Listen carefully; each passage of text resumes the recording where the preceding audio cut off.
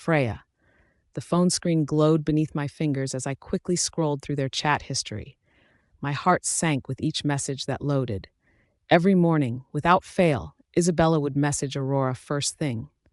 "Good morning, Aunt Aurora," followed by little wolf emojis and hearts.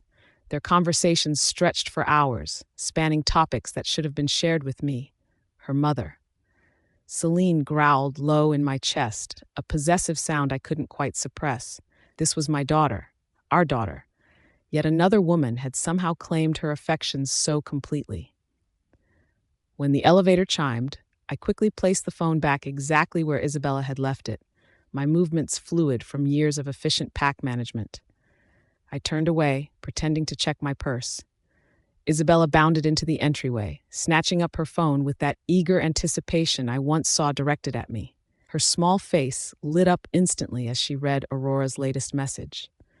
The smile that spread across Isabella's face was radiant, the kind of unguarded joy I rarely received from her anymore.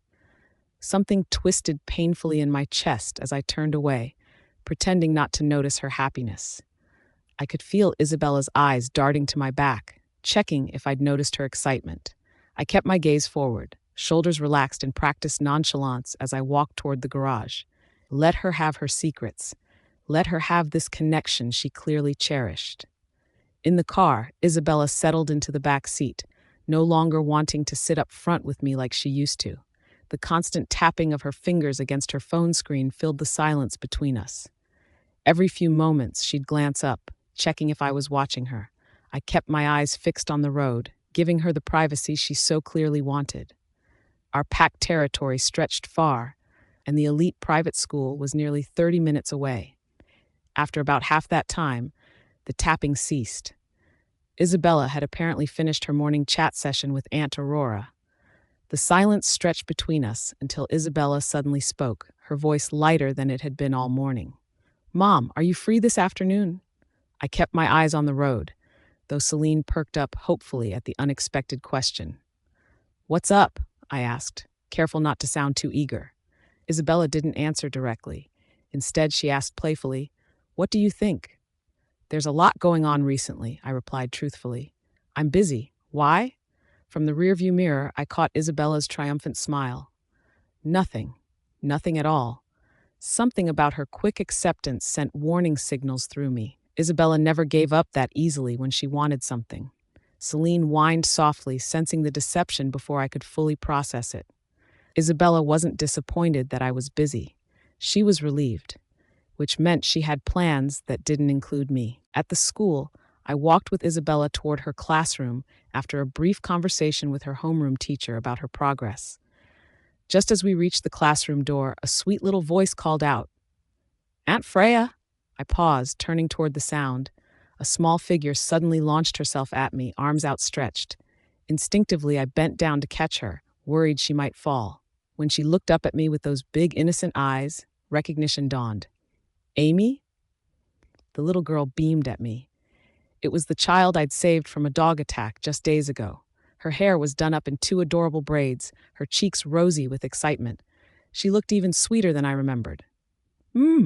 Amy nodded enthusiastically, her smile radiant and genuine.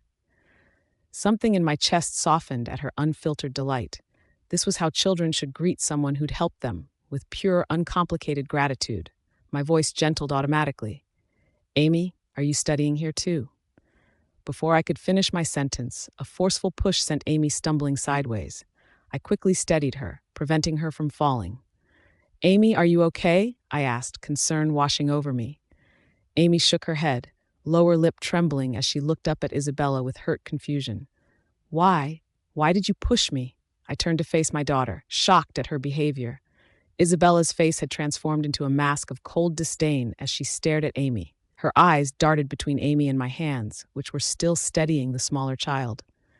"So delicate, so pink and soft," Isabella sneered, her voice unnaturally harsh. "Ugly and disgusting." Amy's eyes widened at the cruel words. This sweet child, who everyone naturally wanted to protect and cherish, had probably never been spoken to with such venom before. Her little face crumpled, tears welling up as she pressed herself against me, seeking comfort. My wolf stirred protectively inside me, not just for my own pup, but for this innocent child caught in Isabella's unexpected jealousy. I hugged Amy closer. "No, Amy, you're not disgusting at all," I soothed, keeping my voice steady despite my shock at Isabella's behavior. "You're actually beautiful and cute. Don't you think so?" Amy's sobbing quieted slightly at my reassurance, but before she could respond, Isabella's face contorted with rage and hurt. Tears filled her eyes as she watched me comfort another child. "You, I, I don't like you anymore," she cried, her voice breaking. "I don't want you to be my mom." She turned to run, but I quickly reached out and caught her arm, preventing her escape. Her words hit me like physical blows, but this wasn't the place to lose control. Despite the knife twist of pain her declaration caused, I wouldn't embarrass my daughter by scolding her in front of her peers and teachers. "Freya." I wrapped my arms around my daughter, her small body still trembling with emotion. "It's okay, don't be angry," I whispered, placing a gentle kiss on her forehead.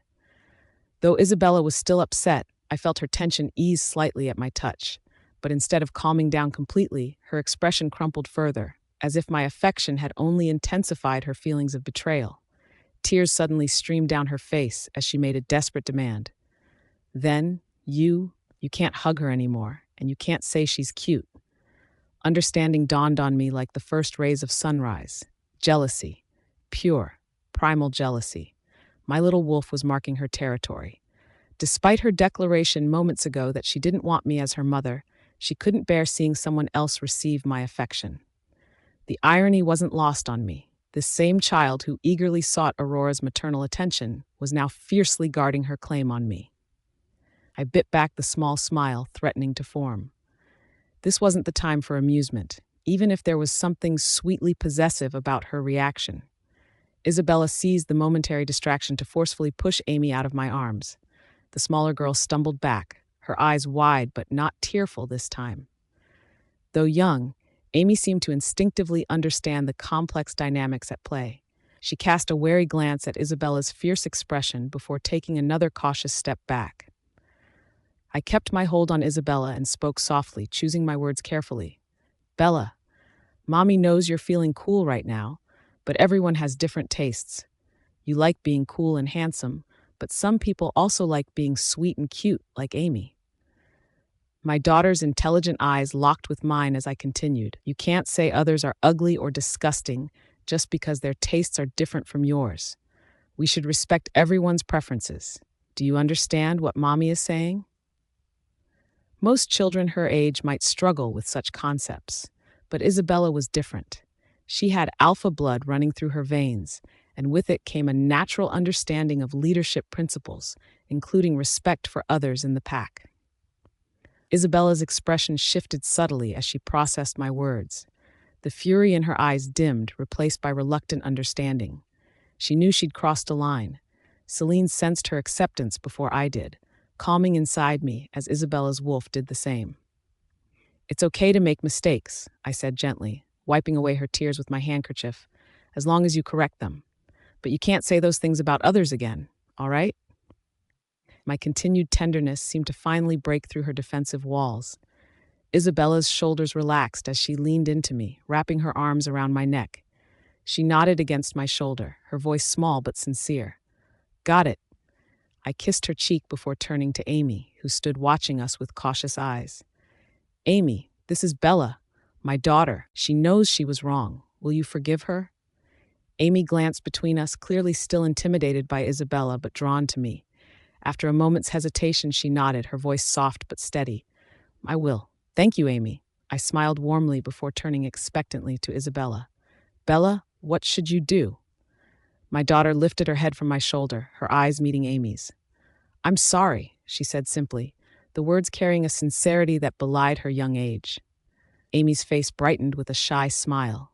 It's okay." With the crisis averted, I escorted both children to their classroom, releasing a breath I hadn't realized I'd been holding. The homeroom teacher took Amy by the hand, leading her inside while I crouched down to Isabella's level. "All right, it's all good now. Let's go to the classroom, okay?" Isabella didn't seem concerned about the scene she'd caused. Unlike many children who might feel embarrassed after such a display, my daughter carried herself with the natural confidence of born royalty, an alpha's daughter who never doubted her place in the world. But instead of immediately heading inside, she suddenly clung to me, her small fingers gripping my jacket. "Mom," she whispered, a note of longing in her voice that tugged at my heart. I wrapped my arms around her again. "What's wrong?" "I want," she started, then abruptly stopped herself. I watched her expression change as she seemed to remember something. Her eyes flickered with an unreadable emotion before she pulled back. "Never mind." The sudden withdrawal felt like a physical ache. Once again, my daughter was holding herself back from me, keeping her desires private. Celine whined softly, sensing there was more she wanted to say. "All right, go on inside," I said, keeping my voice light despite the heaviness in my chest. "Don't keep the teacher waiting." Isabella finally released me, but before entering the classroom, she turned back, her expression suddenly vulnerable again. "Mom, remember to call me at noon." I nodded, a small flame of hope kindling within me at this small request for connection. "Okay." Only then did she seem satisfied, straightening her shoulders and marching confidently into the classroom. I stayed by the door, watching as she took her place on the small stage for introductions, her voice clear and self-assured. Then she sat obediently at her desk, the picture of a perfect student. I waved goodbye, feeling that familiar mixture of pride and longing that seemed to define my relationship with her these days. Then I headed to my car, driving directly to Wilson Group, where my day job awaited. When I arrived at the company, there was no sign of Silvano. Instead, I found Jake standing by my desk with an unfamiliar woman. Her posture was perfect, her outfit impeccably professional, and her smile practiced as she extended her hand toward me. "This is Sherry," Jake announced without preamble. "She will be taking over your position soon." "Freya." I stared at the beautiful woman standing confidently before me, noting her designer outfit that probably cost more than my monthly salary. Sherry's gaze flickered over me with barely concealed assessment, though her smile remained perfectly professional. "Hello, Freya." She extended her manicured hand with practiced enthusiasm. "I'm Sherry. Please guide me in the next few days." Celine bristled inside me, her instincts sensing what I already suspected. This wasn't just a new colleague, but my replacement. Still, I kept my composure, shaking her hand firmly. "You're too polite," I replied evenly. "I graduated from Crescent Moon University with a master's degree this June," she continued, her voice carrying that particular tone of someone who believed credentials equaled competence.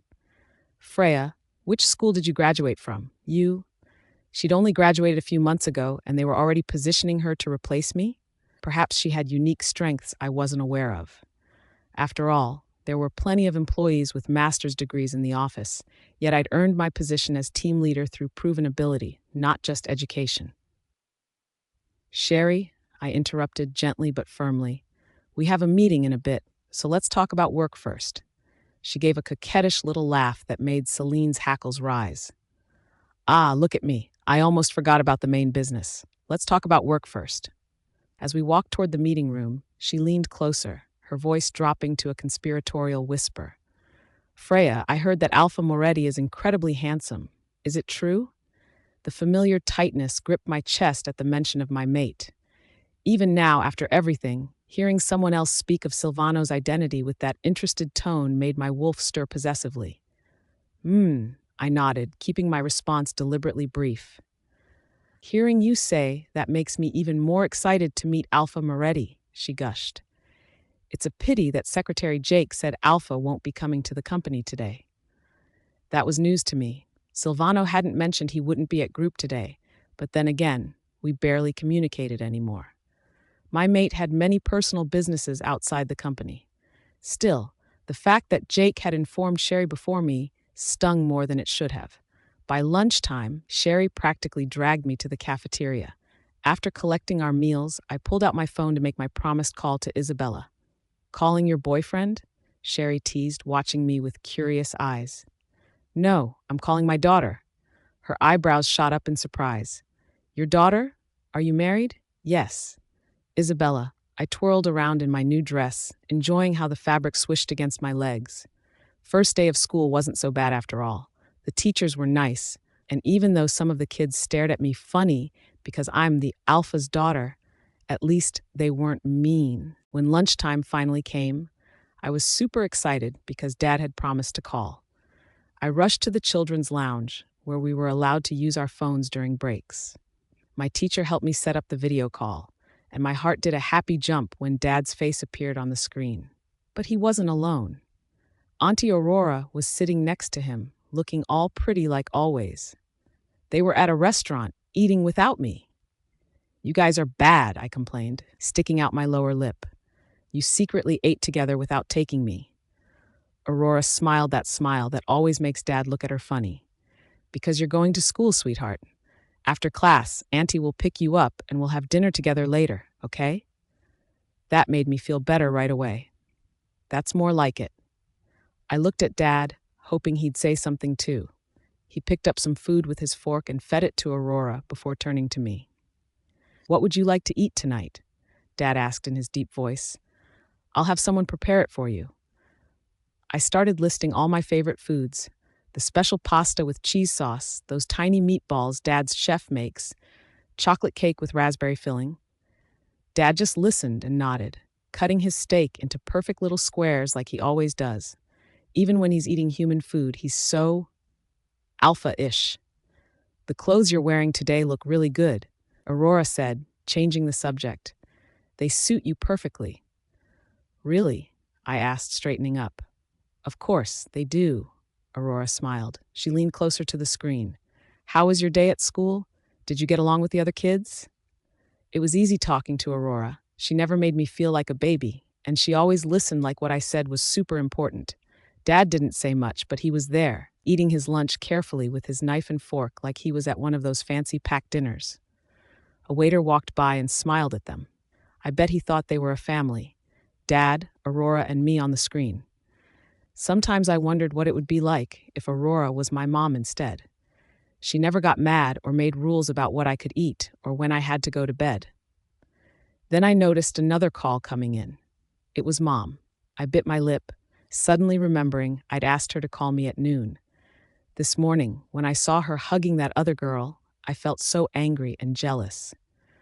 But during class today, the teacher told us about how parents love their children more than anything in the whole world. She said that to every mommy, their child is special and nobody can replace them. That made me feel better about Mom. But now I was talking to Dad and Aunt Aurora, and we were planning dinner, and I didn't answer Mom's call. I just kept talking to Aurora about school and the other kids in my class. Dad smiled at me, that special smile that made his eyes crinkle at the corners. A few minutes later, my teacher came over. "Isabella," she said, "your mom called me. She was worried when you didn't answer her video call." My stomach felt all twisty. I forgot that Mom might worry, but I didn't want to stop talking to Dad and Aurora either. Before I could decide what to do, I heard my teacher say, "Don't worry, Isabella is fine. She's currently video calling with her dad and what seems to be an auntie." Then my teacher's face changed like someone had said something surprising. "Oh, all right then. Yes, she's perfectly fine. I understand." She put her phone away and smiled at me. "Your mom just wanted to make sure you were okay.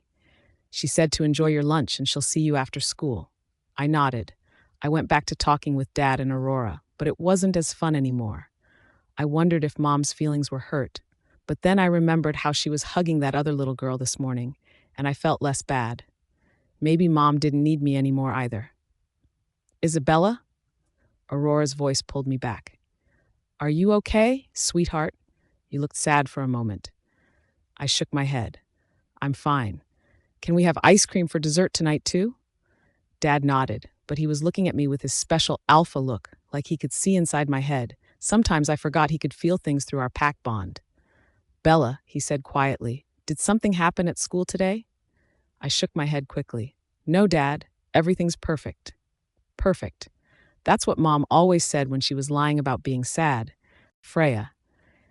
"It's okay," I told the teacher softly, forcing my voice to remain steady despite Celine's whine of distress inside me. "Let them chat. Don't disturb them." After hanging up, I immediately sent Isabella a message asking about her first day at school. Had she made any new friends? What did she eat for lunch? I reminded her to listen to her teachers and take her afternoon nap when the time came. Over 10 minutes passed before I finally received a curt voice message from my daughter. "I know, Mom. I'll take a good nap."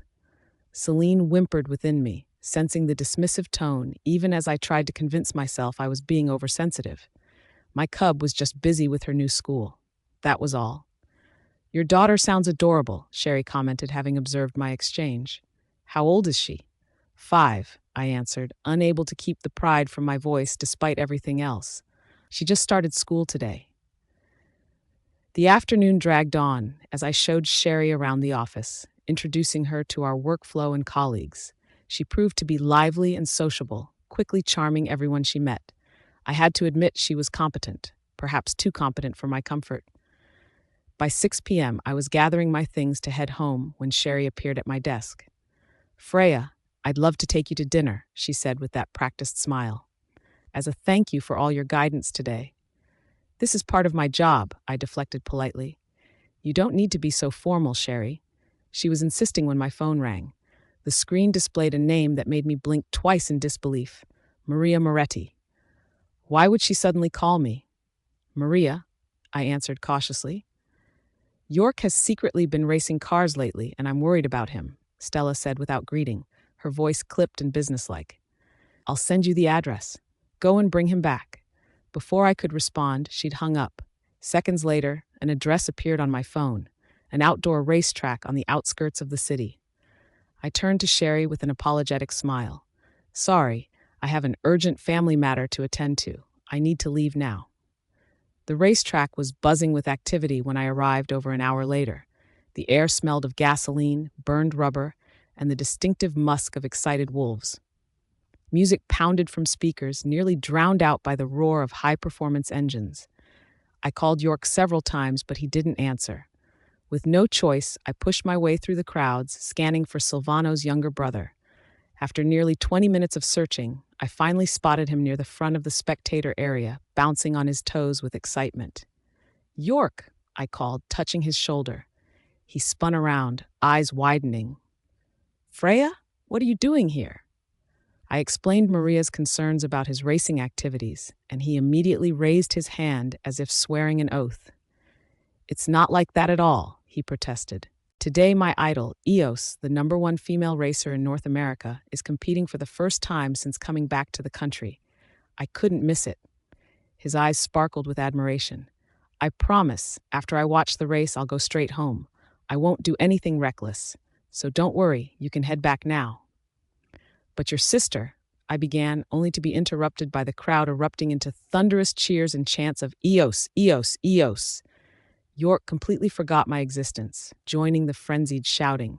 He grabbed a pair of binoculars, training them on the starting line with the intensity of a starving predator eyeing prey. I'd never seen him so enthusiastic about anything. "When did you start liking racing?" I asked, genuinely curious. "Before, I wasn't interested," he admitted, without taking his eyes off the track. "But that was before I met my idol. You should see her, Freya. She's so beautiful and cool." His voice took on an almost reverent quality. "Once you see her, you'll understand why I'm into racing now, and I'm sure you'll be just as fascinated by her. After all, she's perfect. There's no way anyone wouldn't love her." Just then, Eos made her official appearance, and the crowd went wild. York shouted himself hoarse, completely forgetting my presence beside him. My stomach rumbled, reminding me I hadn't eaten dinner yet. Looking at York's rapt attention on his idol, I knew there was no point in trying to drag him away now. The noise was too overwhelming for conversation anyway. I decided to stay and watch the race with him before taking him home, as Maria had asked. Celine seemed uneasy within me, her instincts picking up on something I couldn't quite identify. I scanned the crowd, wondering what had my wolf so alert. The announcer's voice boomed through the speakers as the racers took their positions. "And now, the moment you've all been waiting for. In her first American race since her triumphant European tour, our hometown champion, Eos." A sleek figure in a custom racing suit stepped forward, removing her helmet with dramatic flair. Long, luxurious dark hair tumbled free, and the crowd's roar intensified. My breath caught in my throat as recognition dawned. I'd seen that face before, in photographs at the Moretti family estate, in Silvano's old albums, and most recently, having lunch with my mate and daughter. Eos was Aurora Hawthorne, Silvano's cousin, his constant companion, and the woman who seemed determined to insert herself into every aspect of my family's life. "Isn't she amazing?" York gushed beside me, oblivious to my shock. "She's won 3 European championships, and she's so down to earth. Did you know she helps design the engines too? Beauty, brains, and talent. The total package." I watched numbly as Aurora, Eos, climbed into her car with practiced grace. No wonder she always seemed so perfect in Silvano's and Isabella's eyes. She wasn't just Silvano's beautiful cousin who handled pack business. She was a celebrity, a champion, someone extraordinary. While I was at home folding laundry and making school lunches, Aurora was winning racing championships and designing engines. "Yeah," I murmured, the word bitter on my tongue. "The total package." Freya. Aurora. Of course, the mysterious Eos was Aurora Hawthorne. Why was I even surprised? Celine growled low in my mind, bristling with territorial awareness. My wolf had recognized her scent earlier, had tried to warn me, but I hadn't connected the dots. I'd heard whispers that Aurora excelled at extreme sports, but I never realized she was also a professional racer with a devoted following. Looking around at the crowd's rapt expressions, men and women alike, it was clear she had everyone under her spell. The dark red racing suit hugged every curve of her tall, athletic frame perfectly. She exuded a wild elegance that demanded attention, graceful yet powerful, sophisticated yet untamed. I couldn't deny she was breathtaking, even as my chest tightened with something that felt dangerously like inadequacy. As I adjusted the focus on the binoculars, my gaze accidentally drifted to the VIP stands across the track. My breath caught painfully. Silvano was there, his powerful frame unmistakable even from this distance. My mate, my husband, was watching Aurora with such intensity that it made my blood run cold.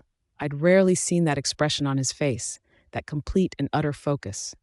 Celine whimpered, confused by the mixture of emotions cascading through me. My grip tightened on the binoculars until my knuckles whitened. "The race is starting," York exclaimed, practically ripping the binoculars from my hands. I barely noticed, my eyes still fixed on Silvano across the track. As my vision adjusted, I realized he wasn't alone. Our daughter Isabella was there too, practically vibrating with excitement. Several of Silvano's closest friends, including Adrian and Levi, were also present, all clearly there to cheer for Aurora. My family had come to support her. Without me, without even mentioning it. The roar of engines filled the air as the race cars shot forward, disappearing around the first curve in seconds. The crowd erupted in screams and cheers around us. "Freya, look!" York thrust the binoculars back at me moments later. "My idol drives so boldly, yet so skillfully. She's beyond amazing. You have to see this."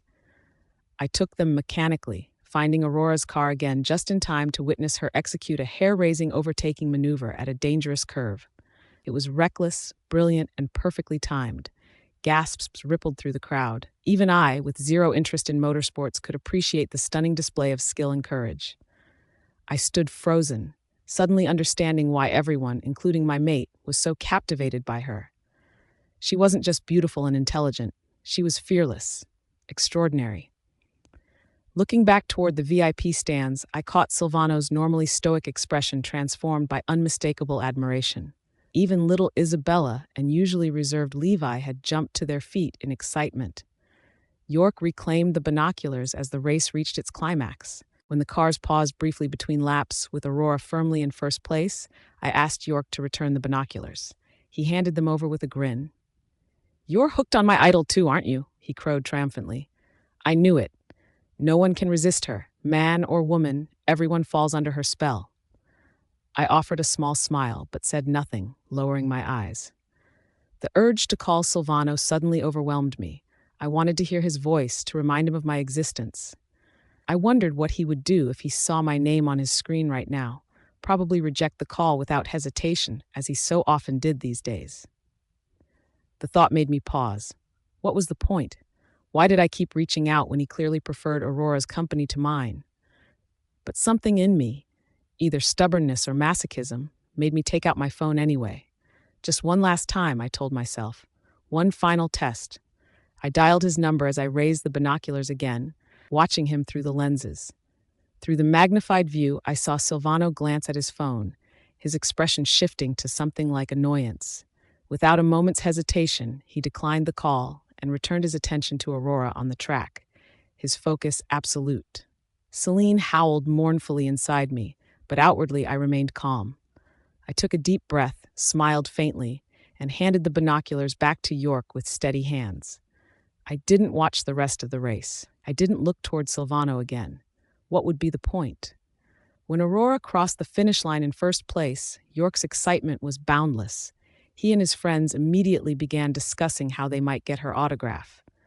I heard Eos isn't just some rich heiress. She has a PhD from CMU, one of York's friends said reverently.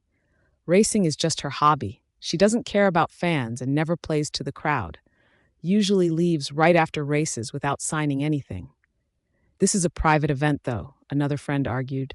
The chances might be better, but they've got that VIP passage we can't access without connections. Their voices faded into background noise as my phone buzzed with a text from Maria, demanding to know when we'd be home. I told York we needed to leave, ignoring his pleas to stay longer.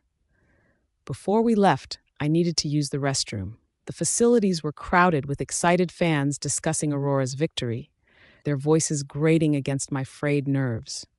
As I exited the stall and washed my hands, I kept my eyes down, focused on getting through the moment. Just get York, go home, and figure out what to do with the broken pieces of my life. Stepping out of the restroom, I collided with someone walking briskly past. "I'm so sorry," I began automatically, then froze as familiar amber eyes met mine. "Freya, my bad." I stepped back from the collision, my automatic apology falling from my lips. When I looked up, my entire body froze as I recognized who stood before me. Harry, one of Silvano's closest confidants. Silvano, Harry, Adrian, Levi, and the others had grown up together as future leaders of their respective packs. Their bond was unbreakable, forged through childhood adventures, teenage challenges, and now adult responsibilities in maintaining the delicate balance of power between their territories. Yet in all these years, Silvano had systematically excluded me from his circle of friends. I had never been permitted entry into that sacred space. They had never been more than distant acquaintances to me, not even worthy of a respectful nod when our paths crossed. But Aurora, she had been different. Silvano had proudly introduced her to Harry and the others almost immediately. When Aurora celebrated her birthday, Silvano had Harry and the others help arrange the celebration. Now that she was racing, they had all come to support her. The whispers among pack members told me Aurora had already become remarkably close with Harry and the others, so close that they included her in their gatherings, even when Silvano wasn't present. They had fully accepted her as one of their own. Perhaps that explained why, in the last 2 years, whenever Harry or the others saw me, their attitudes had grown increasingly colder. I had once hoped to build relationships with them, to be accepted as their alpha's mate, but they'd never cared for me, never given me a chance. I also had my pride. Once their attitudes became clear, I stopped trying to force connections. Still, whenever we met, I would always offer polite greetings when necessary. Usually, I was met with indifference or outright disdain. This time, I didn't plan to say anything. I simply attempted to bypass Harry and leave. But his voice cut through the hallway noise. "Luna Freya, you're also interested in racing?" His tone dripped with false politeness, barely masking the suspicion beneath. Celine growled low in my mind, sensing the implication. He thought I had come here to spy on Silvano and Aurora. I turned around, meeting his gaze with an unexpected chill in mine. "What are you trying to say?" Harry didn't even have the decency to look embarrassed at being called out. "I just thought someone like you wouldn't be into racing, so I was curious." "Someone like me?" I locked eyes with him, allowing Celine's anger to filter through. "Mr. Blackwood, are we that familiar with each other? Do you know me well enough to make such assumptions? Since you think you understand me so thoroughly, why don't you tell me exactly what kind of person you believe I am?" I could see the slight surprise in his eyes. Harry had always seen me as quiet, gentle, even somewhat shy, the perfect mask of submission I'd worn as Luna, but beneath that surface, he and the others had created their own narrative, that I was manipulative and scheming, that I had somehow trapped Silvano into our mate bond through some vile machination. And afterward, I'd continued my innocent act, refusing to acknowledge what I'd supposedly done. Harry didn't respond to my challenge. He just stared, his expression making it clear he couldn't be bothered to evaluate me, that I wasn't worth the effort. But something had changed. The way I spoke to him today was different from before, as if I'd removed my mask and no longer cared to pretend. My gaze was cold, sharp, and cleansed of any need for his approval. There was a hint of sarcasm in it, too, mocking him for thinking he could see through me while he stood on his self-constructed moral high ground, judging me without any real understanding. Celine rumbled with satisfaction inside me.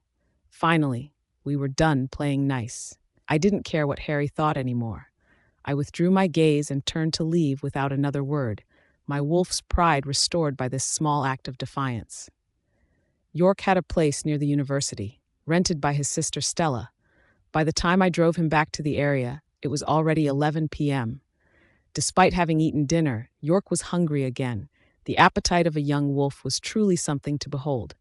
"Freya," he said excitedly, "the late-night food stands over there are amazing. Let me treat you to some snacks." Freya. As we settled at a small table, he ordered an assortment of food for us both, insisting I try everything.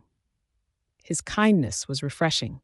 Celine purred contentedly inside me, appreciating the genuine respect that had nothing to do with my status as Silvano's mate. I couldn't help but notice how York looked at me, like he was puzzled by something.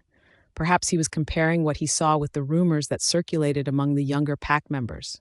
Whatever version of me they'd been told about clearly didn't match the woman sharing street food with him tonight. "You're really nothing like they say," he finally blurted out, then immediately looked mortified at his slip. I smiled, taking a bite of the delicious grilled lamb skewer. "And what exactly do they say?"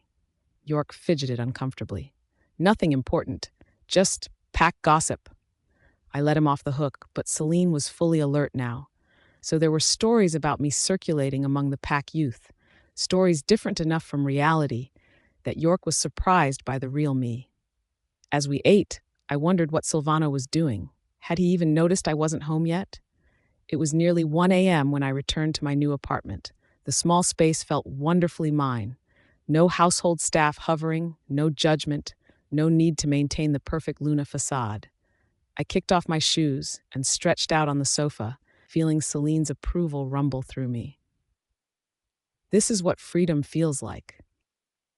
I checked my phone. No messages from Silvano. Not that I expected any. The next morning, my phone rang just as I finished my solo run, a luxury I'd never been allowed as Luna. Running alone had always been deemed inappropriate and unsafe for me, despite the fact that I was a fully capable she-wolf with fighting skills that had once impressed even Timothy. Isabella's name flashed on my screen. I answered without thinking. "Mom, where are you?" Her excited voice burst through the speaker before I could even say hello. I paused, suddenly protective of my newfound independence. "What's up, Bella? Do you need something?" No one except Alina knew where I was staying.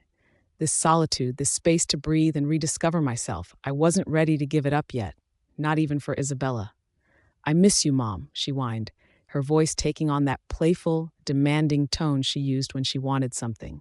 I could picture her perfectly, sprawled across what used to be my side of the bed in the master bedroom. "Can you take me to school in a bit?" "Mom's place is a bit far from your school," I replied carefully. "I won't make it in time to pick you up today. Maybe next time." "Oh, okay." Her disappointment was evident, but in typical Isabella fashion, she bounced back immediately. "Mom, you must take me to school tomorrow morning, okay?" I hesitated, my wolf bristling at the thought of returning to the pack house. Even for a quick visit, even for my daughter, the silence stretched between us. I knew Silvano was likely listening. Isabella always put her calls on speaker when she was with him. The thought of him monitoring our conversation made Celine bare her teeth in irritation.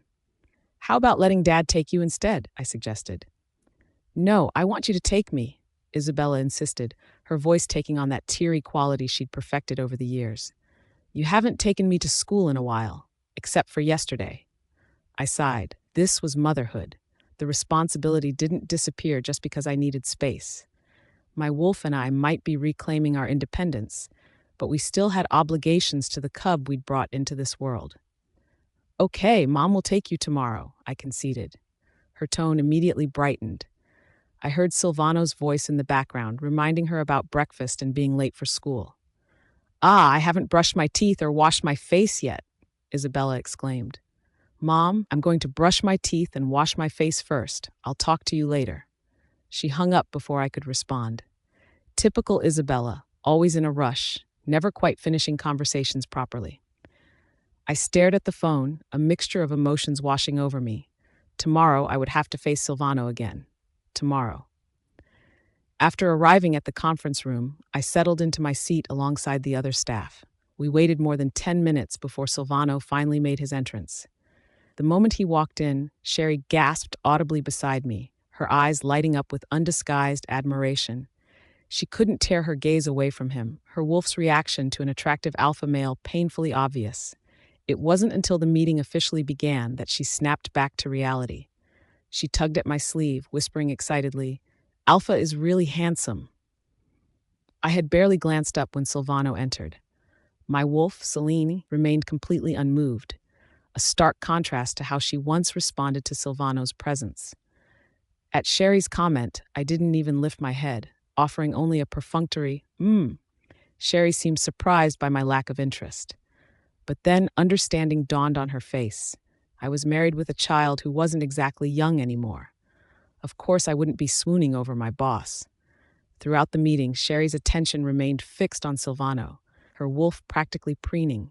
She paid no attention whatsoever to the actual content being discussed. After the meeting concluded, Silvano left first, with others filing out behind him. Sherry continued to daydream until Jake approached to collect the materials I'd just recorded, snapping her out of her reverie. Jake reviewed my notes, nodding with approval. Not bad, good work.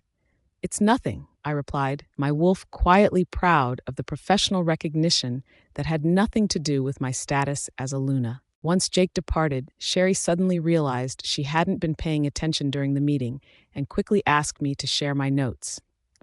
After scanning through them, she developed what looked like a headache. Freya, did you study architecture before? She asked, clearly bewildered by my detailed terminology. No, I answered simply. Then how do you know so many industry-specific terms? I learned them by finding books on my own, I explained. But it's just the basics. Over the years, I'd spent considerable time learning about different industries to perform my job effectively. My wolf had always enjoyed the challenge of mastering new skills, something I'd had precious little opportunity to pursue as Luna. You've also read books related to the medical industry? Sherry asked, clearly impressed. I confirmed. What books did you read? She asked eagerly. Could you send me a reading list? I'd like to take a look myself when I have time. Sure, I'll send it to you later, I promised. Freya. After work, I declined Sherry's dinner invitation and headed home, planning to eat quickly before continuing my research on AI-related topics. As soon as I left the company building, my phone rang. Isabella's name flashed on the screen. Mom, are you done with work? My daughter asked expectantly. I got into my car and asked, What's up?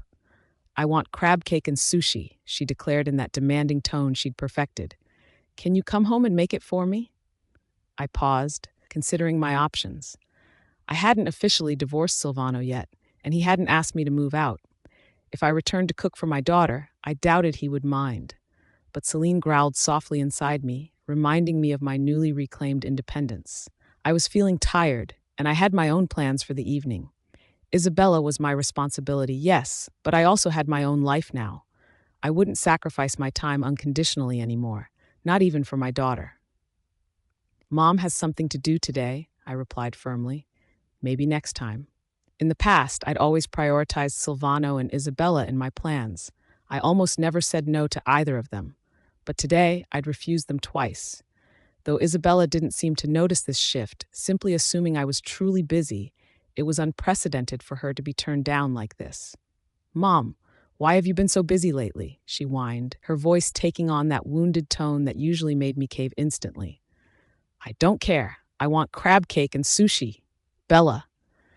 I felt a headache forming behind my eyes as my daughter's demanding voice filled the car. Isabella huffed angrily and hung up the phone before I could explain further. I sat there in silence, my eyes turning red with unshed tears. For a moment, I just covered my face with my hands, feeling the weight of my decisions. After composing myself, I finally drove away, my wolf's resolve strengthening mine. This was part of reclaiming my identity, learning when to say no, even to those I loved most. When I arrived at my apartment, I quickly prepared a simple bowl of noodles. Just as I opened my laptop to begin my research on AI systems, my phone rang with Johnny's name flashing on the screen. "There's a banquet in a few days," he said without preamble. "Would you like to accompany me? I want to introduce some people to you." My ears perked up at the professional opportunity. "Okay," I agreed. Johnny then asked, "When can you finish the handover?" "Soon," I promised. "It should be in the next few days." I could feel Celine's satisfaction at planning our new path forward. "That's good," Johnny replied, sounding pleased. Author. Meanwhile, at the Shadow Pack house, Isabella's evening unfolded under a very different light. After hanging up the call, she had waited, at first patiently, then with growing impatience. She had expected her mother to return soon, to hear the soft jingle of keys at the door, to smell her favorite dinner being prepared just the way she liked it. But as time passed, the silence inside the vast house only deepened. By almost 8 o'clock, even the butler began to worry. He had watched the little girl fidget restlessly, her gaze fixed on the door as though sheer will could make it open. Finally, he approached her with careful gentleness. "Since Luna is busy, Bella, you should eat something first," he said softly. "We'll make a proper meal again when she returns." "I don't want to." Isabella's small voice trembled between anger and heartbreak. She wanted what she wanted, her mother's food, her mother's presence. When realization dawned that no call was coming, no sound of a car would break the stillness yet, her eyes filled with tears. "I only want Mama's food," she cried, her voice cracking as the pup in her sought the comfort of the bond she missed. The butler hesitated, sympathy flickering in his expression. Then, after a moment's decision, he reached for the phone. Only one person, he knew, could command the child's wolf when her emotions ran wild.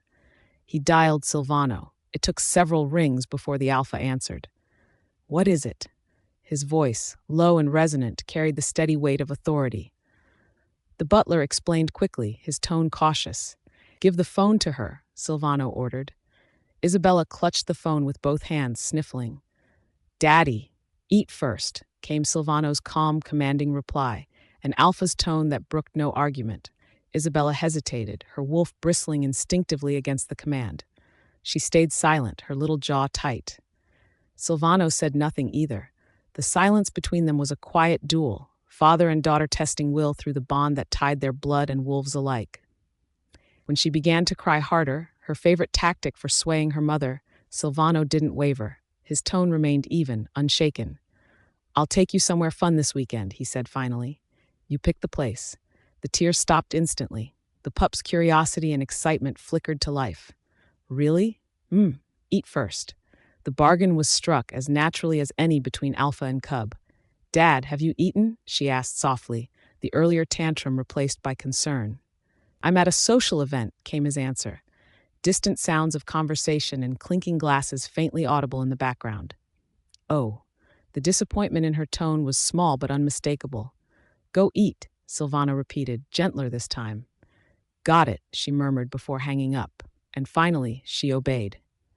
Downstairs, she ate her dinner quietly, the storm of emotion settling into a fragile calm. At that same hour, Silvano returned to the private dining room of a luxury hotel, where several pack leaders were seated around him. The mood was easy, laughter and talk filling the air. "Alpha Moretti," one of them teased, "you're always on the phone. A secret lover, perhaps?"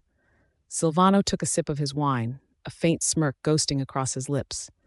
"My daughter," he said simply. "She was refusing to eat. I had to convince her."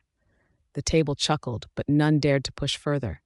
The air shifted subtly as his aura brushed against them, an unspoken reminder of who he was. Rumors about the alpha's personal life had long drifted through the pack networks. Some said he had a Luna hidden away. Others claimed he'd never chosen one at all, despite fathering a child. No one knew the truth, and no one dared to ask. In werewolf society, the mate bond was sacred, a subject not to be pried into without invitation. Now, with one casual remark, Silvano had revealed a rare glimpse into that mystery. But the moment passed quickly, swallowed by the quiet respect his presence demanded. Author. Back at the Shadowpack house, time crept toward 9. Isabella had bathed, brushed her hair, and changed into her pajamas, but her mother still hadn't returned. The night pressed in close around the windows, and every creak of the old wooden floors made her ears twitch. Her wolf hearing was sharp. Every car that passed outside made her heart leap, until it didn't stop and she realized it wasn't her mother.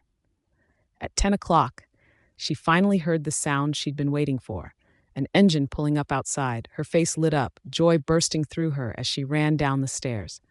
"Mama." But when the door opened, it wasn't her mother. It was Silvano. Her smile faltered instantly, hope crumbling into confusion and disappointment. "Dad?" He handed his coat to the butler, his sharp gaze immediately catching her expression.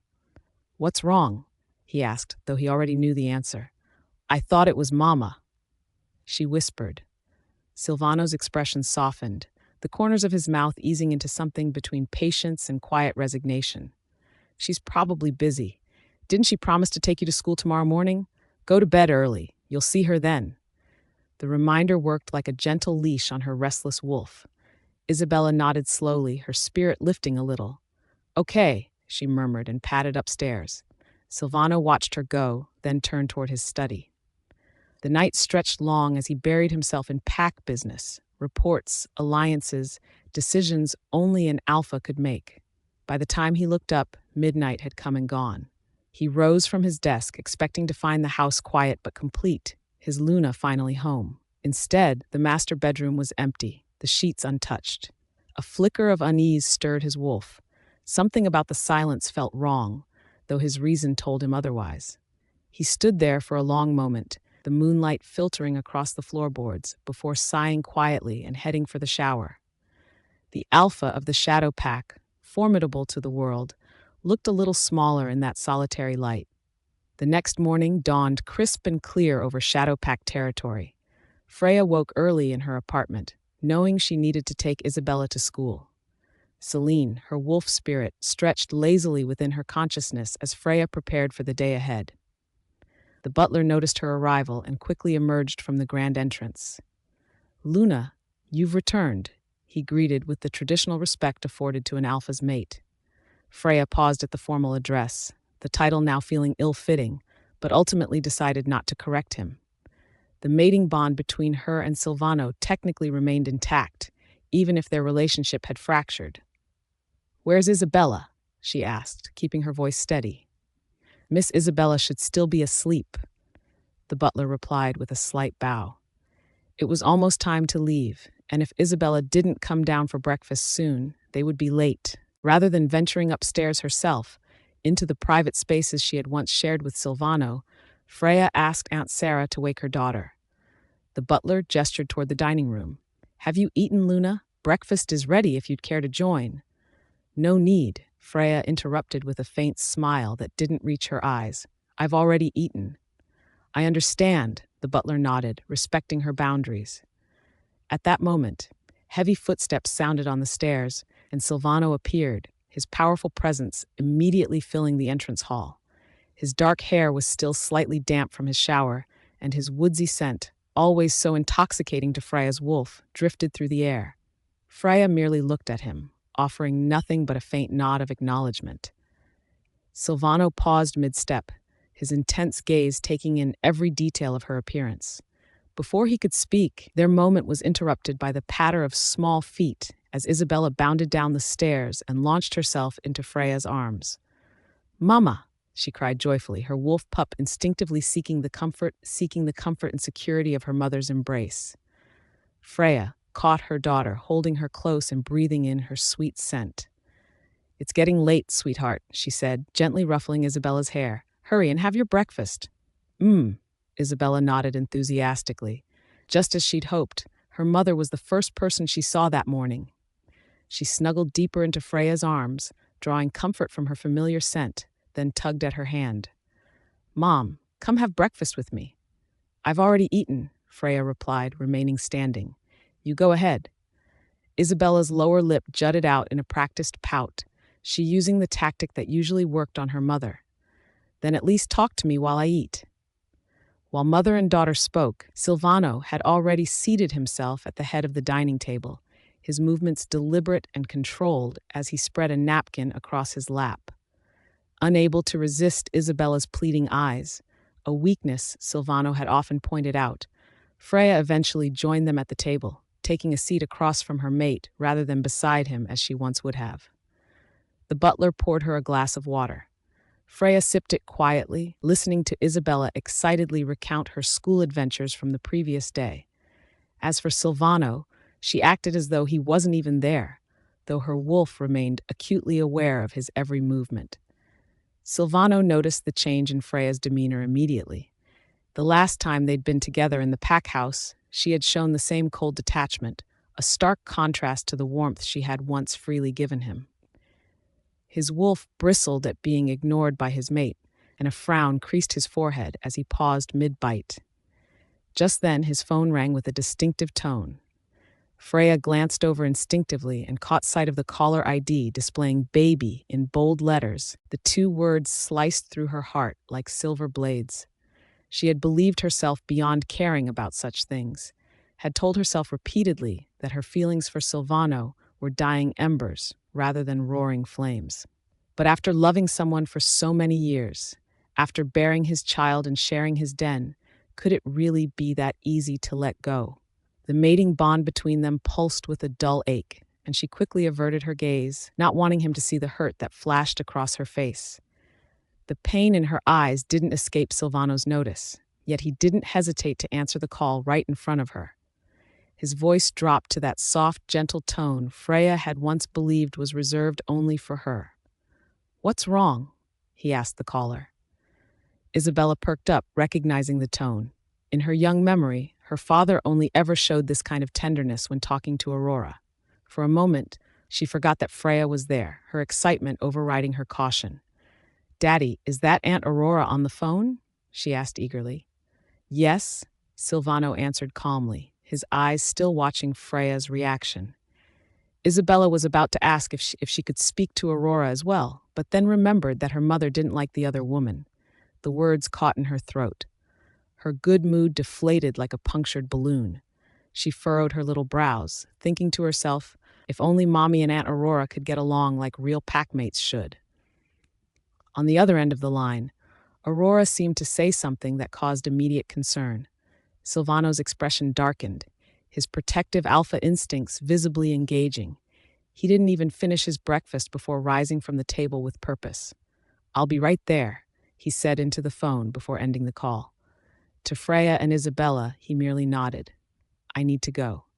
Without further explanation, he strode from the room, his wolf's agitation evident in his hurried movements. Seeing him leave in such a rush, Isabella also grew worried. She suddenly lost her appetite and tugged at Freya's sleeve. "Mom, I'm done eating. Let's go. Hurry." Her tone betrayed her eagerness to follow her father, to find out what was happening with Aurora. Although Isabella said nothing explicit, Freya noticed all of her reactions. After years of raising her daughter, she understood that Isabella was desperate to leave so she could investigate what was wrong with Aurora. The realization stung more than she wanted to admit, her own child choosing the other woman over her. But Freya said nothing about this obvious preference. Instead, she replied with maternal concern, "You've barely touched your food, Isabella. Take something with you in the car." "No, I'm not hungry anymore," Isabella insisted, already sliding from her chair. Freya paused, sensing the futility of pushing the issue. Celine sighed within her. She didn't insist. "Freya." The soft patter of rain on the windshield filled the car as I pulled away from the curb, my daughter already buckled into the back seat. I caught sight of Isabella in the rearview mirror, her small fingers flying across her phone screen. She was messaging someone, Aurora, undoubtedly. After a moment, Isabella's face lit up with relief at whatever reply she received. "She just has a cold," my daughter murmured to herself, though my enhanced hearing caught every word. "It's not serious." Even through the phone, I could detect the hoarseness in Aurora's voice. My daughter's brow furrowed with concern, a look she rarely showed for me these days. I watched as she quickly typed another message, her fingers hesitating briefly before hitting send. I knew what she'd written without having to see it. She'd promised to visit Aurora after school. The plans we might have had together, clearly forgotten. Isabella glanced up guiltily, checking to see if I had noticed. I kept my eyes on the road, pretending ignorance. When we arrived at the school gates, Isabella unbuckled her seatbelt and leaned forward to wrap her arms around my neck.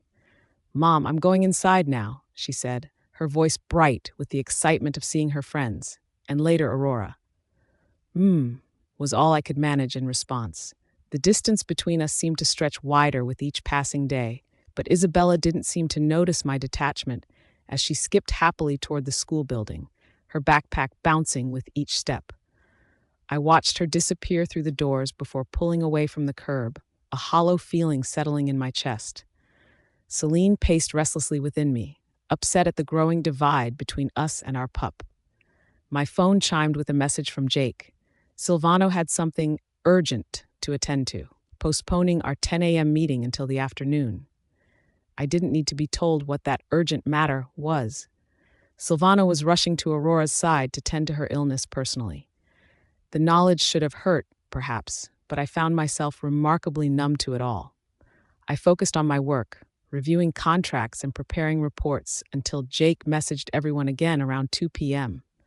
The meeting was rescheduled for 3 p.m. with a special request for me to prepare coffee for Silvano.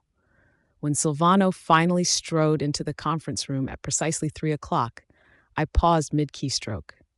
He wore different clothes than he had that morning at breakfast. My mind unwillingly conjured images of him comforting Aurora, perhaps lying beside her to help her sleep, his strong arms wrapped protectively around her as he watched over her feverish form. After the meeting concluded, Jake approached my desk with an air of awkward formality. "Your handover work is nearly complete," he informed me. "You won't need to come to the office tomorrow." "I understand," I replied evenly, surprising myself with how steady my voice sounded. Even if he hadn't mentioned it, I would have brought it up myself once I'd finished my current tasks. At least this way, I was spared having to make that final request. Jake blinked, clearly unprepared for my easy acceptance. "You." I extended my hand to him, cutting off whatever he'd been about to say. "Thank you for all your care these years." He shook my hand automatically, still looking somewhat stunned. "You're too polite." Without another word, I gathered my belongings and headed for the door. For the next 2 days, my phone remained silent. No calls from Isabella. My wolf grew increasingly agitated with each passing hour, worrying about our pup despite my attempts to remain detached. On the second night, Alina called with a fever. I immediately closed the book I'd been reading, grabbed my car keys, and rushed out the door. My friend needed me, and I wouldn't fail her. Rain had been falling steadily all day, turning the streets slick and empty. The old city area where Elena lived was particularly deserted at this hour. I pulled over at a pharmacy near her neighborhood and dashed inside, emerging minutes later with medicine clutched to my chest. As I closed my umbrella and slipped back into the driver's seat, the passenger door suddenly opened. Before I could react, a tall figure in black slid in beside me. My heart stuttered as Celine leaped to attention, her protective instincts flaring. The black muzzle of a gun pointed directly at my face. "Don't move," a deep voice commanded from behind a mask. The man was dressed entirely in black, his face obscured by both mask and low-brimmed hat. Only his eyes were visible, cold, sharp, and calculating as they assessed me with predatory intensity. I slowly raised my hands, forcing my breathing to remain steady. Celine wanted to shift, to tear out this threat's throat, but the silver bullet that would undoubtedly be in that gun kept her at bay. We both knew what silver could do to our kind. The intruder reached across with his free hand, taking my bag and phone with practiced efficiency. "I won't do anything to you," he said, his voice emotionless.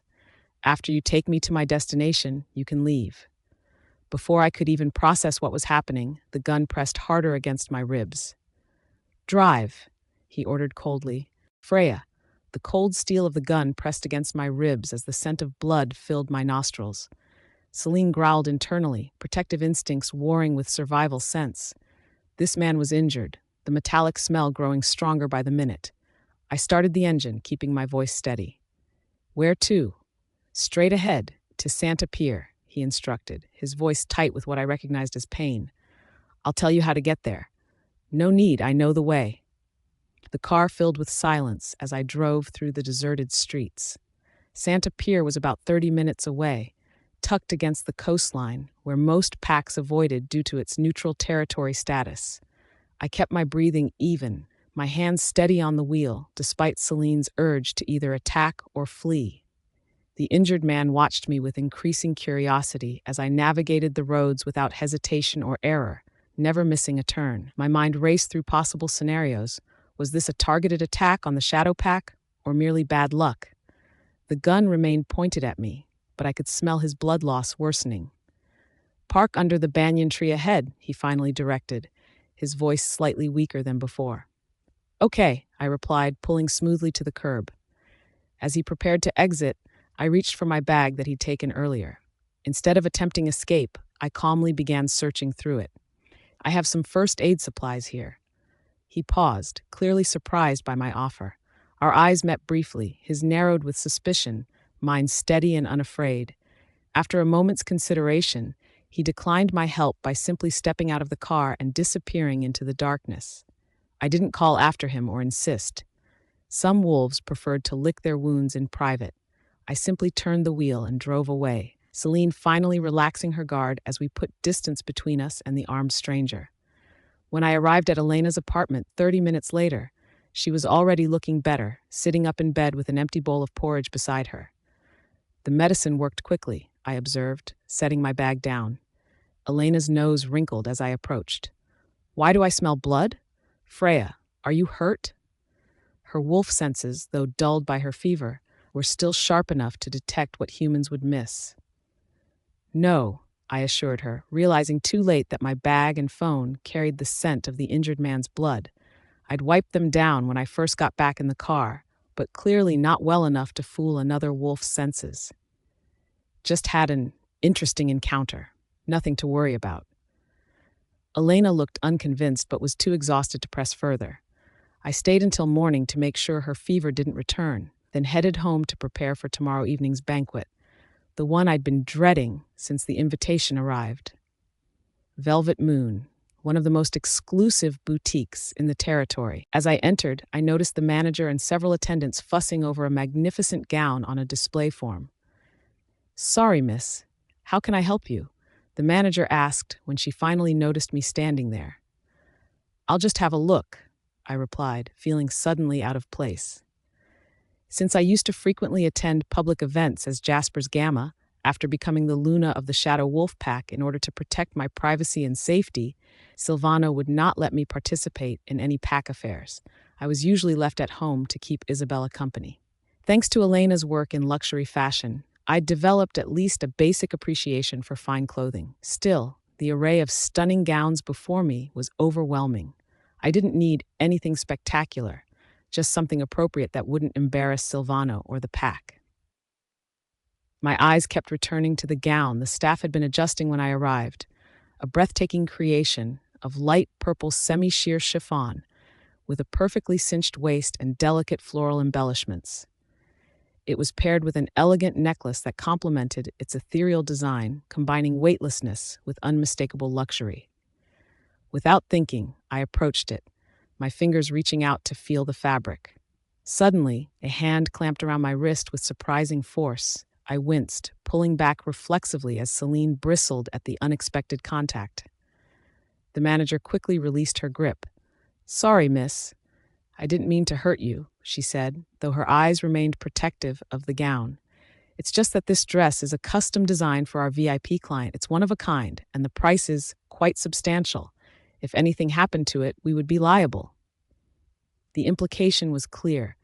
I didn't look like someone who could afford such a creation. Despite being Luna of Shadowpack, I'd never cultivated the appearance of wealth that Aurora wore so effortlessly. "Of course," I replied, stepping back with a polite smile that didn't reach my eyes. Celine growled at the dismissal, but I kept my composure. "I understand. Could you show me something more suitable?" The manager's expression softened slightly, professional training taking over. Certainly. What's the occasion? The autumn moon gathering, I replied. I need something appropriate for a pack function. Her eyes widened slightly at the mention of the prestigious event, reassessing me quickly. Of course. May I ask which pack you'll be representing? Before I could answer, the boutique door opened with a soft chime, and a familiar scent washed over me. My wolf tensed immediately. Miss Aurora, we've been expecting you, the manager exclaimed, her entire demeanor transforming as she rushed to greet the newcomer. Your gown is ready for the final fitting. I turned slowly to see Silvano's cousin gliding into the store, dressed impeccably as always, her eyes locked with mine, surprise quickly replaced by that calculating look I'd grown to recognize. Freya, she acknowledged with practiced warmth. What brings you here? Shopping for the gathering? Her gaze flicked to the purple gown I'd been admiring. Her gown, apparently, before returning to my face with barely concealed triumph. Freya. It's fine, I said, trying to mask my disappointment. I hadn't expected the purple gown to be such an extraordinary piece.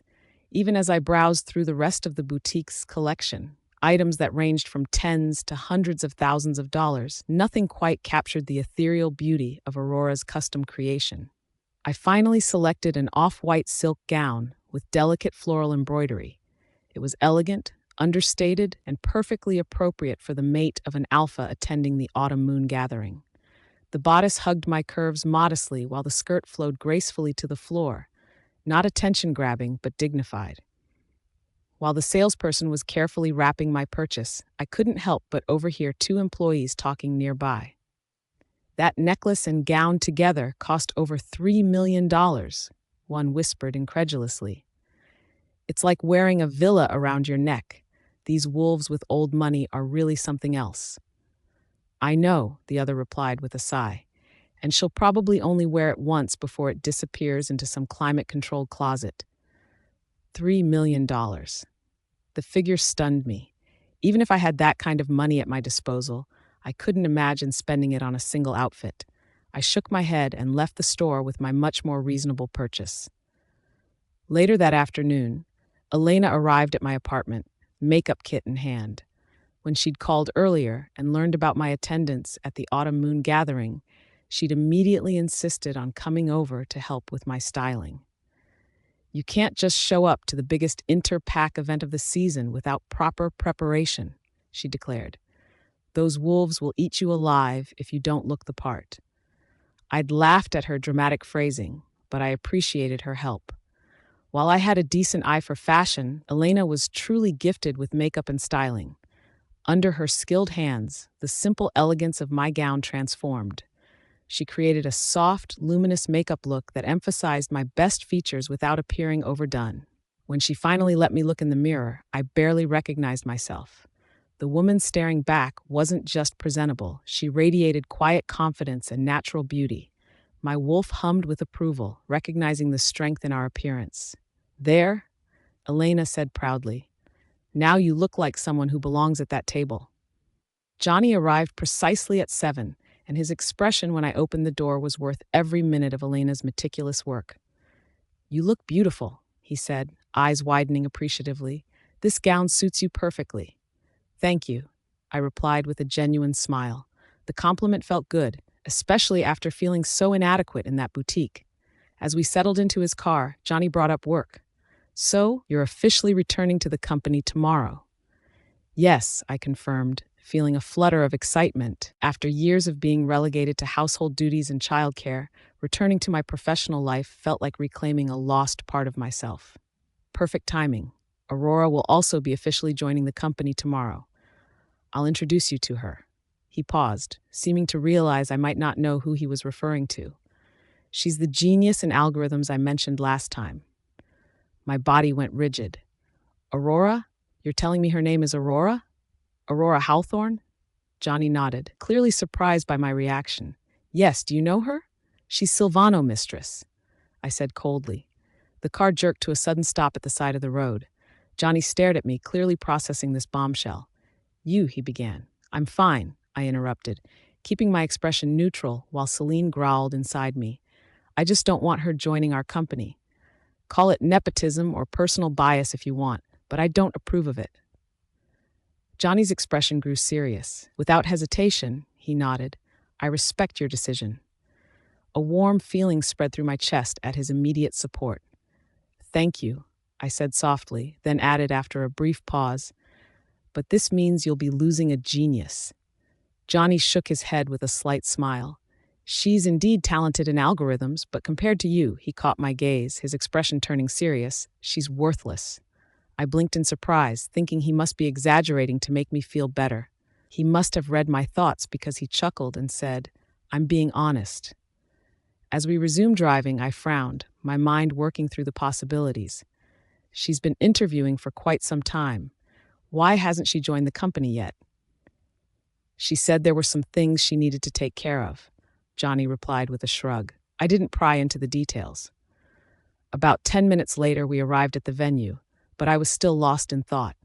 "What's on your mind?" Johnny asked, noticing my silence.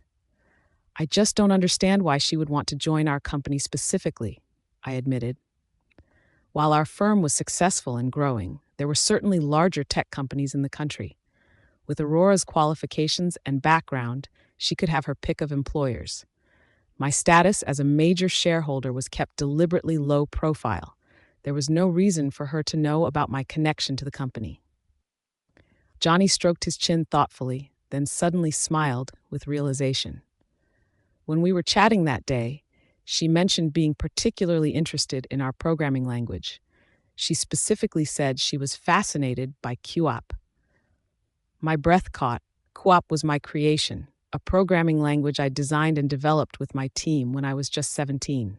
Most people had initially dismissed it as just another coding language, but over time, it had become the company's strongest competitive advantage. Its elegance and efficiency had gradually gained recognition throughout the industry. Celine's hackles rose inside me. This was no coincidence. Aurora was coming for something specific, something of mine, Freya's POV. When we arrived at the gathering hall, most of the guests had already assembled. The venue was impressive, high ceilings adorned with crystal chandeliers that cast a warm glow over the assembled werewolves from various packs across the region. The air buzzed with power and status, the distinct sense of different pack territories mingling in the atmosphere. I felt Celine stir within me as we entered. My wolf was alert, sensing the presence of so many dominant wolves in one space. "Be careful," she seemed to warn, her protective instinct flaring. Johnny placed his hand lightly on the small of my back in a reassuring gesture as we made our way through the crowd. The host of the gathering, Beta Richardson from the Silver Creek Pack, immediately recognized Johnny and approached us with the deference typically shown to respected pack members. "Johnny, what a pleasure to see you tonight," he said warmly, then turned to me with genuine appreciation in his eyes. "And this must be—" He never finished his sentence. A sudden shift in energy rippled through the room, causing every wolf present to tense instinctively. The crowd near the entrance parted, and Beta Richardson's expression transformed from welcoming to stunned reverence. "Excuse me for just a moment," he murmured, already turning away from us. Johnny and I exchanged glances before turning to see what, or rather who, had commanded such an immediate reaction. My heart nearly stopped. Celine whined inside me, a mixture of longing and anger surging through our bond. "Alpha Moretti, Alpha Blackwood, Beta Adrian, what an unexpected honor," Richardson was saying, his posture subtly showing submission to the powerful wolves who had just entered. But it wasn't just the three powerful males that caught my attention. Standing among them, radiating confidence and wearing that exquisite purple gown I had admired just yesterday, was Aurora. The $3 million creation looked even more spectacular on her than it had on the mannequin. The semi-sheer fabric seemed to float around her tall, curvaceous figure, capturing the light in a way that made her appear almost otherworldly. And beside her, his hand possessively resting on the small of her back, just as Johnny's was on mine, stood Silvano. "Those are some of the most powerful alphas in the Northern Territory," a nearby wolf whispered urgently to his companion. "They rarely attend these mixed gatherings. Something significant must be happening." "And who is she?" another guest murmured. The woman with Alpha Moretti looks like she could be Luna material. Her aura is incredible. If I could have a mate with that presence, I'd willingly challenge an alpha for her, a younger wolf said with admiration in his voice. Oh my God, a female voice gasped nearby. That gown. I was at Celestial Boutique yesterday. The owner said it was custom made for some powerful alpha's special guest. $3 million. That's the price of a luxury den in the city center. 3 million? Another repeated in shock. I swallowed hard, fighting to maintain my composure.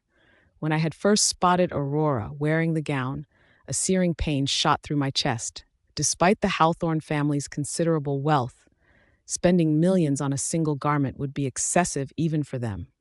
But for Silvano, that amount was inconsequential when it came to making a statement. The fact that the gown had been custom designed weeks in advance suggested that Silvano had been planning to bring Aurora to this gathering all along. This wasn't a spontaneous appearance. This was a calculated statement. He's parading her around like she's already his Luna. Celine growled inside me, her anger vibrating through my bones. My fingers trembled slightly as I watched Aurora lean in to whisper something in Silvano's ear. His response was a rare smile, the kind I hadn't seen directed at me in years. Freya, Johnny whispered, concern evident in his voice. His hand moved closer to mine, ready to offer support if needed. I straightened my spine and offered him a small but genuine smile. I'm fine, I assured him, though the words felt hollow even to my own ears. Celine rumbled her disagreement within me. We were far from fine. The crowd had thickened around Silvano's group, creating a natural barrier between us. I was grateful for this momentary shield. It allowed me to compose myself before any inevitable confrontation. Should we move to another area? Johnny suggested quietly, his wolf's protective instincts clearly engaged. You know what? I said, straightening my shoulders. I think it's time we circulate. After all, this is a networking event. Johnny's eyes widened slightly at my unexpected response, then crinkled with approval. Lead the way. As we moved through the crowd, I could feel the exact moment when Silvano's attention finally registered my presence. His wolf's focus hit me like a physical force, that primal connection that had once been our greatest strength, now barely maintained. I refused to turn and meet his gaze. Let him come to me if he wanted to talk. I wouldn't chase after scraps of his attention anymore. He thinks she's better than us, Celine growled, still bristling with indignation. Then we'll just have to prove him wrong, I answered silently. We moved against the flow of the crowd toward the refreshments area, away from the spectacle that was Silvano and Aurora. A few wolves turned to glance our way, but their attention wasn't on me. It was on Johnny. His presence always drew attention, not just for his reputation as a sharp investor, but because of his lineage. The Nakamura name carried weight in both business and blood. Do you want some wine? He asked, already selecting a glass of dark red Merlot for himself.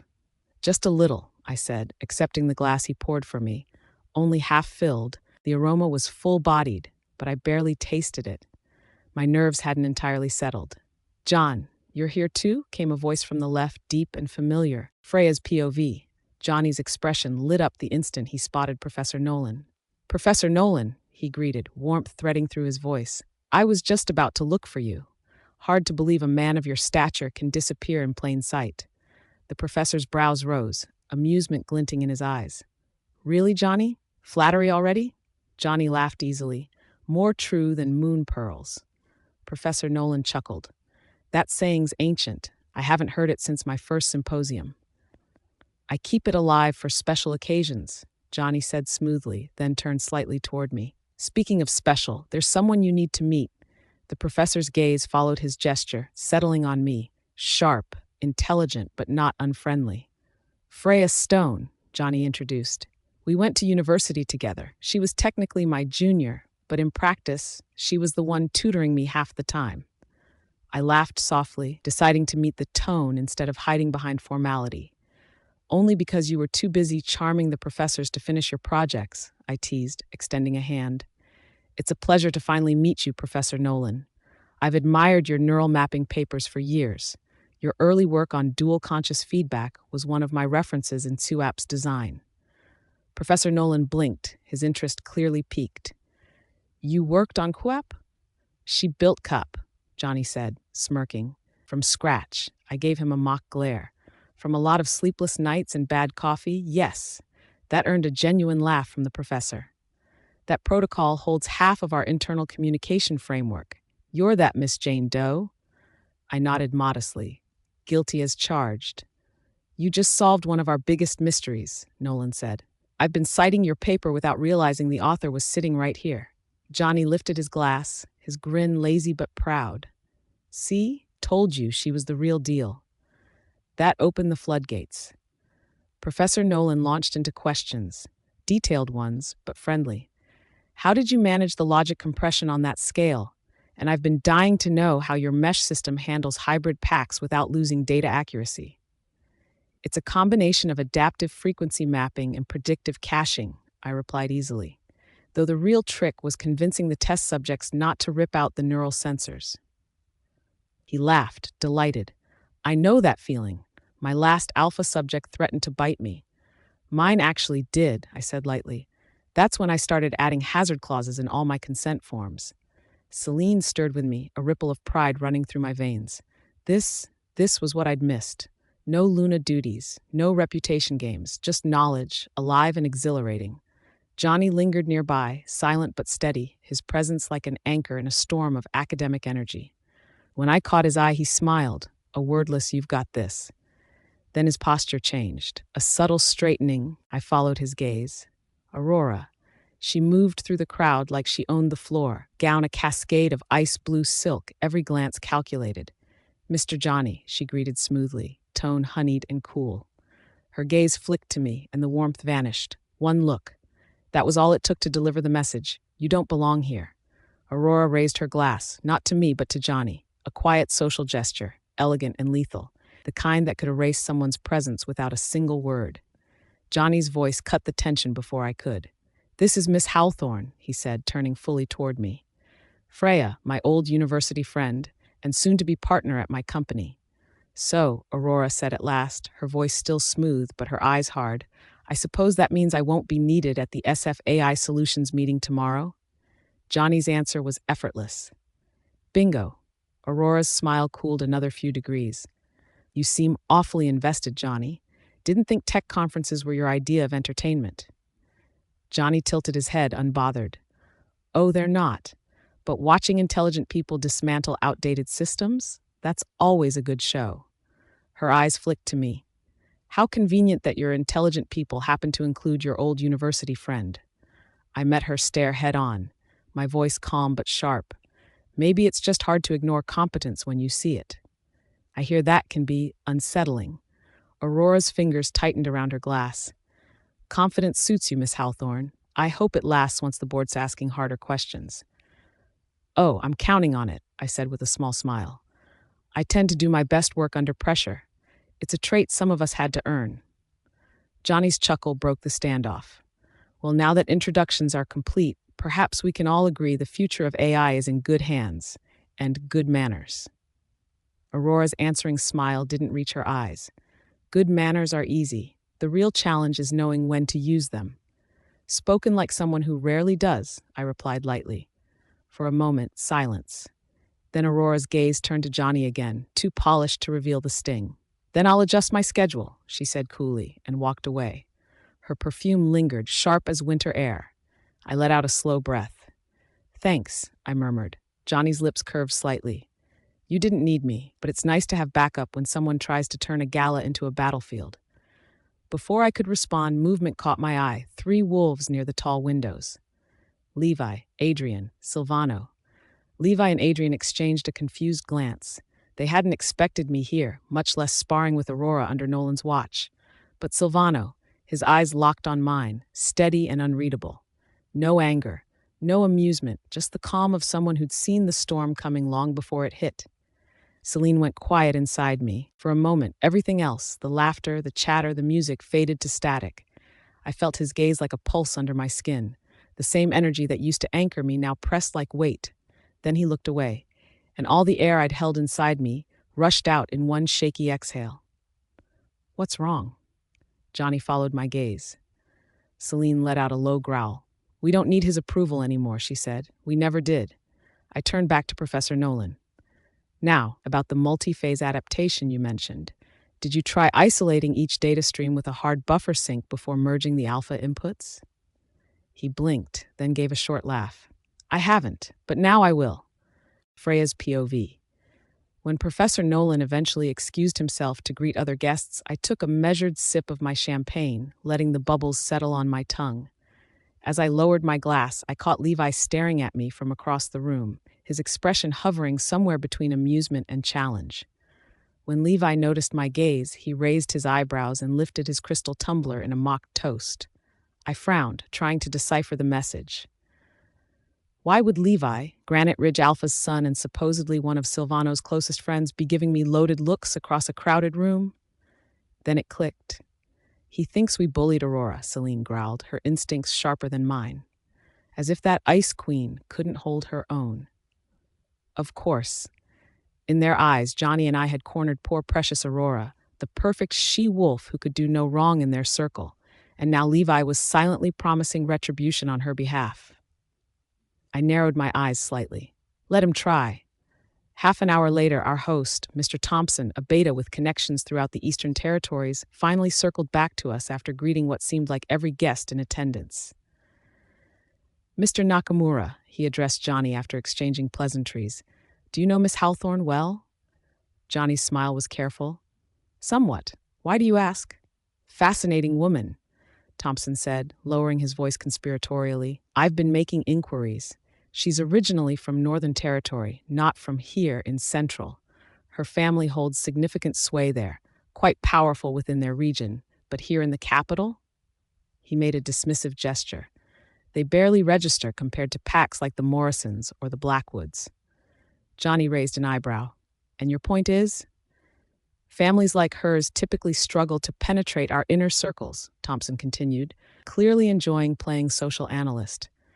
The established bloodlines wouldn't normally give them a second glance, yet somehow Miss Hawthorne has seamlessly integrated herself into the core power structure. Quite remarkable, wouldn't you say? I kept my face neutral, though Celine was growing restless beneath my skin. I wondered why Alpha Moretti would grace my humble gathering, Thompson mused, but now it makes perfect sense.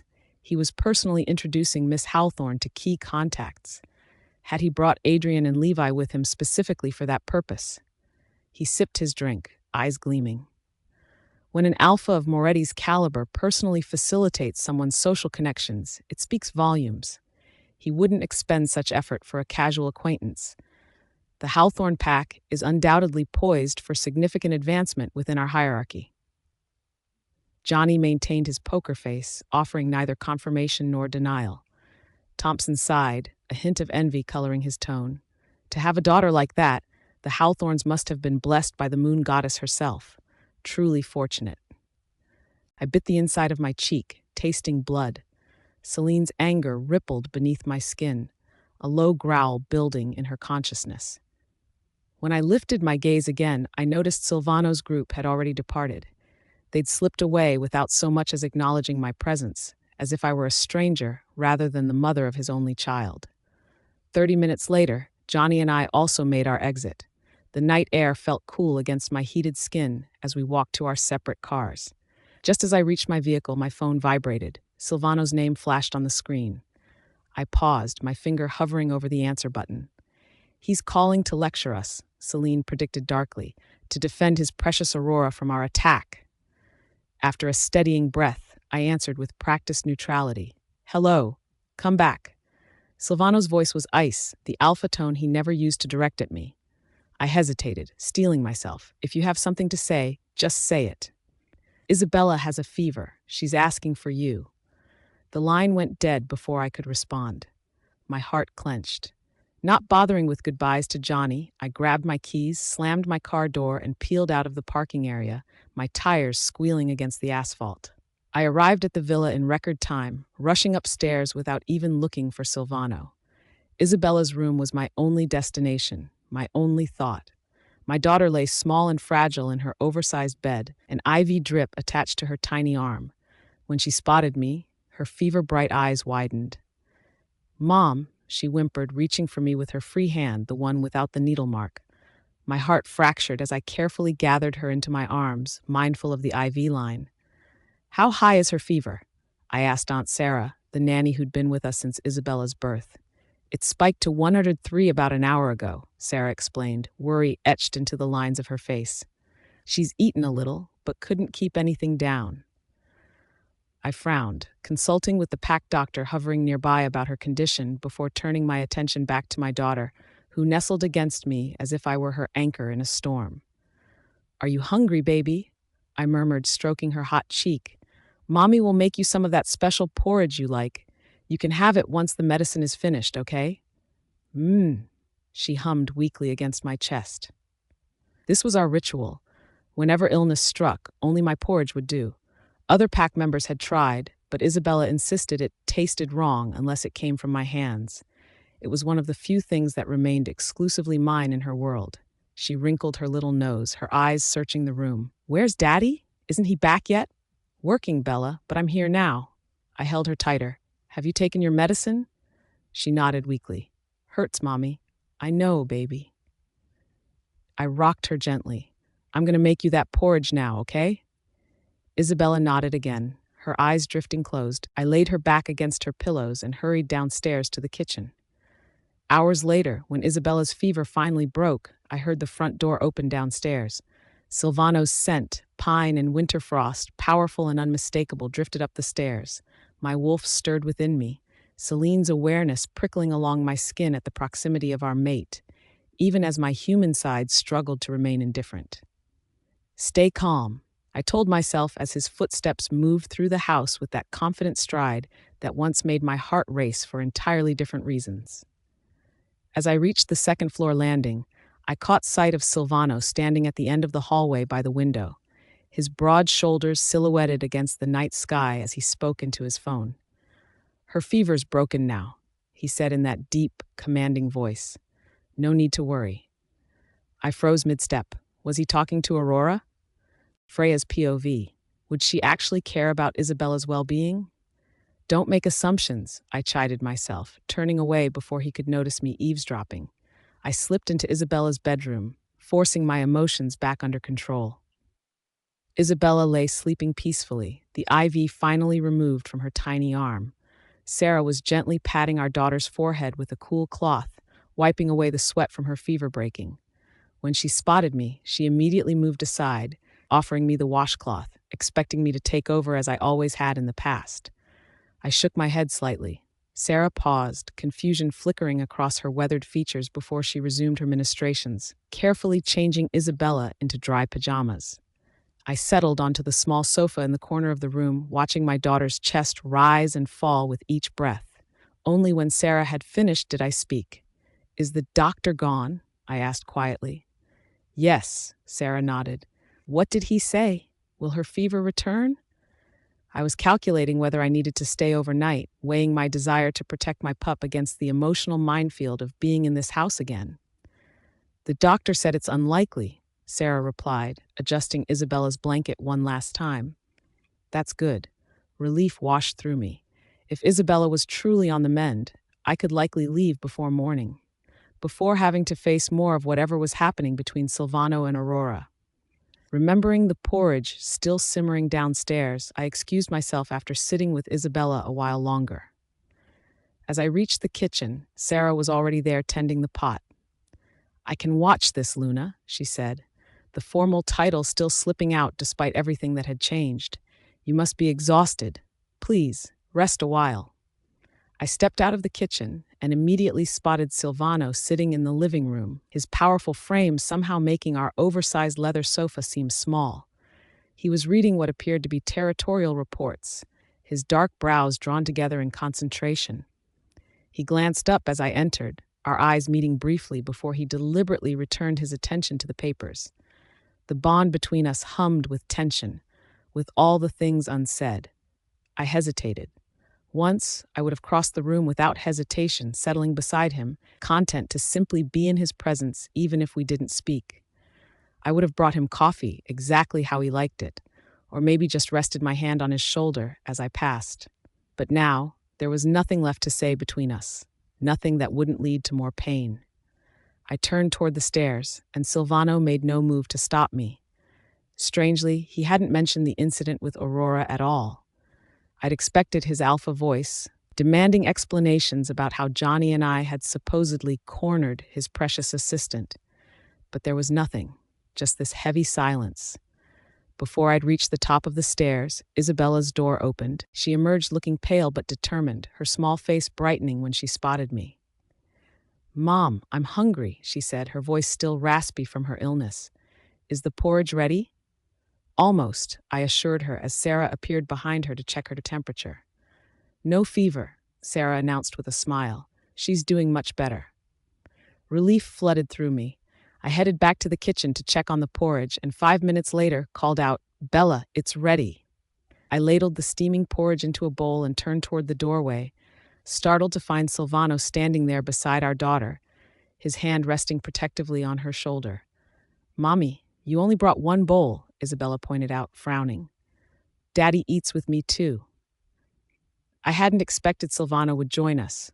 Before I could respond, Sarah stepped forward. "I'll get more bowls," she offered cheerfully. I'd made plenty, habit from all those years of cooking for the three of us, even though I hadn't planned to eat any myself. Isabella always ate small portions when she was sick, and there would be enough for Silvano and me to share what remained. As we settled around the table, I focused on my bowl, avoiding Silvano's intense gaze.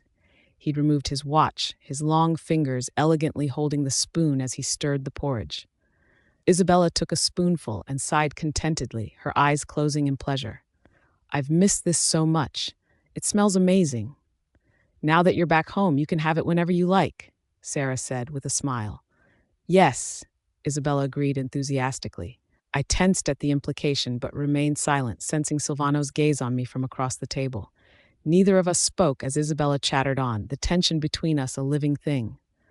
"Mommy," Isabella said suddenly, her eyes pleading, "will you sleep with me tonight, please?" I'd been planning to refuse, to return to my empty apartment, but looking at her still pale face, the vulnerability in those eyes so like her father's, I found myself nodding. "Of course I will," I agreed softly. Isabella barely managed to finish one bowl of porridge, and Silvano ate sparingly as well. As we left the dining area, the pot was still half full. Despite her illness, Isabella insisted on bathing before bed, always fastidious, just like her father. I supervised her bath, worried she might catch a chill, and helped her into fresh pajamas. Once she was settled, I hesitated, then made my way to the master bedroom to retrieve something to sleep in. I expected to find my belongings packed away, removed as thoroughly as I had been from Silvano's life. When I stepped inside, I froze in surprise. Nothing had changed since I'd left. My slippers still waited beside the bed. My hand cream and moisturizer remained on the vanity. My favorite mug still sat on the nightstand on what had once been my side of the bed. It was as though I'd never left at all, as though Silvano was simply waiting for me to return home. Celine whined softly in my mind, her confusion matching mine as I stood in the doorway of what had once been our sanctuary. Author's POV. As Freya stepped into the walk-in closet, she pushed open the sliding door only to discover all her belongings were still there, undisturbed and untouched. Nothing had been removed or rearranged since she'd left. Her wolf spirit, Celine, stirred within her, sensing her confusion. Pushing aside her conflicting emotions, she grabbed a set of pajamas and a towel before leaving the master bedroom and heading to Isabella's room. Isabella was sitting up in bed, playing with her tablet. When she noticed the clothes in Freya's hands, she looked puzzled. "Mom, are you going to shower in my bathroom?" "Yes," Freya replied simply, not offering any further explanation.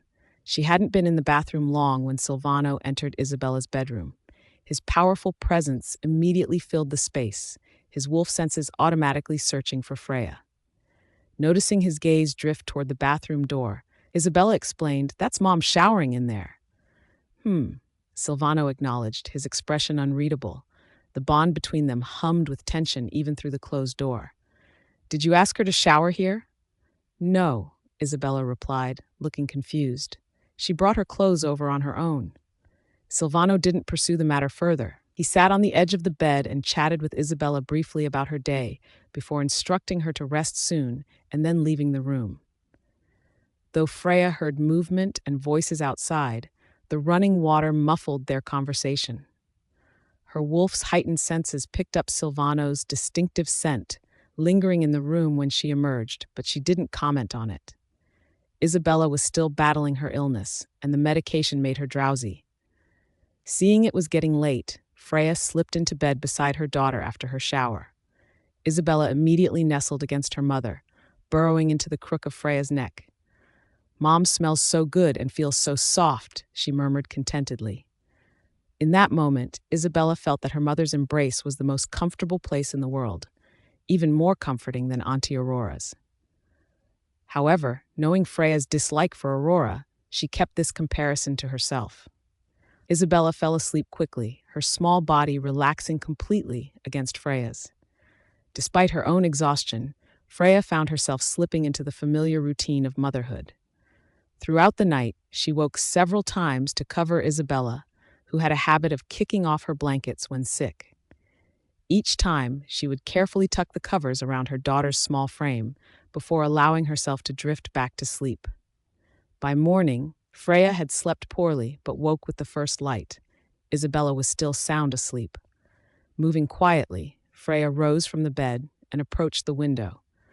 As expected, she spotted Silvano running his usual morning route below. His powerful form moved with the natural grace of an alpha wolf as he maintained a pace that would keep him out for about an hour. After washing up and changing into clothes she found in the closet, Freya headed downstairs to prepare breakfast. The familiar routine of moving through the kitchen that had once been her domain came back naturally, her hands remembering exactly where everything was kept. Half an hour later, she handed the remaining preparations over to Sarah. After confirming Isabella showed no signs of fever returning, Freya collected her purse and car keys from upstairs and slipped out of the house. Not long after her departure, Isabella woke. She searched the room with sleepy eyes, then wandered through the house. "Where's Mom?" she asked when she couldn't find Freya. Sarah smiled reassuringly. The Luna had some matters to attend to and stepped out. Isabella's lips formed a disappointed pout.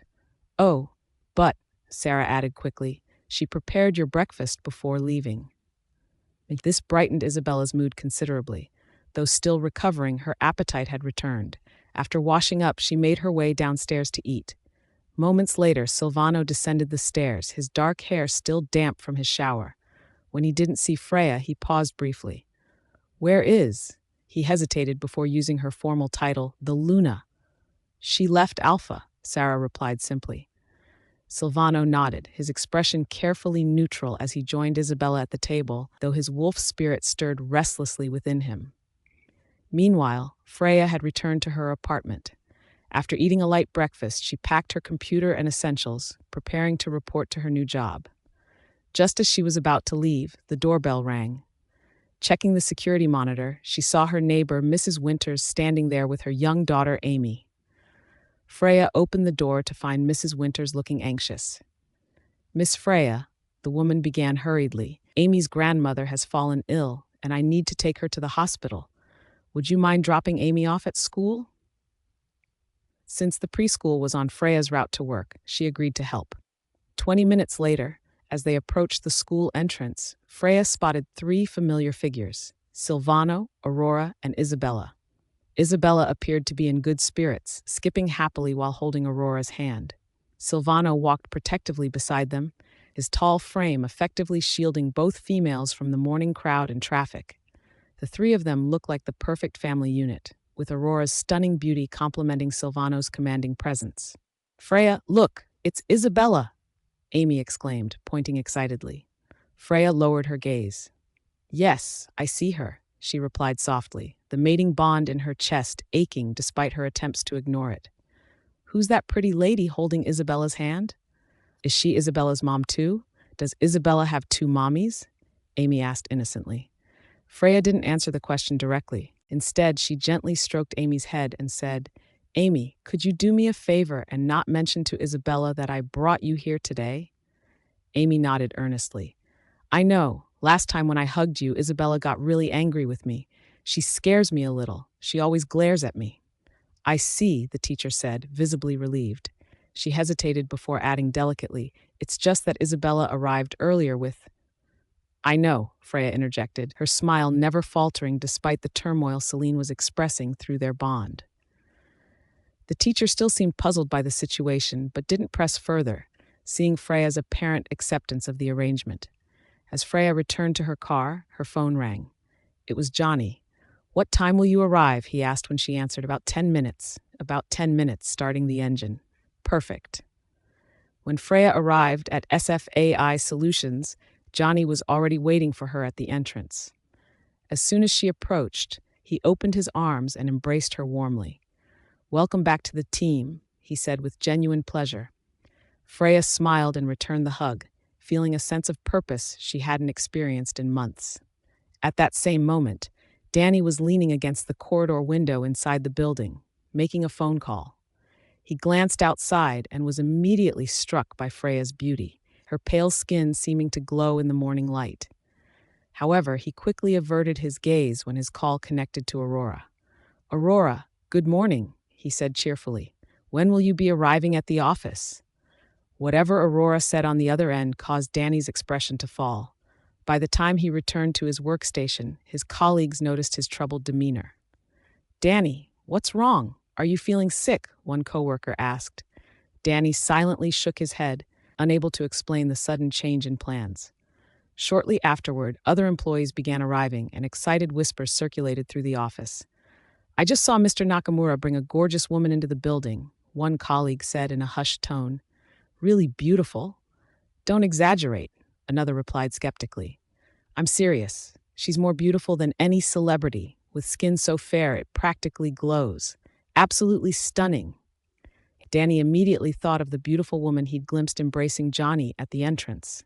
Someone else added, and apparently, she's our new colleague starting today. This information made Danny freeze. Aurora was his former classmate, whom he had recommended to Johnny when she expressed interest in joining SFAI Solutions. Johnny had seemed impressed with Aurora during their meeting, and today was supposed to be her first day. When Danny had called Aurora earlier, she'd informed him that Johnny had withdrawn the job offer due to personal reasons. What those reasons might be. Just as Danny was pondering this, Johnny entered the office with Freya by his side, author's POV. As Freya entered the office, her presence caused an immediate stir. The team members stared in awe at her natural beauty and graceful demeanor. One excited employee stood up, eagerly asking, Mr. Nakamura, is this gorgeous woman really our new colleague? News travels fast around here, Johnny chuckled, beginning the introduction. This is Freya. She'll be joining our company as... Before he could finish, Danny abruptly cut him off. Mr. Nakamura, is she the reason you dropped Aurora? Johnny paused, then nodded firmly. Yes. Regarding this matter, I'll give you an explanation later. Johnny started, but Danny interrupted again, his eyes fixed on Freya with barely concealed hostility. Aurora just earned her doctorate from one of the world's top 10 universities, and she's only 25, Danny challenged. Since Miss Freya here was chosen over Aurora for SFAI Solutions, I assume her credentials must be even more impressive? Aurora had told Danny that Johnny rejected her for personal reasons, but hadn't elaborated. After witnessing Johnny and Freya embracing downstairs, Danny had jumped to his own conclusions about their relationship. He couldn't imagine how Freya's qualifications could possibly surpass Aurora's exceptional credentials. Before Freya could respond, Danny continued with a cutting tone, though Miss Freya looks quite young. One might even assume she hasn't even completed her doctorate yet. Johnny had planned to discuss the situation with Danny privately, as the complicated history between Freya and Aurora wasn't appropriate for a public setting. He hadn't anticipated Danny's confrontational approach. Johnny frowned. Danny. Mr. Nakamura, Danny interrupted sharply. I'm speaking to Miss Freya. He turned his full attention to Freya, his posture challenging. Is a simple question about your education so difficult to answer? Why does Mr. Nakamura need to speak for you? Perhaps you haven't even started your doctorate. Or maybe your university doesn't even rank globally, making it too embarrassing to mention. Freya remained calm, her bond with Celine helping her maintain composure. You're right that I haven't completed a doctorate, but Danny smirked triumphantly before she could finish. He knew he was right. But what? He sneered. Were you going to claim your professional knowledge isn't inferior to ours despite your lack of credentials? What gives you that delusion? Just because you have a pretty face that men fall over themselves for, you think you actually have real substance? Johnny's patience snapped. Danny? His voice carried the unmistakable edge of an alpha defending a pack member, though none in the room except Freya would recognize it. Danny pulled his ID badge from around his neck. I quit. You.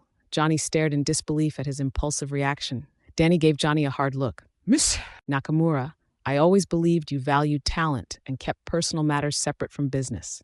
Clearly, I was wrong about you. With that, Danny turned and headed for the door. Johnny, his own temper flaring, called after him. Take some time to cool down. When you're ready to return, I'll welcome. Don't bother. I'll never set foot in SFAI Solutions again, Danny declared without looking back as he stormed out.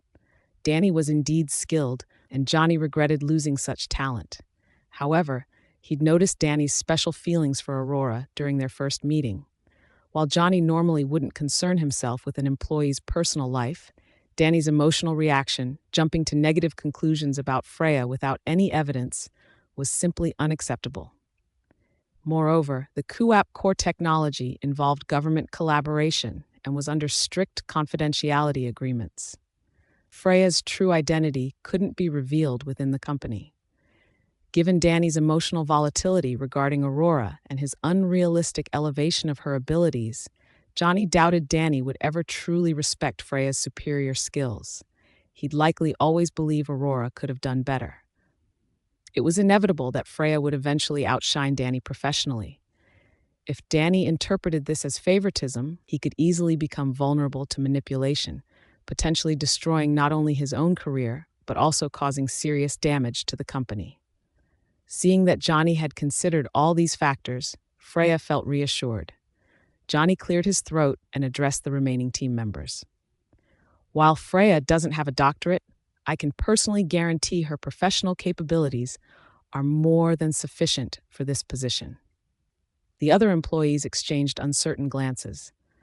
They knew Danny had recently recommended a friend to Johnny, though they weren't familiar with the details.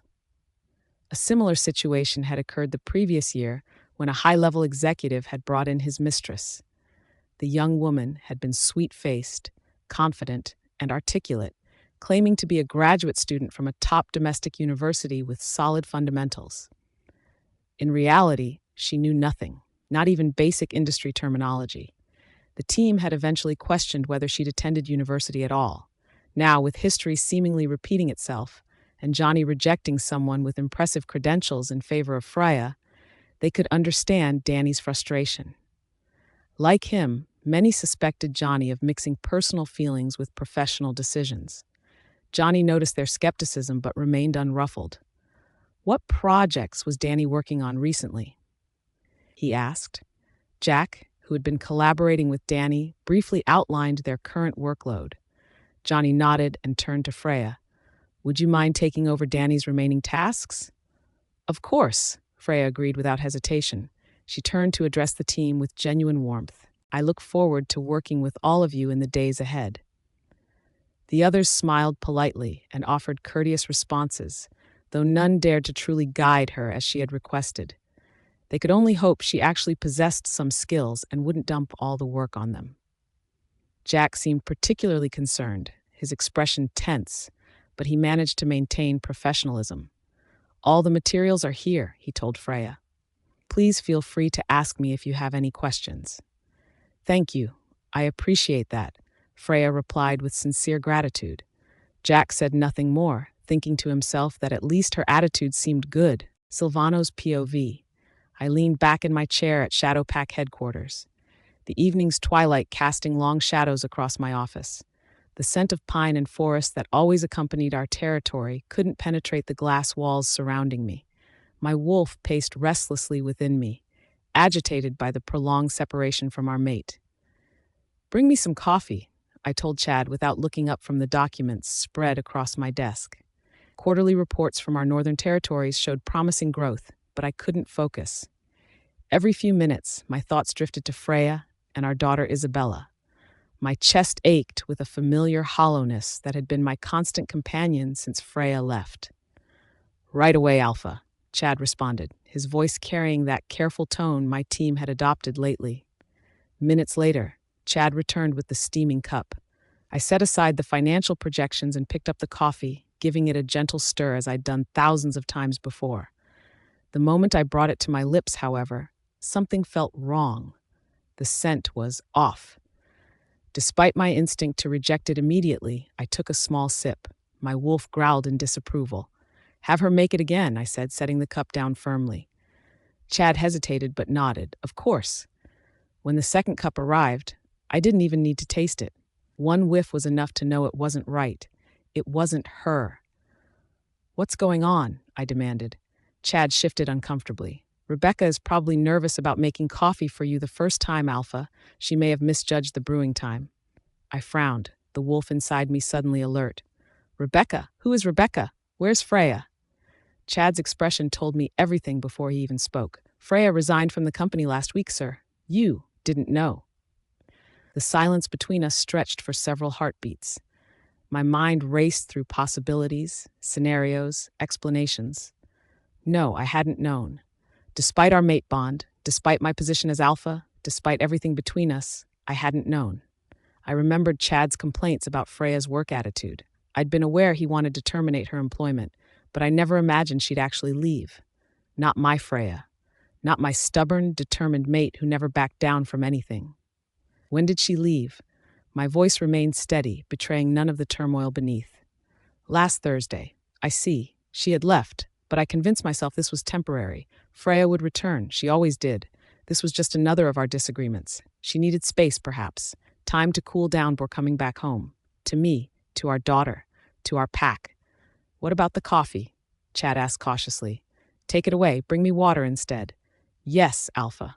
As Chad left, I glanced at my phone, tempted to call her, to hear her voice, to demand explanations, to beg her to return if necessary. My fingers hovered over her contact information.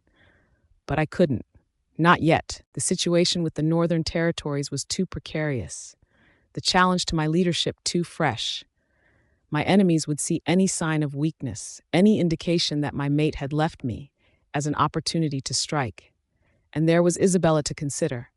Our daughter's safety depended on the stability of my position. More than that, there was Aurora. My cousin's presence had complicated everything. The rumors about us, completely baseless, had spread through the pack like wildfire. Just yesterday, I discovered social media posts speculating about a romantic connection between us. "Delete them all," I had ordered immediately. "Every last one, and find who started this nonsense." Aurora was family, nothing more.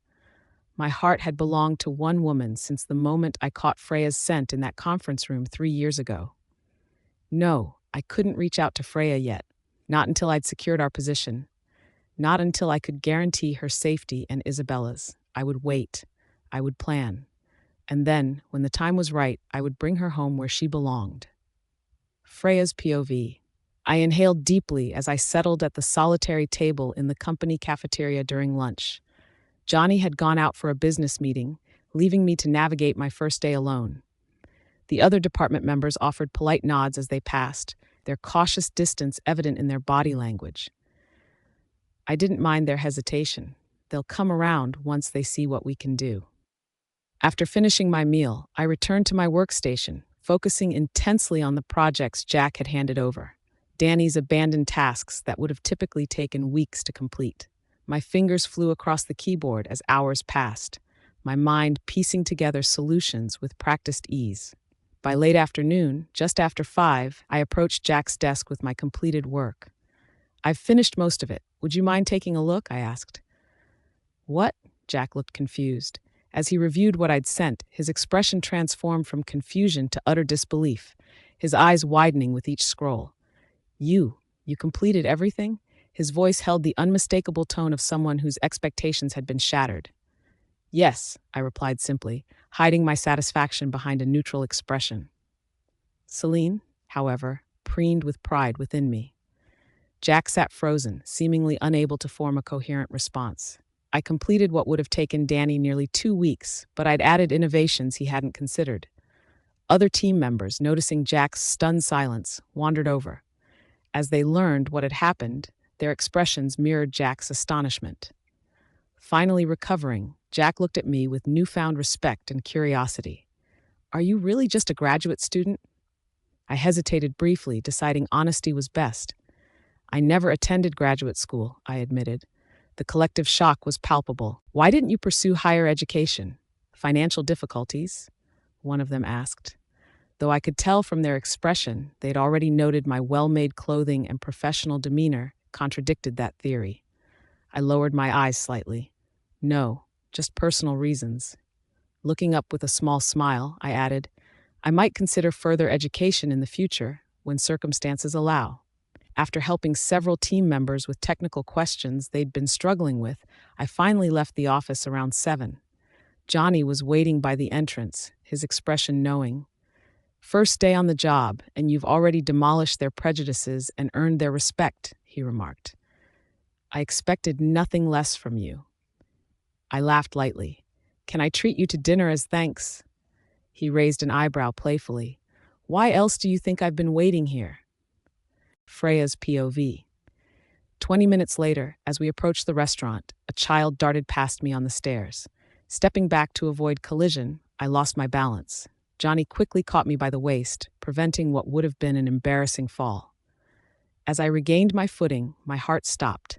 Standing just yards away were Silvano and Levy. Silvano's piercing gaze locked with mine, his body going completely still. My bond mark tingled intensely where his teeth had once claimed me, and Celine whined with longing inside me. Levi's eyebrows shot up in surprise, his expression calculating as he assessed the scene. I broke eye contact first, gently pushing away from Johnny's supportive hold. "Did you twist your ankle?" Johnny asked, oblivious to the pair watching us. "No, I'm fine," I assured him, carefully avoiding looking in Silvano's direction again. "Good. Let's go in then." "Yes," I replied softly, following Johnny inside without another glance back, though every fiber of my being screamed to run to my mate. Silvano's POV. The words hung in the air as Levi's incredulous voice broke through the evening sounds. "That was definitely your wife, right?" I remained silent, unable to form a coherent response. The sight of Freya, my Freya, with another man's hands on her waist had sent my wolf into a frenzy. Rage and possessiveness surged through my veins, my inner beast clawing desperately to break free and reclaim what was rightfully ours. The bond mark on my chest burned with an intensity I hadn't felt in months. The way she pretended not to see us, walking so closely with Johnny, "Is this some new strategy to make you jealous?" Levi continued, his voice tinged with amusement. "To make you pay attention to her?" A derisive laugh followed. "She's certainly full of ideas." "Let's go," I managed, my voice flat despite the turmoil inside me. My eyes remained fixed on her retreating form, memorizing the confident sway of her walk, so different from the reserved manner she'd adopted in recent years. Yet as we walked to the private dining room, my mind replayed the image of Freya in that sleek business suit, her hair styled in a way I hadn't seen in years, looking more like the fierce Gamma I'd fallen in love with than the quiet, withdrawn woman she'd become. When we reached the private room, Aurora and Isabella were already there, chatting animatedly. My heart clenched at the sight of my daughter, a perfect blend of Freya and myself, with that unmistakable spark of elven blood that made her both magnificent and fragile. "What's so funny?" Aurora asked, noticing Levi's amused expression. Levi smirked. "Nothing important. Just ran into someone interesting." I shot him a warning glance, silently communicating that this wasn't something to discuss in front of Isabella. He nodded imperceptibly, understanding my concern. Throughout dinner, I found myself distracted, my mind constantly drifting back to Freya, the confident way she'd stood next to Johnny, the professional attire that highlighted her natural elegance. It was like seeing a glimpse of the woman I'd first met, before the complications of pack politics and Isabella's health had worn her down. After dinner, Isabella and I returned home. The moment the car stopped, she bounded toward the house, her excitement palpable. Mommy, Mommy, she called out, racing up the stairs with childish enthusiasm that made my chest ache. Sarah, housekeeper, emerged from the kitchen, wiping her hands on her apron. Luna hasn't returned yet, she informed Isabella gently. What? Isabella's small face fell, disappointment evident in every feature. Why is Mom always so busy lately? Complaining under her breath, she trudged upstairs, her earlier excitement completely deflated. Sarah turned to me, concern etched on her features. Sir? I shook my head, not trusting myself to speak. The bond mark on my chest throbbed with a dull ache, a constant reminder of the distance growing between Freya and myself. It's nothing, I finally managed, before following Isabella upstairs. That night, as I lay in our bed that suddenly felt too large, too empty, I stared at the ceiling, acutely aware that Freya hadn't returned.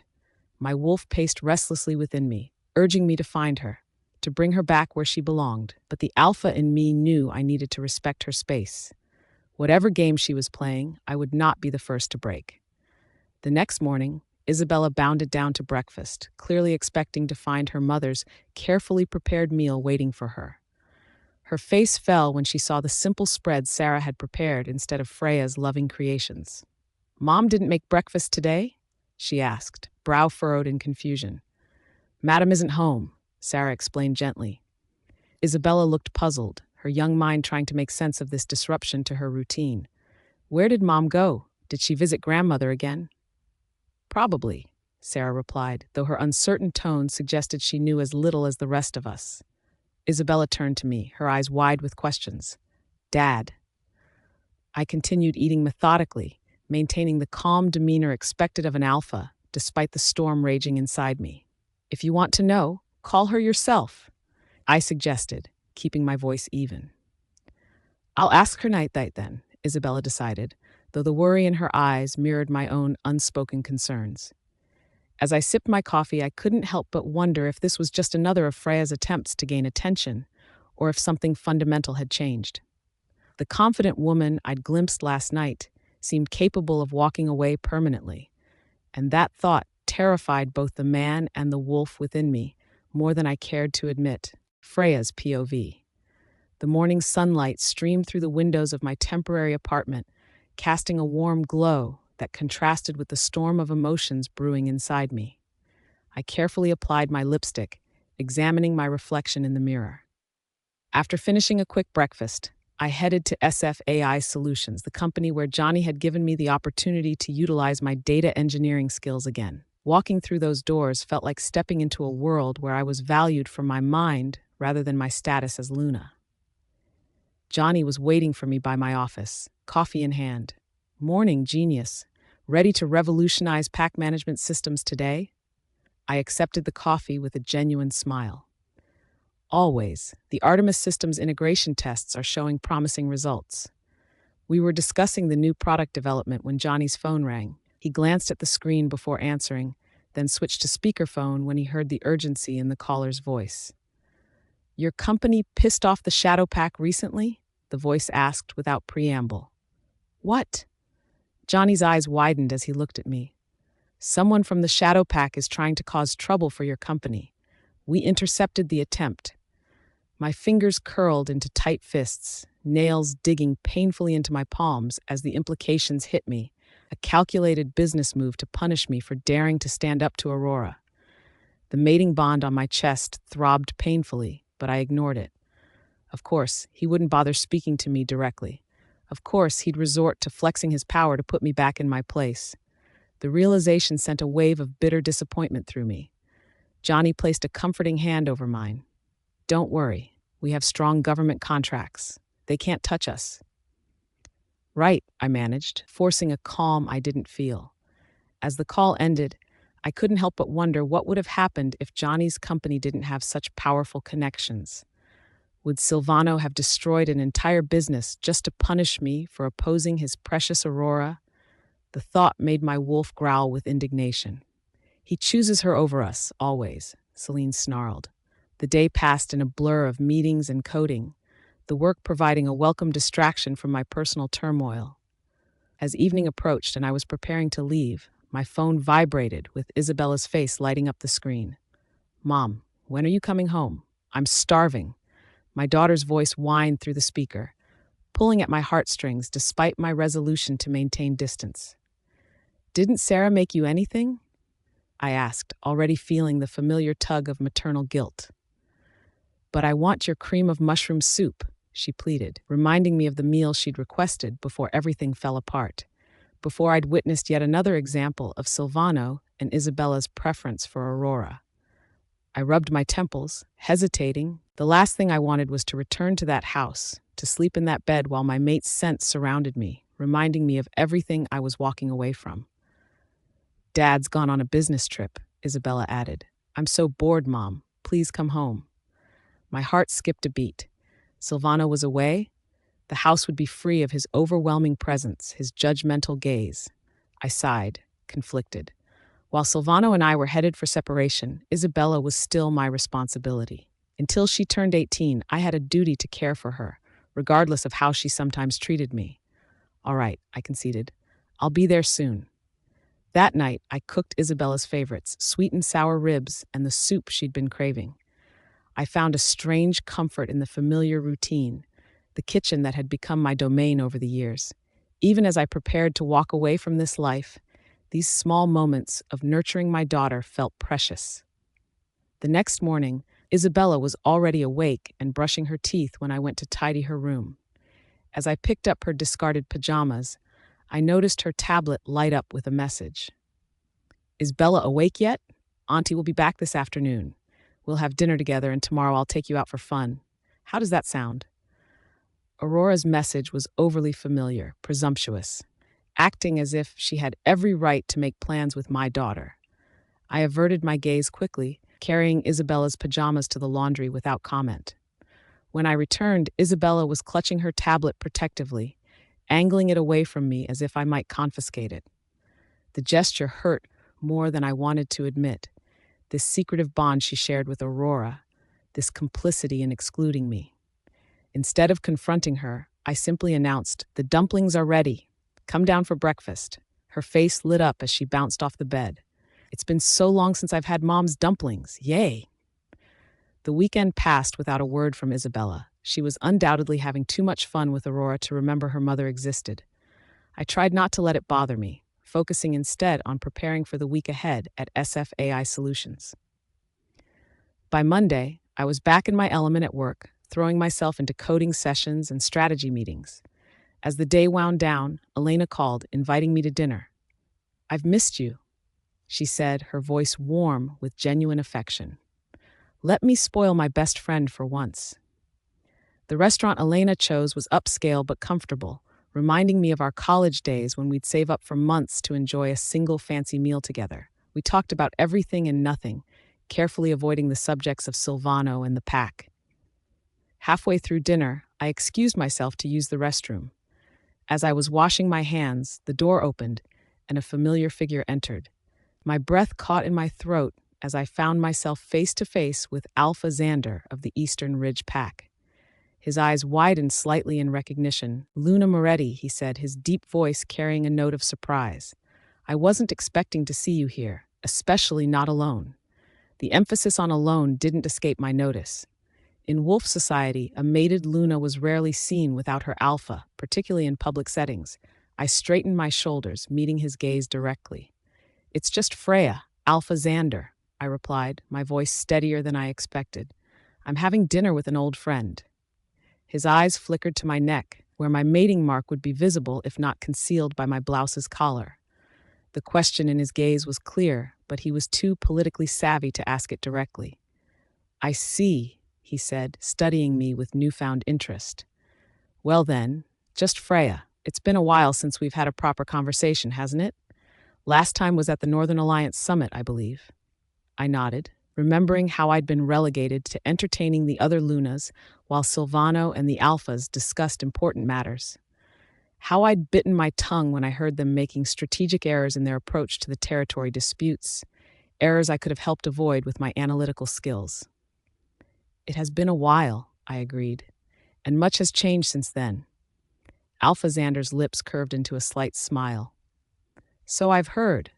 Perhaps we should catch up properly sometime. The Eastern Ridge Pack has been looking to upgrade our resource management systems. I hear you're quite the expert in that field now. My wolf perked up at this professional acknowledgement of my skills, something I'd rarely received within my own pack in recent years. I would be happy to discuss it, I replied, trying not to sound too eager. SFAI Solutions has developed several systems that might benefit your pack's operations. Excellent. He reached into his pocket and pulled out a business card, offering it to me. My direct number. I look forward to hearing from you, Freya. As he left, I stared at the card in my hand, feeling a strange mixture of pride and trepidation. I tucked the card into my purse and returned to Elena, who raised an eyebrow at my extended absence. "Everything okay?" she asked, her tone casual but her eyes sharp. I took a sip of my wine, considering my answer. "I just ran into Alpha Xander," I admitted. "He's interested in SFAI Solutions pack management systems." Elena's eyebrows shot up. "Wow, that's a significant client and a direct challenge to Shadowpack's authority in the region." "It's just business," I said, though we both knew that in Wolf Society, nothing was ever just business. Every alliance, every contract carried political weight. "Freya," Elena said softly, leaning forward, "are you sure you know what you're doing? If Silvano finds out..."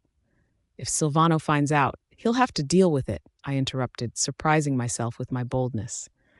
"I'm not his property, Elena. I'm not just an extension of the Shadow Pack anymore." Freya's POV. Freya.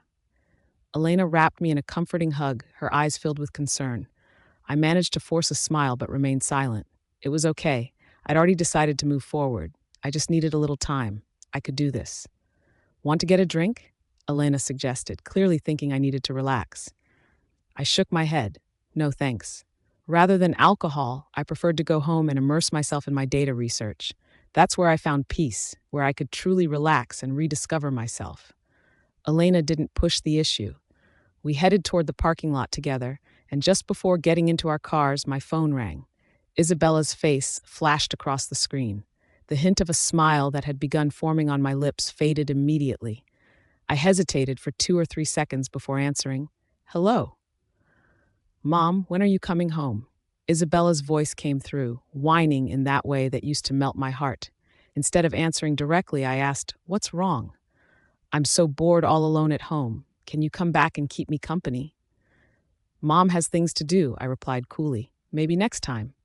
Yes, I was her mother, and normally I'd try to accommodate her requests. But I had my own life too. My emotions were still raw, and I needed some personal space to heal. "Fine then," Isabella responded, clearly disappointed. "I need to go. Call me if you need anything else." After hanging up, I could imagine her sulking, looking like a frostbitten eggplant, as she always did when disappointed. 2 days later, Silvano was away on business again, and Isabella called me once more, the loneliness in her voice palpable. "Mom, when are you coming home?" Learning that Silvano wasn't there, I decided to return home after work that evening. Isabella was ecstatic when I arrived, clinging to me as she shared countless school stories and eagerly introduced me to her latest gaming obsession, insisting on teaching me how to play. After she finished her homework, I indulged her interests, as I always had with activities that weren't harmful to her development. After watching Isabella demonstrate the game twice, I joined her team, and we played together for over an hour. She was overjoyed that evening and even asked me to sleep in her room. I readily agreed, preferring not to sleep in the master bedroom anyway. On Thursday evening, I had just turned off the kitchen hood and was carrying dishes out when I heard Isabella's voice from the living room. "Dad, you're back!" A deep, familiar male voice responded. "Yes. Have you eaten yet?" "Not yet, but Mom's almost finished cooking." "Is that so?" I paused mid-step before continuing into the dining room with the dishes. Isabella and Silvano entered from the living room at the same time. "Mom, Dad's home," Isabella announced unnecessarily. I glanced briefly at Silvano before looking away. After removing my apron and handing it to the housekeeper, the three of us took our usual seats at the table. As I placed food on Isabella's plate, she asked, "Dad, didn't you say you'd be back tomorrow?" "I finished early," he replied simply. "Oh."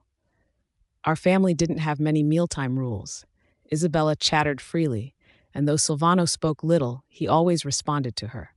Isabella was talking happily when she suddenly turned to me. "Mom, Why aren't you saying anything? I'm just enjoying listening to you both, I replied softly. Oh. I noticed the housekeeper watching me curiously. Previously, I'd minimized my conversation with Silvano to avoid bothering him, but whenever he returned from business trips, I'd always greeted him warmly and asked about his journey. Tonight, not only had I avoided speaking to him, but I'd barely looked at him directly. Silvano appeared not to notice my unusual behavior, his expression unchanged. Just then, his phone rang. It was his grandmother. Gone on another business trip, her voice came through. Just got back. Silvano set down his phone and put it on speaker while continuing to eat. What can I do for you, grandmother? The elder Mrs. Moretti made a sound between a huff and a laugh. It's been 2 weeks since I've seen Freya and Bella. Now that the weather's turning cold, why don't you bring them to the hot springs tomorrow? We can warm ourselves in the thermal pools. Understood. After hanging up, Isabella clapped excitedly. Hot springs again. Yay! Silvano looked at me directly. I'll have someone pick you both up from home each evening. Without looking up from my plate, I replied, I can drive myself there from the office. No way, Isabella protested. Mom, come home with me first. The resort is so far. It would be so boring to ride alone. I hesitated for a moment. Whatever. It wasn't worth arguing over. Fine, I conceded. Celine growled unhappily inside me. We're making this too easy for him. He doesn't deserve our compliance after what he did. I silently agreed with her, but for Isabella's sake, I would endure this family outing. The Hot Springs Resort held many memories. It was where Silvano had first approached me seriously about being his mate, where we'd spent our honeymoon, where we'd celebrated countless family milestones. As I watched Silvano's face across the table, that handsome face that once made my heart race, I felt only a dull ache where passion had once lived. Freya's POV. The evening air felt cool against my skin as I stepped outside to take Johnny's call about the new app SF AI Solutions was developing. We've identified some issues with the neural network's response time, Johnny explained through the phone. I've sent you the diagnostic reports. I paced along the garden path, discussing technical solutions and implementation strategies, my mind fully engaged for the first time all day.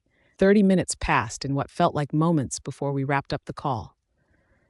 When I returned to the living room, Isabella looked up from her tablet with a slight frown creasing her young forehead. Mom, you've been taking so many calls lately. You're on the phone every night for ages. You never used to do that before. The housekeeper, Mrs. Collins, glanced between us with poorly concealed curiosity. It was true. I'd rarely spent time on personal calls before. My days had been consumed by pack responsibilities and caring for Isabella. Just handling some matters, I replied casually, keeping my voice neutral. I need to go upstairs and work on something. Isabella's small "oh" followed me as I climbed the stairs. In the privacy of Isabella's bedroom, where I'd taken to spending most of my time, I opened my laptop and began processing the file package Johnny had sent. The code was complex but elegant, a puzzle waiting to be solved. I lost myself in the work, barely noticing when Isabella returned from her bath and peered over my shoulder. Over the past few years, I'd never completely abandoned my expertise in data engineering. During rare moments of freedom, I'd designed programs and occasionally shared basic coding concepts with Isabella when she was just 3 or 4. She usually fell asleep mid-explanation, her small body curled against mine. Tonight, Isabella watched silently as my fingers flew across the keyboard. Though she couldn't understand the complexity of what I was doing, something seemed to register in her expression. Aunt Aurora does stuff like this too, she murmured before wandering off to bed. Her innocent observation felt like a dagger between my ribs. Of course, Aurora would showcase her technical brilliance to my daughter, another area where she could outshine me. I worked until my eyes burned, finally closing my laptop after 2 a.m. Only then did I notice that Silvano hadn't come looking for me. He hadn't called or texted to ask where I was sleeping. Perhaps he preferred our growing distance. Less contact meant fewer reminders of our failing bond. Celine whimpered softly within me. We deserve better than this half-life, this pretense. The next morning, I slept later than usual, not bothering to prepare breakfast as I once would have. When I finally woke, Isabella had already left the bedroom. I found her in the kitchen with Silvano, both of them eating silently. "Dad, Mom's still sleeping," I heard Isabella say as I approached. Was Silvano's only response, his tone revealing nothing. We barely exchanged glances during breakfast, and he left without saying goodbye. The mate bond between us stretched thin and fraying, but neither of us acknowledged it. That evening, I finished work promptly and returned home to find Isabella already waiting in the car, eager for our weekend at the Hot Springs Resort. Silvano was nowhere to be seen. After 20 minutes, Isabella's excitement turned to impatience. "Dad's taking forever," she complained, fidgeting with her seatbelt. I remained calm, pretending to read my book while Celine paced restlessly within me. The house phone rang, and moments later, Mrs. Collins appeared at the car window. "Mr. Moretti says he has urgent business to attend to. He asks that you and Miss Isabella proceed to the resort without him. He'll join you later." I nodded, unsurprised. "Understood." Throughout the evening at the resort, Isabella called Silvano repeatedly, growing increasingly upset when he didn't answer. As midnight approached with no sign of him, I maintained my composure. "He probably has pack business to handle," I offered, stroking Isabella's hair. Something he couldn't step away from. The disappointment in her eyes mirrored what I'd felt countless times before. But unlike my daughter, I no longer expected anything different. The next morning, I woke to an empty bed. Isabella had vanished. After searching the resort and questioning the staff, I discovered she'd left early, accompanied by one of the pack guards. "Miss Isabella said she was bored, ma'am," the resort manager explained apologetically. "She arranged for transportation elsewhere." I understood immediately. Silvano had contacted her, but not me. She'd slipped away to meet him, and undoubtedly Aurora, not wanting me to interfere or insist on coming along. The realization stung, but I refused to let it ruin my rare solitude. Rain pattered against the windows as I settled into the private hot spring, steam rising around me. The warmth seeped into my bones as I opened my tablet to review some code. This place held so many memories. Silvano formally asking me to be his Luna, our honeymoon, family celebrations, but today it offered something different: freedom. By Sunday afternoon, with the weekend drawing to a close, I prepared to return home alone. My phone rang, Luna Victoria's name flashing on the screen. "Freya, I called Silvano this morning and told him to pick you up from the resort tonight. Has he contacted you?" The lie came easily. "Yes, he has." "Good," she said, sounding relieved. "I'll see you both soon then." I waited until 9 p.m., but Silvano never arrived. Finally, accepting he wouldn't come, I arranged for a resort driver to take me home. The drive was long, and I drifted into an uneasy sleep until my phone jarred me awake. "Elena?" I answered groggily. "That fucking bitch!" Elena's voice exploded through the speaker. I startled, fully awake. "What? Sorry, not you. I'm talking about a scene I just witnessed," she clarified quickly. "I'm at that charity gala tonight, and guess who showed up? Aurora." Some woman confronted her, calling her a homewrecker and accusing her of stealing her fiancé. She dumped a full glass of red wine all over Aurora's dress. The woman's from a prominent family, so it got ugly fast. My heart accelerated slightly. And, the worst part, or best, depending on how you see it, Silvano appeared out of nowhere. This is a high-profile event with celebrities, Freya, being live-streamed everywhere, and your husband marched in like some knight in shining armor to rescue Aurora. Elena sent me the live-stream video, and I watched with strange detachment as the scene unfolded. The audio was poor, drowned out by music and chatter, but the visuals were clear enough. A woman confronting Aurora, their heated exchange, the splash of red wine. Then Silvano appearing, removing his jacket to cover Aurora before lifting her into his arms and carrying her away. The comment section was already filling with speculation. "OMG, is that the Silvano Moretti? He's even hotter in person. No one told me the reclusive tech genius looked like that. Wait, so that woman caught Silvano Moretti's girlfriend cheating?" Aurora Hawthorne, 25 years old, with a PhD from a top university, race car driver and adventurer. Is she even human? They look perfect together. Did you see how he looked at her? I closed the video, a cold numbness spreading through me. Luna Victoria had asked Silvano to pick me up from the resort, but he'd prioritized Aurora instead. He hadn't even bothered to call. By the time I arrived home at 11 p.m., exhaustion had replaced any anger or hurt I might have felt. I showered mechanically, crawled into bed, and fell into dreamless sleep, Celine curled protectively around my heart. Freya's POV.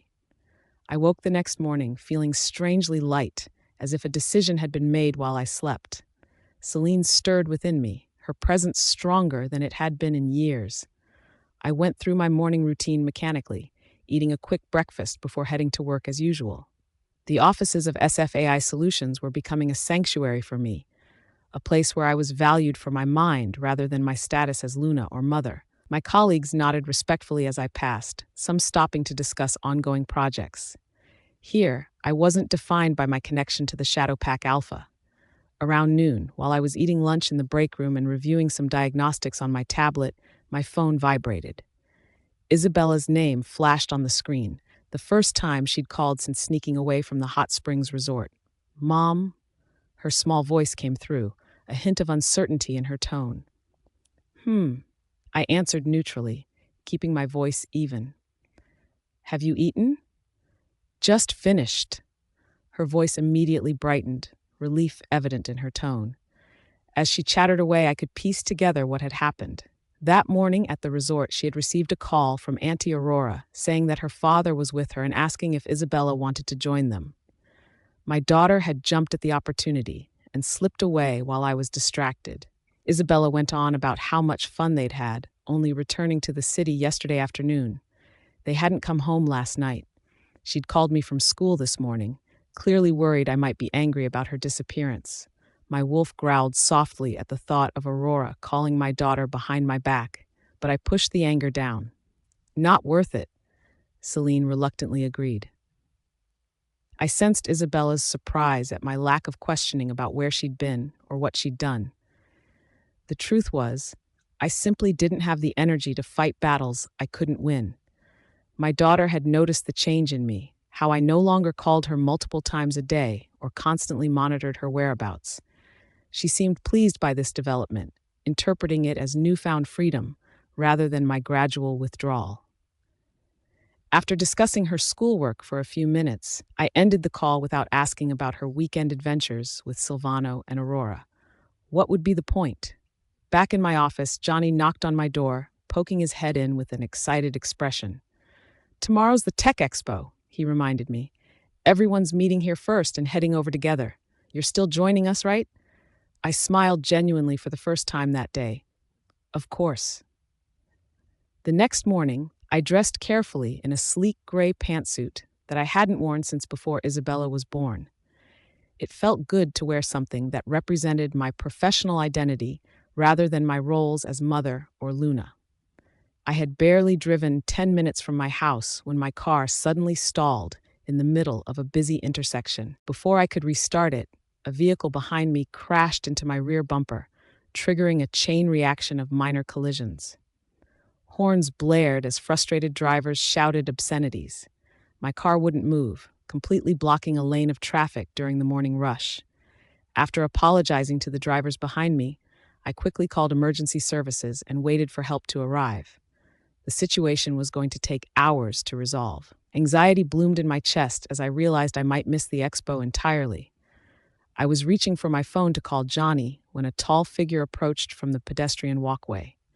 "Car trouble?" I looked up to see Alpha Xander standing beside my disabled vehicle, his powerful frame unmistakable even in business attire.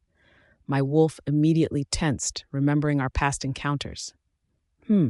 I responded noncommittally, turning away to call Johnny. I explained my situation, asking the team not to wait for me. "This kind of traffic incident can take forever to sort out," Johnny said sympathetically. "Let me see if I can get someone to help you, but it'll probably take at least 30 minutes for them to reach you in this traffic." "It's fine. I'll make it even if I'm late," I assured him, though we both knew missing the opening would be a significant setback. As I hung up, preparing to negotiate with the other drivers, Alpha Xander spoke again. "I'll have someone handle this for you," he offered, his deep voice cutting through the traffic noise. "Where do you need to go? I'll give you a ride." I stared at him, momentarily speechless. Was this the same man who'd barely acknowledged my existence for years? The same Alpha who'd seemed annoyed by my very presence at the racetrack? 5 minutes later, I found myself sitting in the back of Alpha Xander's luxury car, as far from him as the seat would allow. The tension was palpable despite the spacious interior. "Thank you," I said stiffly, breaking the silence. "It's nothing," he replied, his tone matter of fact. "Just a small gesture." A small gesture. I frowned slightly, wondering about his sudden helpfulness. Alpha Xander had consistently treated me with cool indifference in the past. Our encounter at the racetrack had been downright unpleasant. Though he'd surprised me by being civil at our last meeting, this level of assistance seemed out of character. Fortunately, he spent most of the 40-minute drive on his phone, making calls that sounded important and urgent.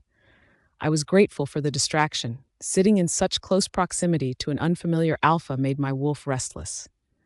When we finally arrived at the expo center, I exited the vehicle with as much dignity as I could muster. "Thank you again," I said formally, meeting his eyes briefly. He nodded once. "Sure."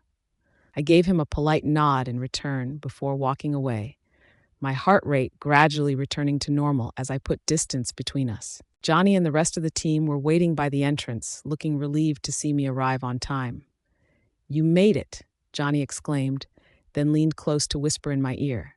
"The professor is here today." I froze, my eyes widening in shock. "Dr. Ramirez is attending?" Johnny's eyebrows lifted in amusement. "Good thing you found someone to help you get here on time. If the professor saw his star student showing up late..." He made a slicing motion across his throat. I immediately understood what he meant. Dr. Ramirez had exacting standards and viewed tardiness as a cardinal sin, a sign of disrespect and lack of commitment. He'd already been disappointed enough when I'd gotten entangled with Alpha Jasper after graduation, then seemingly disappeared into married life with Silvano. If our first reunion in years had been marked by my late arrival, I could only imagine his withering gaze. My skin prickled at the thought. The professor had been my mentor, the one who had recognized my talent when no one else had. His opinions still mattered deeply to me, even after all these years. "So it's a good thing you weren't late," Johnny concluded with a knowing smile. I exhaled slowly, feeling a strange mixture of relief and gratitude toward Alpha Xander, whose unexpected kindness had just saved me from professional embarrassment. "Yes," I agreed quietly, "a very good thing." Freya's POV. As I approached the exhibition hall, I couldn't help but feel a surge of anticipation. The venue was already bustling with people when we walked in after having our tickets checked. The space was enormous, showcasing everything from advanced drones and flying cars to humanoid robots that could pass for real people at first glance. There were so many exhibits, each focusing on different core technologies, that my team and I were immediately overwhelmed with excitement. Johnny's reputation in the tech world was impressive. We'd barely been there for a few minutes when people began approaching him, eager to exchange greetings and business cards. He graciously introduced me to several potential contacts, expanding my professional network with each handshake. While Johnny handled the social aspects, I joined Jack and the others to explore the exhibits. We moved from display to display, analyzing the technologies and discussing their potential applications. For the first time in months, I felt truly alive, immersed in the world of innovation that had once been my entire life.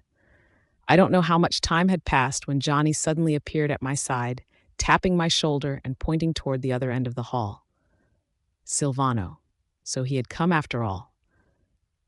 His tech company held considerable influence in the domestic market, and he certainly understood the technical aspects of these innovations. I'd suspected he might attend, especially knowing Aurora would be here. And there he was, standing beside her. They were surrounded by people, the crowd positioning them at the center as if they were officially a couple. I only allowed myself one glance before turning away. Then I spotted Levi among the attendees as well. He was engaged in conversation, unaware of my presence. "Does he know you're here?" Johnny asked, nodding toward Silvano. I shook my head. I doubt it. Though Silvano and I occasionally saw each other these days, we never discussed anything about our relationship. The few words we exchanged were always about Isabella, our daughter. "Are you really not going to say hello?" Johnny asked, his expression displaying clear disapproval.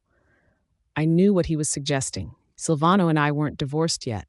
If I were to publicly assert my position as his mate, it would certainly create an uncomfortable situation for both Silvano and Aurora. No, I replied simply. For one thing, there was no point. And for another, if I pushed Silvano too far, he might retaliate by publicly discussing how I had supposedly trapped him into our mating bond, even though I hadn't.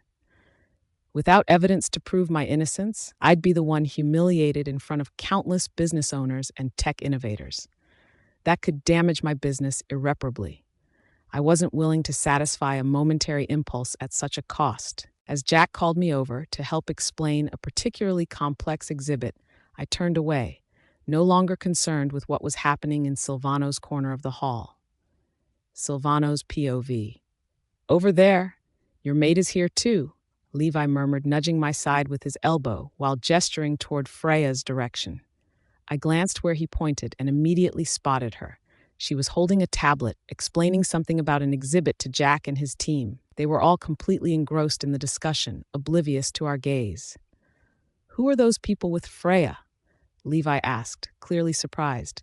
Is she explaining core technology to them? Is she really that knowledgeable? I kept my eyes on Freya, saying nothing as I watched her gesturing animatedly while speaking. Something about seeing her in her element, confident and passionate, stirred feelings I'd been trying to suppress. As if sensing my stare, she suddenly looked in my direction. Our eyes met across the crowded room. She paused for a moment, her expression unreadable from this distance. Without thinking, I found myself offering her a small smile. She looked confused before turning away. What are you smiling about? Levi asked. Nothing, I replied, the smile still lingering on my lips. Levi raised an eyebrow, noting how Freya had looked at me as if I were a stranger. Your mate is either playing hard to get or she's being remarkably considerate, he commented. Knowing you don't want your relationship public, she's maintaining distance at both the Gala and now here, not letting anyone see a trace of connection between you two. I'll give her credit for that. Before I could respond, Aurora approached us. What are you two talking about? She asked, her voice light but her eyes sharp. Nothing much, Levi replied smoothly. Finished your networking already? Aurora was about to answer when someone approached with Professor Nolan. Professor Nolan, this is Aurora Hawthorne, the algorithm genius I was telling you about, the person said, introducing Aurora. An announcement came over the speakers that the main conference would soon begin, and representatives from each company should proceed to the meeting hall. I watched as Johnny and Freya walked toward the front, representing SF AI Solutions. Johnny values her that highly? Aurora muttered beside me, surprise evident in her voice as she saw Freya being ushered into the VIP section. As we followed, Aurora deliberately ignored Freya when we passed near them, keeping her eyes straight ahead. I heard Dr. Ramirez is sitting in the front row, someone nearby whispered excitedly.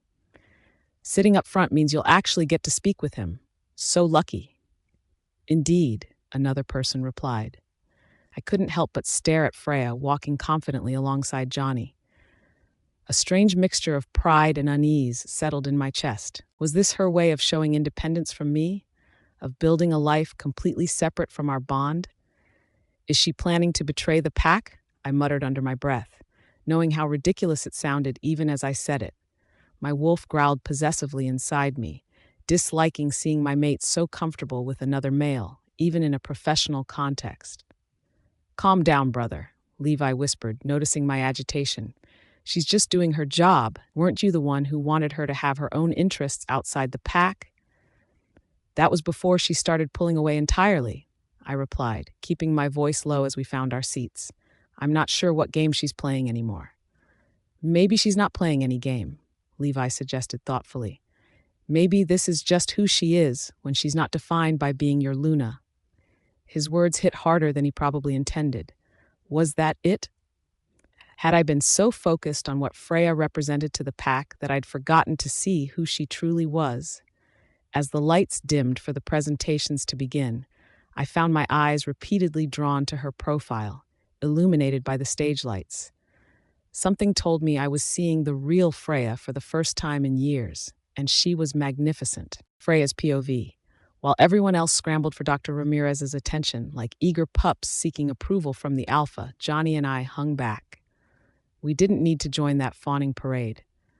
If we wanted to see Dr. Ramirez, well, it wasn't exactly easy, but certainly not the impossible feat others seemed to think it was. Sure enough, after Dr. Ramirez had made his rounds, Johnny's phone buzzed with a message. "He wants to see us," Johnny muttered, nodding toward the exit. My wolf stirred inside me, always uneasy around my former mentor. Celine, my wolf spirit, had never quite trusted humans with too much knowledge, and Dr. Ramirez certainly fit that category. We slipped away from the exhibition hall and headed to the parking lot where Dr. Ramirez stood waiting, his attention focused on his phone. When he sensed our approach, he looked up, his shrewd eyes missing nothing.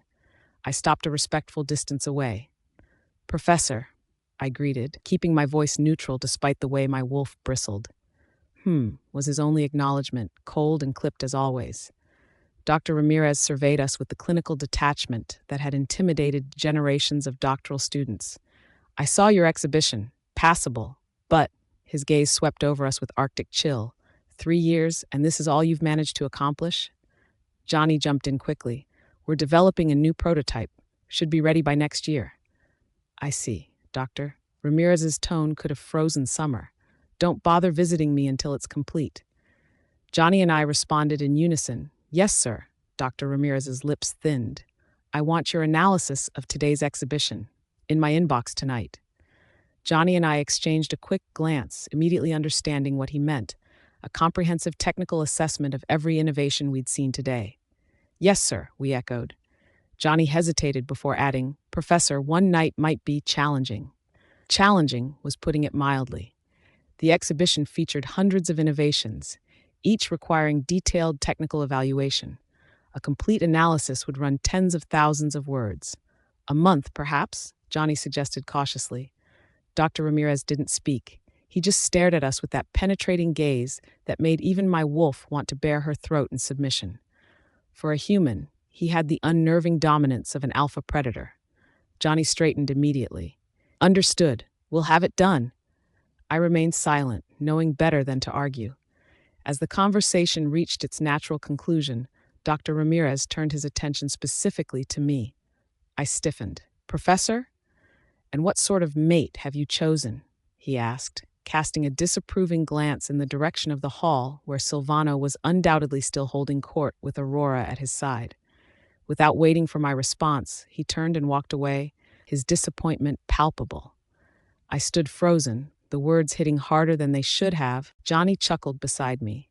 "He's talking about your husband," he clarified unnecessarily. "Even the humans can see Silvano isn't worthy of you." My wolf growled inside me, conflicted between defending her mate and acknowledging the truth of Dr. Ramirez's assessment. The bond between mates was supposed to be sacred among our kind, something even a human like Dr. Ramirez seemed to understand better than my own mate did. "He's always had a soft spot for you," Johnny continued as we watched our mentor's retreating form, in his own emotionally constipated way. "Yeah," I sighed. "Nothing says I care quite like assigning a thesis-length paper due tomorrow." Johnny grinned. "At least he didn't ask for blood samples this time. Remember when he had that werewolf healing theory?" How could I forget? I had to convince him that drawing my blood for science would violate pack laws. I shook my head at the memory, grateful that we'd managed to redirect his curiosity without revealing too much. As we turned to head back inside, I couldn't help but wonder, what would my life have been like if I'd chosen to pursue my research career fully, instead of trying to balance it with being Luna to a pack that never fully accepted me? After Dr. Ramirez left, we returned to the exhibition hall. Given Johnny's status and reputation, as noon approached, several industry leaders came over to invite him to lunch. From their conversation, it seemed Silvano would be joining them too. He had already gathered quite a crowd of industry figureheads around him, all apparently planning to dine together. This was actually an excellent opportunity to gain deeper insights into the future direction of the market. The AI industry's trajectory largely depended on how these influential figures decided to operate. Beyond that, These meals often led to successful business partnerships if the conversations went well. Johnny was clearly interested in going. He looked at me, silently asking for my opinion. Knowing Silvano would be there, he wondered if I would. "I'm going," I said firmly. Sure. Silvano and I had been treating each other like strangers since we arrived, but that didn't mean I needed to avoid him entirely. My wolf, Celine, growled approvingly inside me. She never liked showing weakness. Our group consisted of more than 20 people. The private dining room was spacious, with everyone seated around a large round table. Naturally, Silvano sat beside Aurora. Johnny quickly claimed the last seat next to me before anyone else could. Once seated, everyone chatted while deciding on the meal. Silvano handed the menu to Aurora, letting her choose. "What would you like?" she asked him. "Whatever you decide is fine," Silvano replied smoothly. Those seated nearby smiled at this exchange. "Alpha Moretti and Miss Hawthorne seem very close," someone commented. Aurora's lips curled into a satisfied smile as she ordered several dishes based on Silvano's preferences. Johnny was also looking at the menu, asking about my tastes. After noticing the interaction between Silvano and Aurora, he glanced at me, but my face revealed no particular reaction. When Johnny asked what I wanted, I simply discussed a couple of dishes with him. When the server came to take our order, Johnny pointed to a seafood platter. "We'll share this, right, Freya?" I was about to respond when Silvano suddenly interjected, "She's allergic to shellfish." The table fell momentarily silent. All eyes shifted between Silvano and me. Johnny looked confused. "Oh, I had no idea." "It's fine." I cut him off, fixing Silvano with a cool stare. "I developed the allergy a few years ago. There's no way Johnny would know that." "I apologize for the interruption," Silvano said smoothly, though his eyes held mine a moment too long. "I just wouldn't want anyone to have a medical emergency during lunch." "How thoughtful of you, Alpha Moretti," I replied with a tight smile, my wolf bristling at his territorial display. "But I'm quite capable of managing my own dietary restrictions." A businessman seated across from us cleared his throat awkwardly. "You two know each other well?" Before Silvano could answer, I quickly responded, "Alpha Moretti and I have crossed paths at various business functions. The Shadow Pack has extensive connections throughout the industry." The man nodded, seemingly satisfied with my explanation, though I noticed several curious glances still being exchanged around the table, Freya's POV. Professor Nolan caught my eye from across the table, a knowing glint in his gaze. We'd had an intriguing conversation at the previous gala about neural networks, and I could tell he was eager to continue where we'd left off. "Dr. Stone," he said, leaning toward me as the appetizers arrived. "Your theory on adaptive algorithms was quite revolutionary. Have you made progress with the implementation?" "The prototype exceeded our expectations," I replied, keeping my voice low. "We're seeing a 37% increase in efficiency." As we spoke, I couldn't help noticing Aurora delicately placing a slice of medium-rare steak on Silvano's plate, exactly how he preferred it. His favorite. Something only a mate should know. Celine growled inside me, the territorial instinct flaring despite my attempts to silence it. "He's still your mate," she reminded me. "Our mate. That's impressive," Professor Nolan continued, oblivious to my inner turmoil. "Would you consider publishing?" "Freya developed the core algorithm herself," Johnny interjected proudly, having overheard. "Single-handedly revolutionized our approach." I shot him a grateful look, even as I noticed Aurora's eyes narrowing at the mention of my accomplishments. "SFAI Solutions has proprietary architecture that would complement our systems perfectly," Mr. Yuan noted, gesturing for his team to join us at the side sofas. As the technical discussion deepened, I remained mostly silent, offering input only when necessary. When I noticed Johnny's water glass empty, I reached for it without thinking. "I'll grab you a refill," I offered. Johnny flashed me an appreciative smile. "Thanks, partner." The word partner didn't escape Aurora's notice. Her lips curled into a dismissive smile as she whispered something to her associate. The message was clear. She thought I was just Johnny's assistant, not his equal. Celine bristled. "Show them who we are," she urged. I rose with Johnny's glass, stepping carefully around the crowded table. As I passed behind several executives, a man in an expensive suit suddenly stood and turned, colliding with me. The glass slipped from my fingers as I stumbled forward. Strong hands caught me before I could fall, hands I would recognize anywhere. The familiar scent of pine and winter hit me like a physical force as my body pressed against Silvano's chest. Time seemed to freeze. The entire room fell silent, watching us. His arms tightened instinctively around my waist, the mate bond between us humming to life at the contact. For a moment, I felt his heart rate spike, a reaction he couldn't control around me despite everything. I regained my composure quickly, straightening my spine and stepping back. "Sorry," I muttered, voice barely audible as I turned away, ignoring the electric current that had jolted through our bond at the brief contact. Johnny noticed the commotion immediately. He broke off his conversation with Miss Yuan and strode toward me, his brow furrowed with concern. "You okay?" His voice was low, meant just for me. I shook my head slightly, hating the weakness but unable to hide it completely. "Did you twist your ankle?" Johnny's eyes tracked down to my foot, which I was carefully avoiding putting weight on. "A little," I admitted reluctantly. My ankle throbbed painfully, definitely sprained. As a werewolf, I'd heal faster than a human, but it would still take a few hours before I could walk normally again. The warmth in Johnny's eyes as he checked on me sent conflicting emotions through my chest. It felt good to have someone care, but the bitter realization that my own mate hadn't even asked if I was all right cut deeper than I wanted to admit. Even now, as I stood injured, the judgment in their eyes was clear. They thought I deserved this pain. As for Silvano, he hadn't even bothered to steady me properly. When I fell, he hadn't asked if I was okay, not a word. The mate bond between us pulsed like an open wound, and Celine whimpered inside me, confused by his rejection. The only person who genuinely seemed concerned was Johnny. "Let me take a look," he offered, already reaching toward my ankle. "No need," I protested weakly, conscious of all the eyes watching us. The last thing I needed was to create another scene. Johnny ignored my objection completely. In one smooth motion, he scooped me into his arms, carrying me away from the crowd before setting me down gently on a nearby chair. Kneeling before me, he removed my high heel and carefully lifted my leg to examine the injury. My ankle was already swelling. Without hesitation, Johnny called over a server, requesting a doctor and asking them to purchase a pair of flat shoes for me. "You should have told me it hurt this badly," he chided softly, his fingers gently probing the swollen area. "You've always been too stubborn for your own good."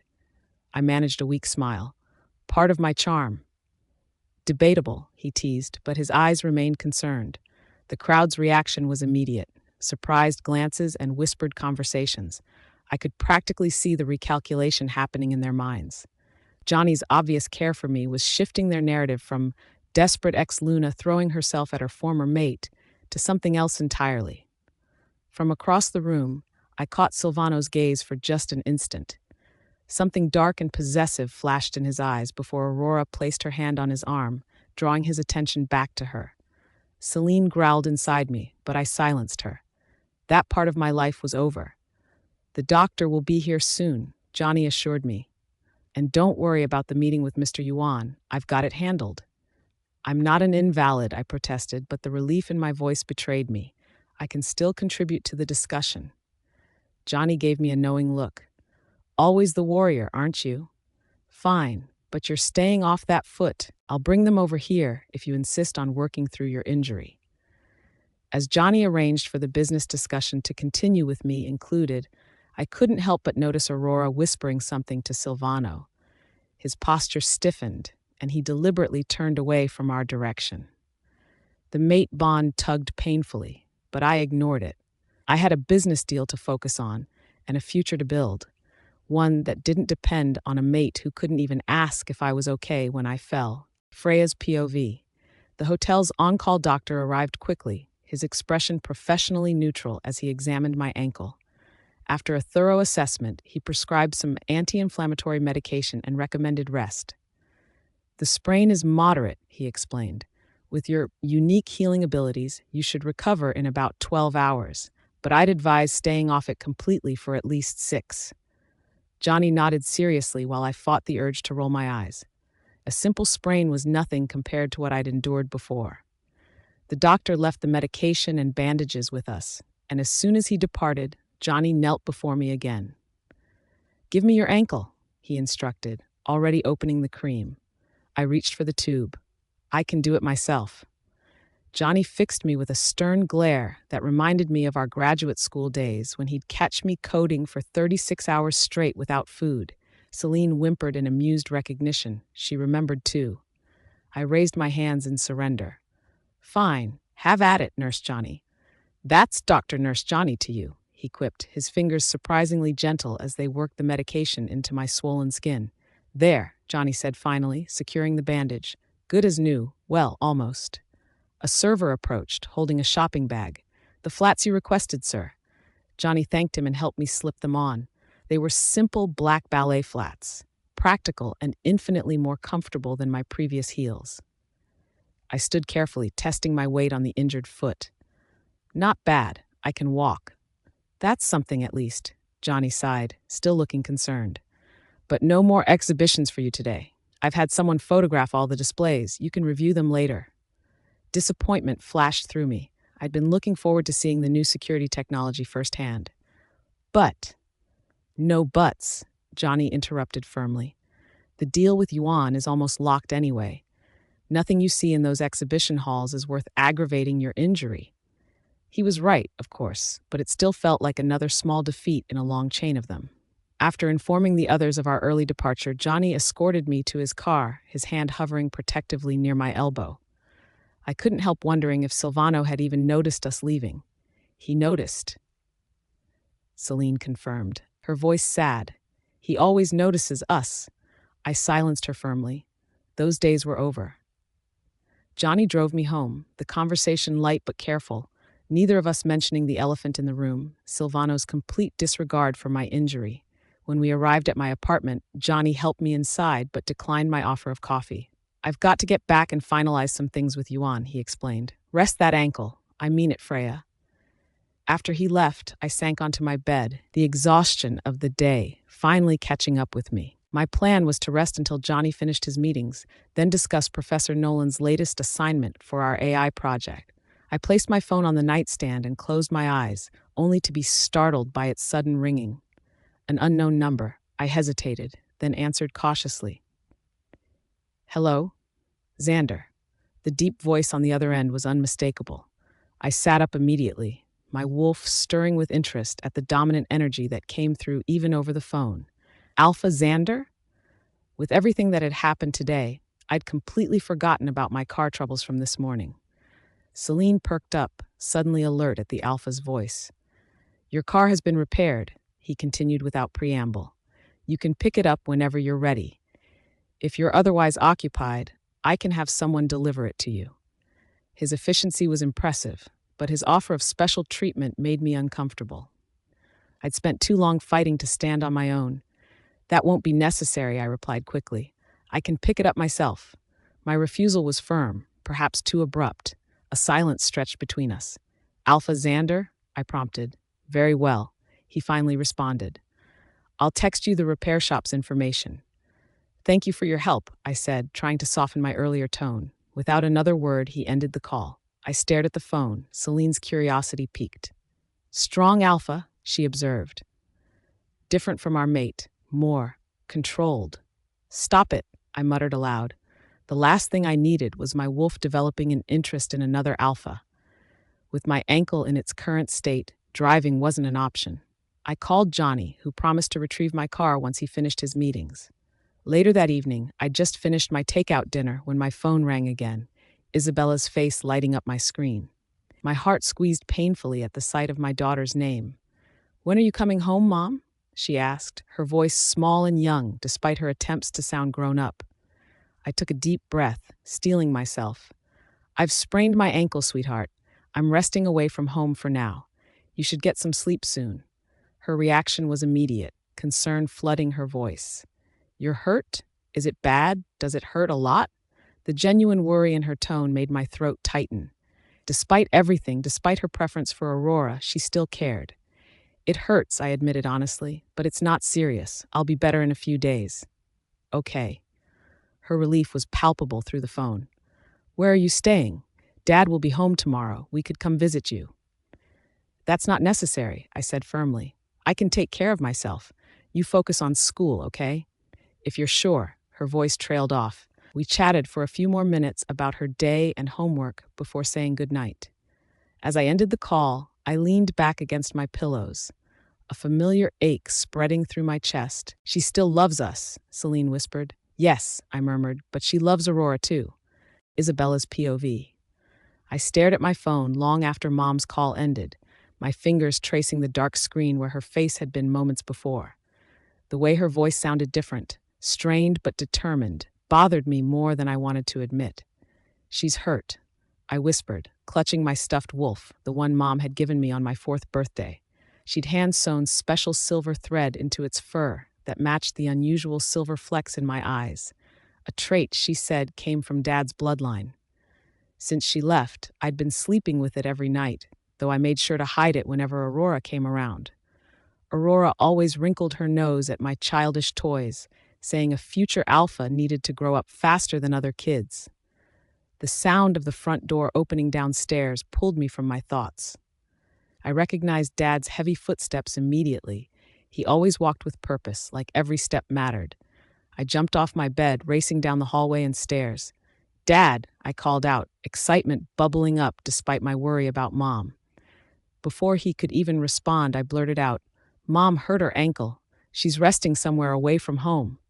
Dad gave a simple as he removed his expensive tailored jacket and handed it to Marcus, our PAX head housekeeper. I know, he added, his deep voice filling the foyer. What? I couldn't hide my surprise, my eyes widening as I looked up at him. Did Mom tell you? Dad sat down in the entryway chair, accepting the water Sarah brought him. His face remained impassive as always. No, I saw it happen. You saw it happen? I repeated, confusion making my brow wrinkle. You were there when Mom got hurt? Yes. Something clicked in my mind. Oh, right, because Mom works at your company, so you were there when she got hurt, right? No. Dad's voice remained steady, but something in his eyes shifted. She doesn't work for me anymore. What? This was news to me. My wolf stirred anxiously. Then where does Mom work now? Somewhere she wants to be, he replied, his words careful and measured. Oh, I felt lost, like I was missing important pieces of a puzzle. Dad finished his water and stood up. Before heading upstairs, he paused to ruffle my hair with his large hand, a gesture that always made me feel safe and loved. Get some rest, pup. I will, I promised, though my mind was racing with questions. After Dad disappeared upstairs, I wandered into the kitchen where Sarah was preparing tomorrow's breakfast. Miss Isabella, Sarah said, would you like some hot chocolate before bed? I nodded absently, my mind still racing. Sarah, did you know Mom doesn't work for Dad anymore? Sarah's hands stilled for just a moment before she continued arranging the throw pillows. I believe your mother is pursuing some personal projects now, miss. But why didn't anyone tell me? I couldn't keep the hurt from my voice. I'm not a baby anymore. I'm 5 1/4. Sarah gave me a sympathetic smile. Sometimes adults don't explain everything right away because they're figuring things out themselves. When she left to prepare my hot chocolate, I pulled out my phone and scrolled through my recent calls. Mom had sounded different tonight, tired and maybe a little sad. She hadn't even asked me about my day with Aurora like she usually did. Something's wrong between Mom and Dad, Nova whispered, unusually perceptive for such a young wolf. Yeah, but what? I muttered. The screen of my phone showed the stark reality. Mom used to call 3 times a day, but over the past month, it had dwindled to once every few days. Now she was injured and staying somewhere else instead of coming home where Dad and I could take care of her. I scrolled through my photos, stopping at one from last summer. Mom, Dad, and me at Lake Crescentia, all smiles and laughter. Dad had his arm around Mom's waist, and she was leaning into him, her eyes bright with happiness. I was perched on Dad's shoulders, ice cream dripping down my chin. What had changed? My throat tightened as a horrible thought occurred to me. What if Mom was pulling away from us? What if she didn't want to be part of our pack anymore? Nova whined anxiously. No, she's our mother. But she's not coming home, I whispered. Sarah returned with my hot chocolate topped with tiny marshmallows, just the way Mom always made it. I took a careful sip, the sweet warmth doing little to comfort the cold fear growing in my chest. Sarah, is Mom going to leave us? The question burst out before I could stop it. Sarah's eyes widened. Why would you think such a thing, miss? She's staying somewhere else. She's not working with Dad anymore. She hardly calls. Each realization felt like another stone in my stomach. And when we're with Aurora, Dad seems happier. Sarah knelt beside me, her expression serious. Your mother loves you very much, Miss Isabella. Adults sometimes need space to figure things out, but that doesn't change how they feel about their children. Her words were meant to reassure, but they only confirmed my fears. Something was definitely wrong. After finishing my hot chocolate, I trudged upstairs to my bedroom. My wolf pup sensed my distress and tried to distract me by thinking about tomorrow's visit to Aurora's. Usually, I'd be excited. Aurora always let me do whatever I wanted, unlike Mom with her endless rules about my health and safety. But tonight, even thoughts of Aurora's freedom couldn't cheer me up. I changed into my pajamas and crawled into bed. Staring at the glow-in-the-dark stars Mom had painstakingly arranged on my ceiling to match real constellations. She'd spent hours getting them exactly right, telling me stories about each one. This is Lupus, the wolf, she'd said, pointing to a cluster near my window. And this one is Andromeda. She was chained to a rock as a sacrifice, but Perseus saved her. I traced the patterns with my eyes, remembering how safe I'd felt with Mom beside me, explaining the universe in her calm, confident voice. Without realizing it, I reached for my phone again and dialed Mom's number. It rang several times before going to voicemail. Hi, Mom, I said softly after the beep. I just wanted to say goodnight again, and I hope your ankle feels better. I miss you.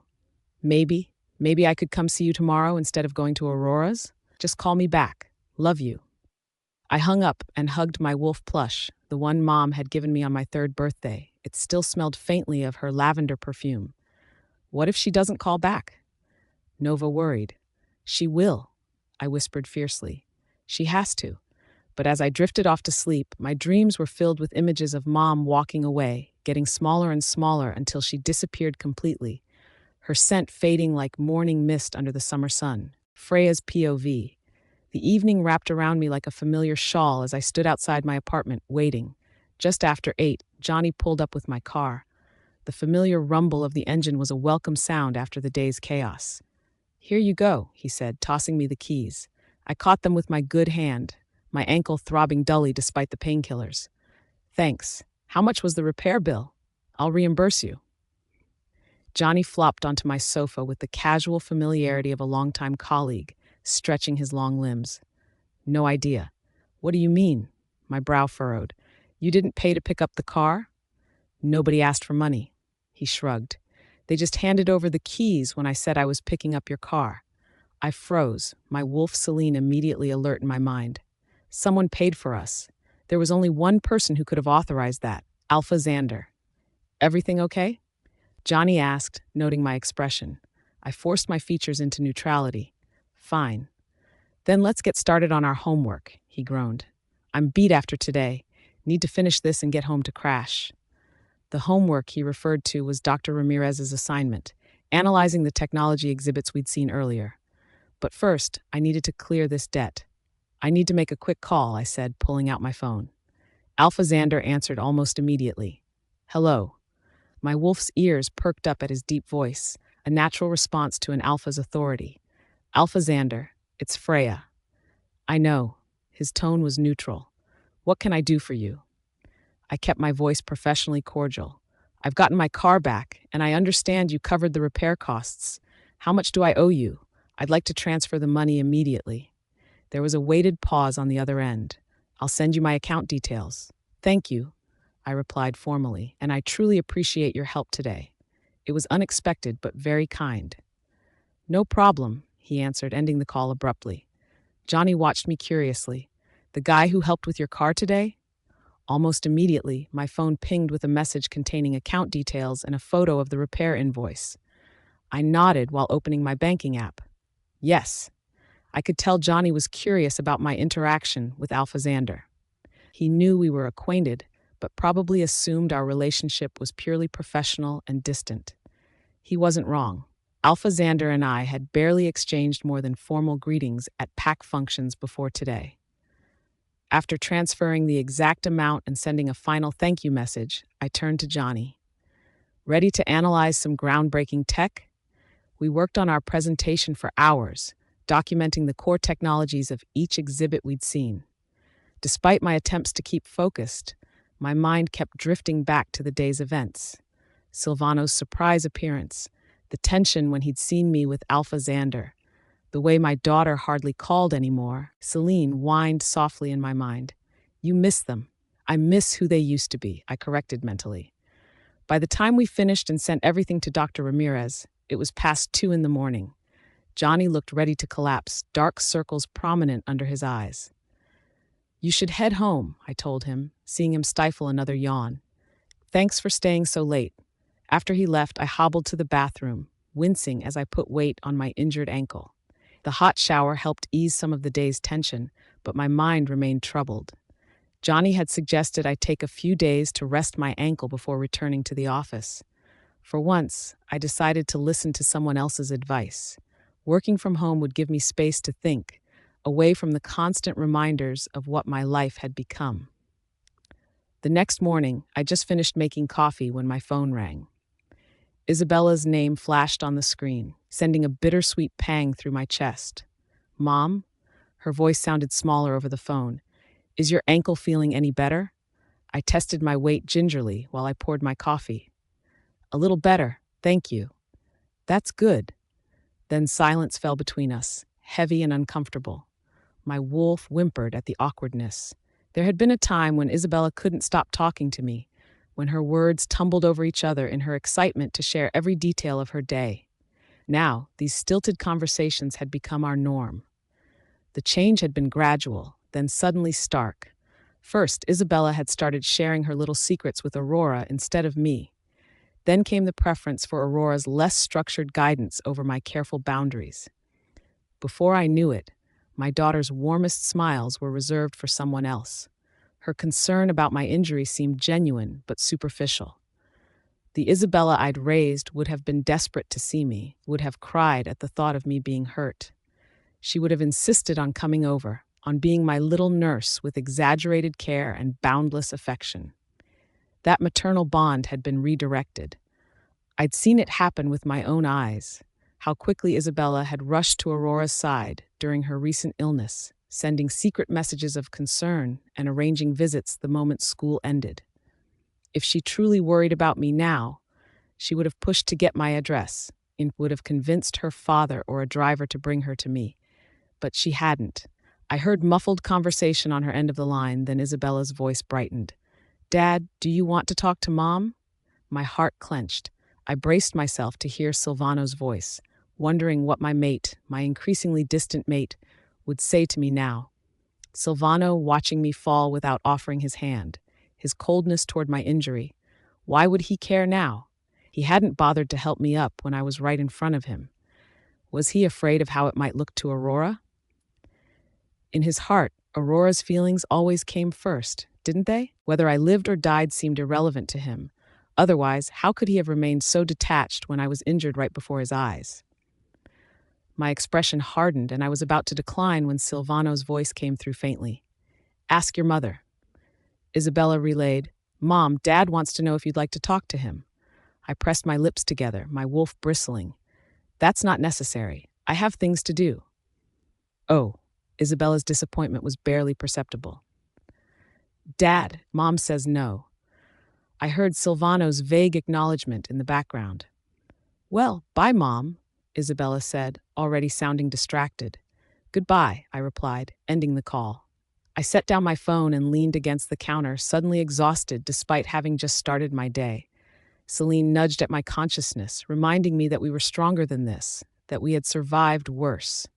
I touched the wolf charm at my neck, a gift from my grandmother, who had raised me to be independent long before I became Luna of Shadowpack.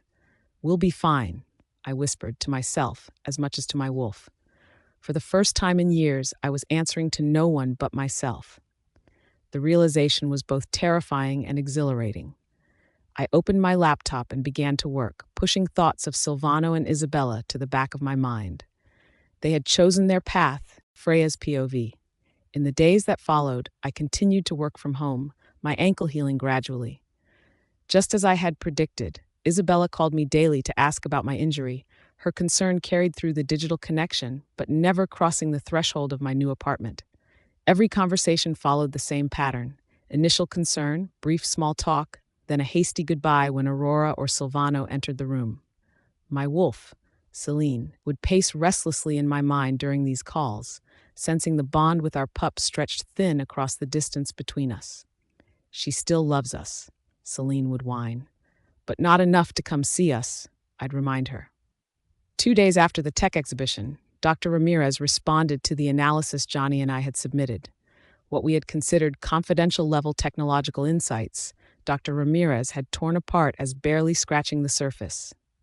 The scathing critique came with extensive notes and demands for a complete overhaul. "This is intellectual kindergarten," read one particularly cutting comment. "I expected you to recognize the neural integration patterns that were clearly displayed in the third exhibit." So for the next 72 hours, between handling my regular workload, I collaborated remotely with Johnny to reconstruct our analysis according to Dr. Ramirez's exacting standards. The work was exhausting but exhilarating, forcing me to think beyond traditional pack technology paradigms into something more innovative. By Monday, my ankle had recovered enough that I could walk without significant pain. Though I still didn't trust myself to drive, I took a ride service to the office, ready to resume my normal schedule. As I limped slightly into the conference room where Johnny was preparing for our morning meeting, "Silvano is serious about partnering with us," he said without preamble. I carefully set my laptop on the table, not meeting his eyes. "What makes you say that?" Johnny sighed. "His people contacted me while you were recovering. I didn't tell you because, well, I thought it might complicate things for you emotionally." "I'm not fragile, Johnny," I said, my voice carefully controlled. "This is business." "You're right," he admitted. "Anyway, his team is coming by this morning to finalize some preliminary plans. If all goes well, we could be looking at a formal partnership by next week." True to Johnny's word, a small delegation arrived at our offices an hour later. At their head was Finn, Silvano's personal technology director, not from Shadowpack's corporate structure, but from one of Silvano's private ventures. I'd never met him before, though I'd heard his name mentioned occasionally during my years as Luna. When Finn was introduced to me, his eyes widened slightly in recognition. "It's a pleasure to meet you, Miss Freya," he said, extending his hand. The use of Miss, rather than my former title of Luna, was telling. Word had clearly spread about my separation from Shadowpack's Alpha. I shook his hand firmly. "You as well." The discussions that followed were surprisingly productive. Finn was sharp, innovative, and refreshingly straightforward in his communication style. By lunchtime, we'd made significant progress on the framework for a technological partnership that would benefit both companies. When Johnny suggested we continue our conversation over lunch at a nearby restaurant, Finn readily agreed. We piled into separate cars and headed toward the upscale steakhouse Johnny had selected, one that catered specifically to werewolf appetites with rare meat options and private booths for pack discussions. As we stepped out of our car in the parking lot, I froze. Directly across from us, emerging from a sleek black SUV, were Silvano and Aurora. Johnny muttered a curse under his breath. "What are the odds?" My wolf's ears flattened against her head, a defensive posture I struggled not to physically mimic. Finn, however, seemed delighted by the coincidence. "Alpha Moretti," he called out cheerfully, waving. Both Silvano and Aurora turned at the sound. I watched as recognition dawned on their faces. First, professional acknowledgement, then the unmistakable flash of discomfort when they spotted me. Silvano stood tall in his tailored suit, his broad shoulders and commanding presence automatically drawing the eye of everyone in the vicinity. My traitorous wolf perked up at the sight of her mate, still responding to the primal bond we shared, despite everything that had happened between us. Aurora stood close to his side, looking elegant in a fitted dress that accentuated her curves. Her honey blonde hair was styled in loose waves, and she carried herself with the confident grace of someone who knew her position was secure. After a brief exchange of glances with me, Johnny straightened his shoulders, and we followed Finn as he approached the pair. "Miss Hawthorne," Finn greeted Aurora with equal enthusiasm, though I noted her response was considerably cooler. "Hello," she said simply, her eyes sliding to me with barely concealed calculation. Finn, either oblivious to the tension or choosing to ignore it, turned to us. "I've been meeting with Mr. Nakamura and Miss Freya about the partnership we discussed," he explained to Silvano. "We were just about to have lunch to continue our conversation." Silvano nodded and shook Finn's hand. "Thank you for your hard work," he said, his deep voice sending an involuntary shiver down my spine. Then his gaze shifted, briefly landing on me before moving to Johnny. "Mr. Nakamura?" he acknowledged with a slight nod. Celine whimpered in our shared consciousness, feeling the rejection from her mate acutely. Johnny, perhaps sensing my discomfort, suddenly spoke up. "Since we've run into each other, would you care to join us? We could discuss the partnership directly." Silvano's expression remained impassive. "I'm afraid not. This is a personal arrangement," he replied, his hand coming to rest lightly on Aurora's lower back.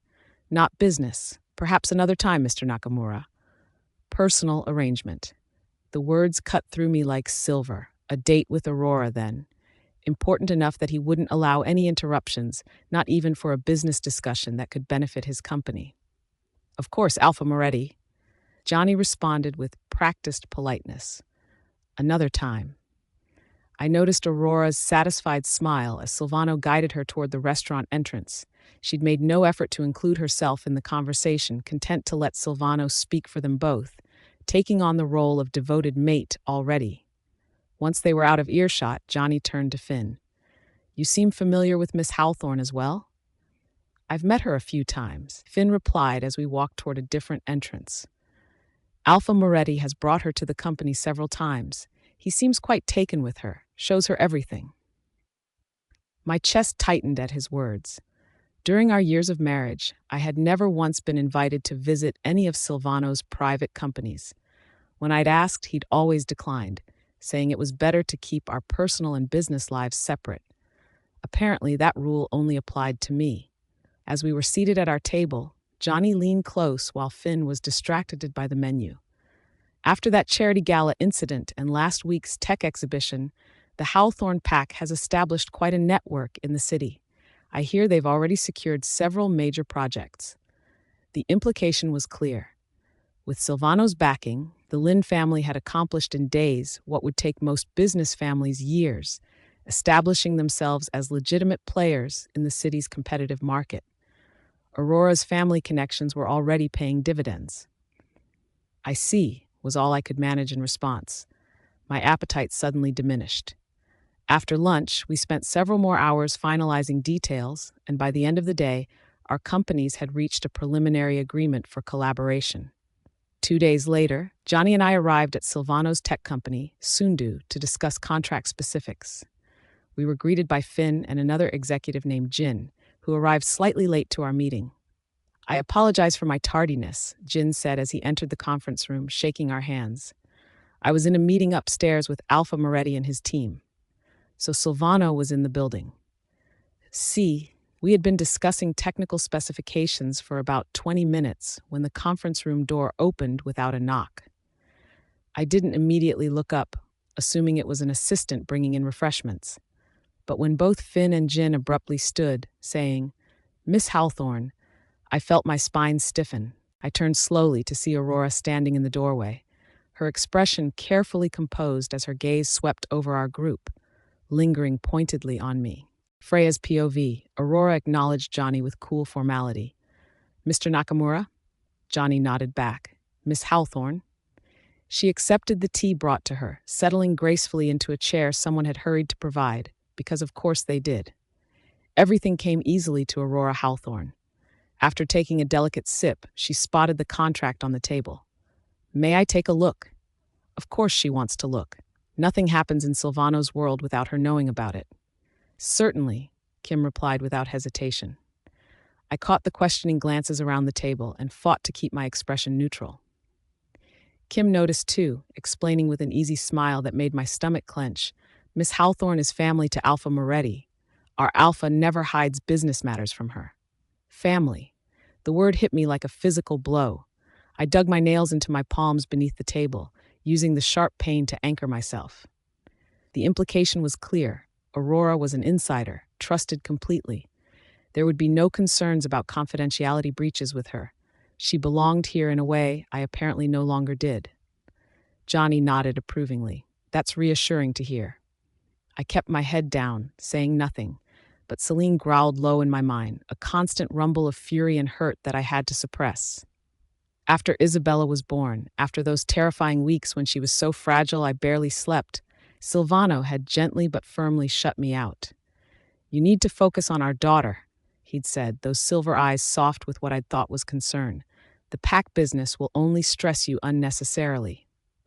No more council meetings. His study became off limits, the door that had once been open to me now firmly closed. I was relegated to basic diplomatic tasks and research work, busy work to make me feel useful while keeping me safely away from anything important.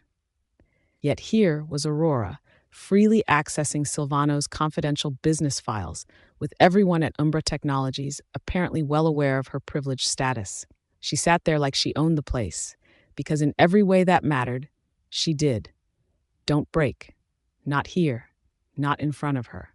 I forced my lips into what I hoped passed for a professional smile, nodding along as they discussed partnership details that I should have been briefing Silvano on later.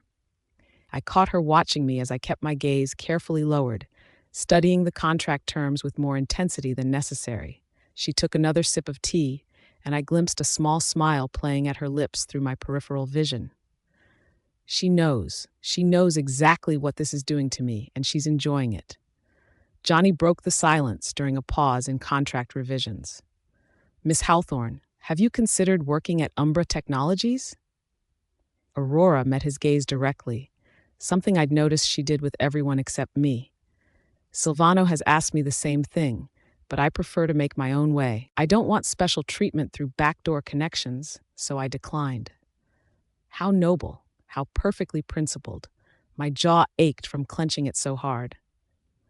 Before Johnny could respond, Kim eagerly jumped in. Miss Hawthorne is being too modest. Everyone knows she's a prodigy in AI development. Even with your connection to Alpha Moretti, no one would think you got in through the back door. In fact, having you join would make our work significantly more efficient. Perhaps you might reconsider? We'll see, Aurora replied with a slight smile that somehow managed to be both gracious and mysterious.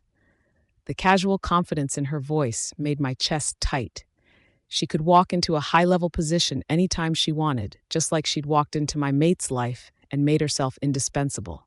Just another example of Silvano's preferential treatment. I'd stopped counting the instances long ago because it hurt too much. I lifted my water glass for a sip, desperate for something to do with my hands that wouldn't reveal how badly they were shaking. That's when I noticed a familiar silhouette standing outside the glass door. I looked up, and my heart stopped. Silvano. His eyes met mine briefly, just long enough for me to see something flicker across his face before his focus shifted. Following his line of sight, I realized Aurora was smiling softly toward the door. That's the smile he used to save for me. Before Isabella, before everything changed, before I became just another obligation to manage. I should go, Aurora announced to Kim. When the executives began to rise to greet him, Silvano gestured for them to remain seated. Please continue with your work. They nodded respectfully, and I hated how my body still responded to the authority in his voice, the way it made my wolf want to bare her throat in submission even as she snarled with betrayal. Silvano then addressed Johnny with polite professionalism. My apologies for not being able to welcome you personally, Mr. Nakamura. I hope you understand how busy things have been. Busy, right? Too busy for your mate and daughter, but never too busy for Aurora. Of course, Alpha Moretti.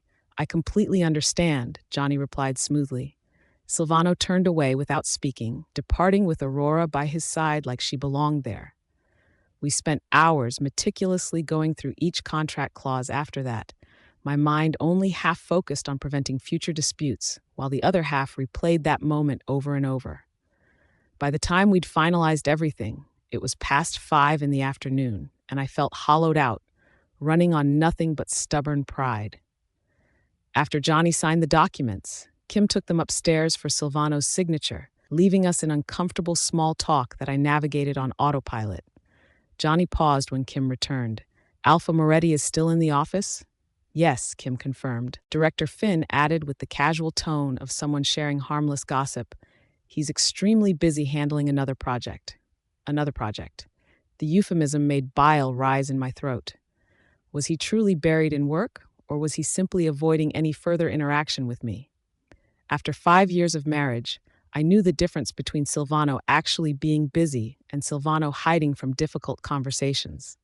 With the contract signed, the atmosphere relaxed into the kind of casual chatter that usually happened at day's end. Director Finn, who'd known Johnny professionally before this partnership, leaned in and lowered his voice conspiratorially. Miss Hawthorne is still here too. I heard she's been with Alpha Moretti in the office all day. Their relationship is quite special. I sat right beside Johnny, catching every word with the clarity that came from having my entire world reduced to razor-sharp focus. Each syllable felt like a small knife sliding between my ribs, precise and deliberate. My mate, bound to me by sacred vows and the moon goddess herself, spending entire days with another woman while everyone around them whispered approvingly about their special relationship. Special. The word tasted like poison on my tongue. Kim returned shortly with the signed documents. Silvano's familiar signature, a dark slash across the bottom of each page. Johnny declined their dinner invitation, citing important personal matters to attend to that evening, and I was pathetically grateful that I wouldn't have to sit through an entire meal pretending everything was fine. They didn't press the issue, politely escorting us to the elevator with the kind of professional courtesy that felt like a performance. That's when we encountered them again. Silvano and Aurora, waiting for the elevator like any normal couple at the end of a workday. So much for being busy with another project, I thought bitterly as Celine's growl turned vicious in my mind. There he stood, coat on and briefcase in hand, clearly leaving for the day, with Aurora at his side like she'd been there all along. The elevator doors opened with a soft ding that sounded unnaturally loud in the sudden silence. Silvano stepped aside to let Aurora enter first, his hand hovering at the small of her back in a gesture so familiar it made my chest seize. That was my gesture. That was how he used to guide me, protect me, show the world that I was his. My mate, who had once promised me eternity in our sacred bonding ceremony under the full moon, who had whispered my name like a prayer as he marked me, now couldn't even look me in the eyes. Freya's POV. The elevator doors had barely closed when my phone started ringing. Isabella's name flashed across the screen. "Excuse me," I murmured to the others before answering. "Hello?" "Mom, are you done with work? When are you coming home?" Isabella's voice sounded eager. Since my ankle injury, Isabella had been calling daily. Yesterday, after learning I'd healed, she'd asked when I'd be home. I'd been too swamped with work to commit to anything then. "Just finished, sweetheart. I'll be home soon," I promised, my heart warming despite the emotional mess I'd been navigating all day. By the time I hung up, we'd reached the ground floor. Finn looked at me with undisguised curiosity. "Miss Freya, you have a child?" he asked, surprise evident in his tone. "Yes," I answered simply, not offering more.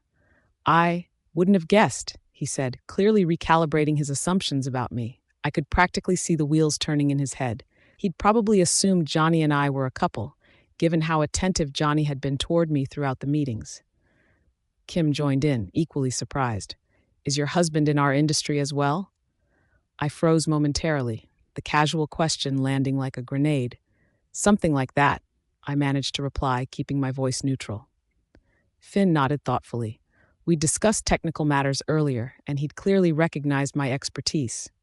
He seemed about to ask more about my husband, but must have sensed my reluctance from my expression, and thankfully dropped the subject. Johnny remained silent beside me, though I could feel his tension. I knew he wanted to blurt out that my husband was actually their boss, Silvano Moretti himself. But with our divorce pending and their ongoing business relationship with Umbra Technologies, such a revelation would only complicate matters unnecessarily. Worse, once they knew who I was, some might target me to curry favor with Aurora. After leaving Umbra Technologies, Johnny and I parted ways. When I pulled up to the mansion, Isabella was already waiting downstairs. She ran to me the moment I stepped out of the car. "Mom." "Hey, sweetie," I said softly, stroking her hair. Before I could ask if she was hungry, she looked down at my feet. "Mom, are you really better?" Her eyes were full of genuine concern. "Yes, all healed up," I assured her. "Which part was hurt?" "Let me see," she insisted. Relenting, I slipped off my cotton shoes and pointed to my previously injured ankle. Isabella crouched down to examine it closely. "I don't see any wounds. The swelling's gone down completely, so you can't see anything now," I explained. "Oh." She stood up and took my hand. "Mom, you just recovered. You shouldn't stand too long. I had dinner prepared for us. Let's eat." "Sounds perfect," I said, letting her lead me to the dining room. The table was set for two. Silvano's place sat conspicuously empty. Noticing my gaze, Isabella explained, "Dad said he's busy with something and won't be home for dinner. It's just you and me, Mom." Remembering Silvano and Aurora leaving together in the elevator, I wondered bitterly if his something involved dinner with her. I kept that thought to myself. Throughout dinner, Isabella chatted animatedly. Perhaps because I'd given her more freedom lately, she seemed more affectionate than she'd been in weeks, without any of her usual impatience. After dinner, she asked me to help her bathe, wash her hair, and blow-dry it. I agreed to everything. She even asked me to take her to school the next day, which I happily promised to do. We hadn't properly seen each other for 10 days since the Springs Resorts incident, so I decided to stay at the mansion that night. But I didn't return to the master bedroom. Instead, I planned to sleep in Isabella's room. I could see confusion in her eyes as she watched me shower in her bathroom and prepare to sleep in her room. The last time I'd slept with her had been when she was sick. She seemed puzzled why I wasn't returning to my room with Silvano, but she didn't ask. In truth, I knew she enjoyed sleeping together. She'd often told me how she loved that I smelled sweet and felt soft to cuddle against, so she accepted my presence without question. I noticed her checking her phone several times before bed, though, and suspected she was texting Aurora good night. She was being careful not to let me see, which confirmed my suspicions. By the time we settled in for sleep, it was already past 11, and Silvano still hadn't returned home. When I woke the next morning, I learned he hadn't come home at all. The last I'd seen him, he was leaving with Aurora. I tried not to let my mind wander to where, or with whom, he'd spent the night. I pushed those thoughts aside, drove Isabella to school, and headed to SFAI Solutions for work. It was becoming painfully clear that Isabella's thoughts remained fixated on Aurora. She only seemed to need me intermittently, when she hadn't seen me for too long, or when Silvano and Aurora were unavailable and she felt bored. Otherwise, she didn't really need me. True enough, after learning my ankle had fully healed, she stopped calling me daily and never questioned why I wasn't coming home at night. As for Silvano, he had never cared about my whereabouts anyway. SFAI Solutions had recently secured 2 major projects, bringing in significant revenue, so on Friday, the company organized a team-building event. The location was decided by consensus among the employees. Everyone unanimously voted to visit a hot springs resort. When I received the notification, I couldn't help but give a bitter smile. Johnny noticed my expression. "Something wrong? Not a fan of hot springs?" "It's nothing," I replied. But it wasn't nothing. I was remembering just 2 weeks ago when Silvano and Isabella had abandoned me at a hot springs resort, leaving me all alone. It felt like yesterday, though almost half a month had passed. Time flies when your life is falling apart. Despite my reluctance, I couldn't miss the first team event since rejoining the company, so I went along with everyone.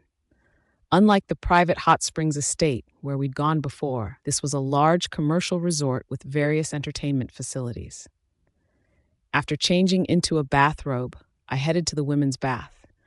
Our company had few female employees, and no one else had arrived yet.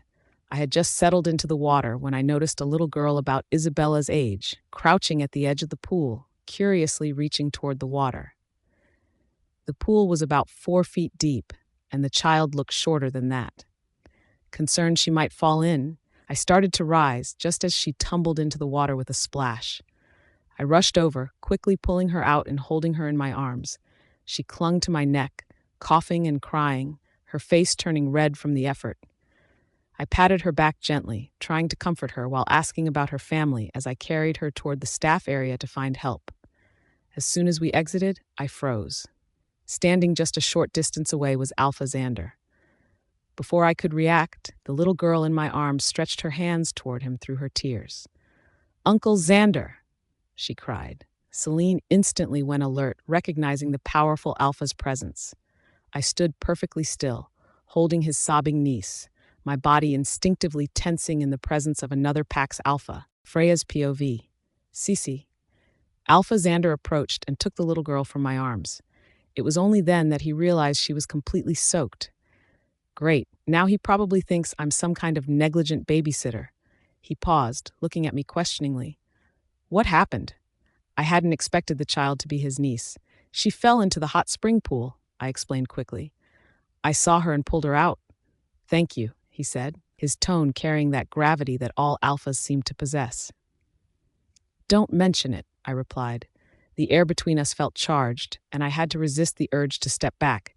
"You should get her into dry clothes before she catches cold."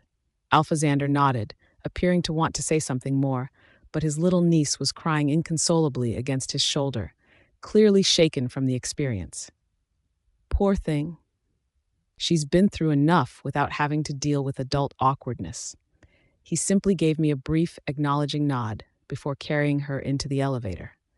With my good deed done, I returned to the hot springs to continue my soak, trying to push away thoughts of how surprisingly gentle he'd been with Cece.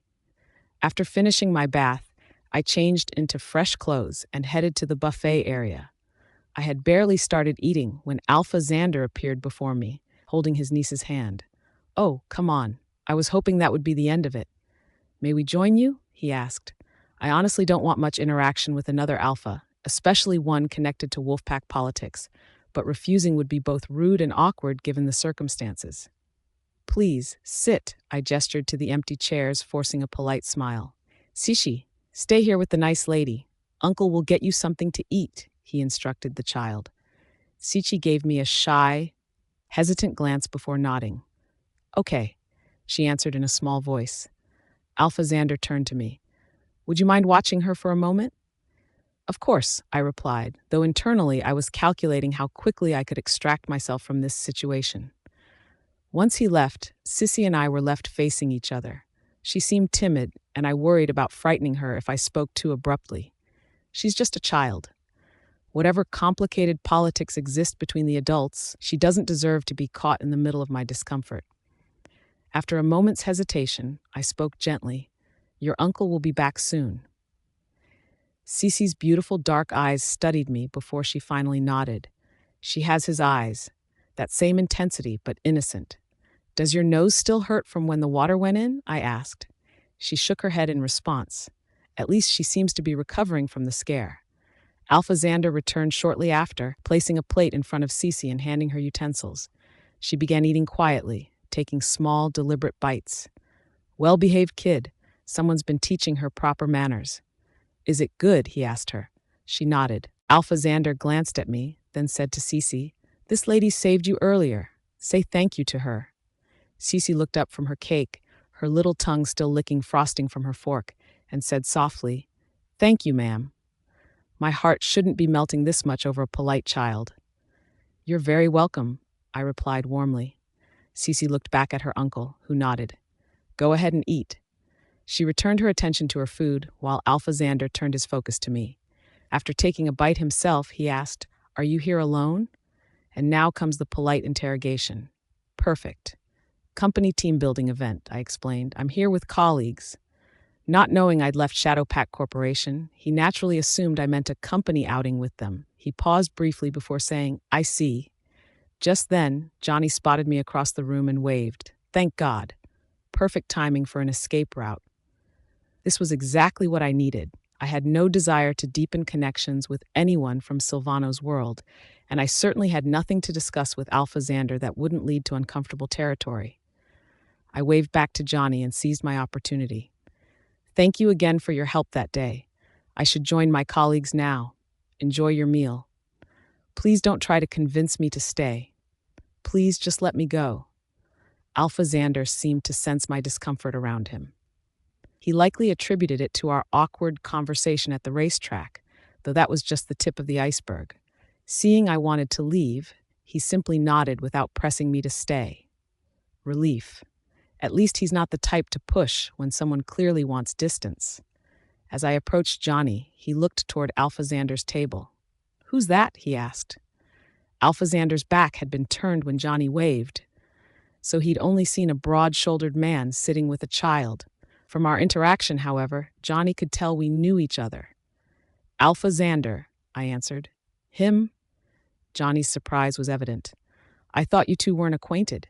How did you end up sharing a table?" "I rescued his niece when she fell into the hot spring pool. He came over to thank me." Johnny nodded in understanding. "That explains it." Since I'd mentioned coming with colleagues, Alpha Xander probably assumed Johnny was just another coworker and hadn't bothered turning around when Johnny waved. Once we walked away, though, I sensed Alpha Xander watching us, observing the tall figure of the man beside me, and likely noting the comfortable distance between us that suggested familiarity. Let him wonder. It's none of his business anyway. Back in my room, I was just settling on the balcony with a book when my phone rang. Silvano's name flashed across the screen. Of course, he only ever calls when he needs something. With resigned detachment, I answered. "Hello." "Mother wants us to come for dinner tomorrow night," he stated without preamble. "No, how are you? No, hope you're having a good trip. Just orders." I paused briefly. "All right, I'll be there." The moment I finished speaking, he hung up without another word. Typical. Efficient as always when it comes to treating me like a business obligation. I set my phone aside, unfazed by his coldness, and returned to my book. If anything, his consistent indifference was almost comforting in its predictability. I slept well that night and woke early the next morning. After a refreshing run in the hotel gym and some rest, I decided to enjoy another soak in the hot springs. While I was there, a woman in her 40s or 50s arrived with Cece. I recognized her from yesterday. She appeared to be Cece's nanny from the He family. Apparently, she'd been distracted by an urgent phone call when Cece wandered off to the pool where I found her. So that's how it happened. Poor woman probably feels terrible about it. Seeing me, she hurried over to express her gratitude again. "It's nothing," I assured her. I'd assumed that after yesterday's scare, Cece would be afraid of the water, but it seemed Alpha Xander had helped her overcome her fear. Good for him. It would have been terrible if she developed a permanent phobia. Holding her nanny's hand and wearing a swim ring, she tentatively tested the water with her foot before slowly getting in. After a while, she paddled over to me, calling softly, "Ma'am." She remembers me. That's actually really sweet. I turned toward her. "Yes?" She didn't say anything more, but seemed content to simply paddle around near me. She's just seeking comfort from a familiar face. I can't begrudge a child that. "She really seems to like you," the nanny observed with a smile. "Great. The last thing I need is to get attached to a child I'll probably never see again after this weekend." I smiled back but didn't comment. When it was time for me to leave for another company activity, I made sure to say goodbye to Cece. To my surprise, she stretched her arms toward me. "Up, please," she requested. "How am I supposed to say no to that?" I obliged, lifting her out of the water. After we'd both changed into dry robes, I carried her to the elevator, planning to part ways once we reached our floors. As we waited, Alpha Xander appeared. Cece's small face lit up with a smile. "Uncle?" Perfect timing. Now I can hand her off and end this before I get any more attached. Alpha Xander approached and reached out to take her from me. Cece, however, seemed reluctant to let me go, even as she wanted her uncle's embrace. She extended one arm toward him while keeping the other firmly gripped on my collar. Oh no, she's not making this easy, is she? When Alpha Xander took her, she still held on to my robe, and the sudden transfer caused my bathrobe to be pulled open. "Shit!" My wolf Celine bristled at the sudden exposure, and I quickly clutched the fabric closed, heat rising to my cheeks. The thin hotel robe had revealed more than I would have liked in the brief moment before I secured it. Freya's POV. My face flushed crimson as I quickly grabbed the bathrobe collar that little Cece had been tugging on. The sudden exposure left me mortified. Alpha Xander's eyes darkened momentarily before he swiftly turned away, averting his gaze. The nanny beside us looked equally uncomfortable, her eyes darting anywhere but at me. Thank the moon goddess there's no one else here. This is humiliating enough already. The nanny hurried to help me adjust my robe. I've always been conservative with my body, never exposing myself to any man other than Silvano since we became mates. And now, of all people to see me like this, it had to be one of Silvano's closest friends and allies. After I'd properly secured my robe, I tried to sound casual despite my obvious discomfort. I should go. I have things to attend to. Alpha Xander finally turned back around, his expression carefully neutral. I apologize, he said, his deep voice sincere. Sissy, realizing she'd done something wrong and thinking I was upset with her, looked up at me with watery eyes. I'm sorry, ma'am, she whispered, her little voice trembling slightly. My embarrassment immediately softened. Children make mistakes. It wasn't her fault. It's all right, I assured her with a gentle smile. I know you didn't mean to. I gave her a small wave goodbye before stepping into the waiting elevator, feeling Alpha Xander's gaze on me until the doors closed. Through the closing gap, I heard him gently instructing Sishi, "You can't grab people's clothes like that anymore, understand?" "Yes, uncle," came Sishi's solemn reply just before the doors shut completely.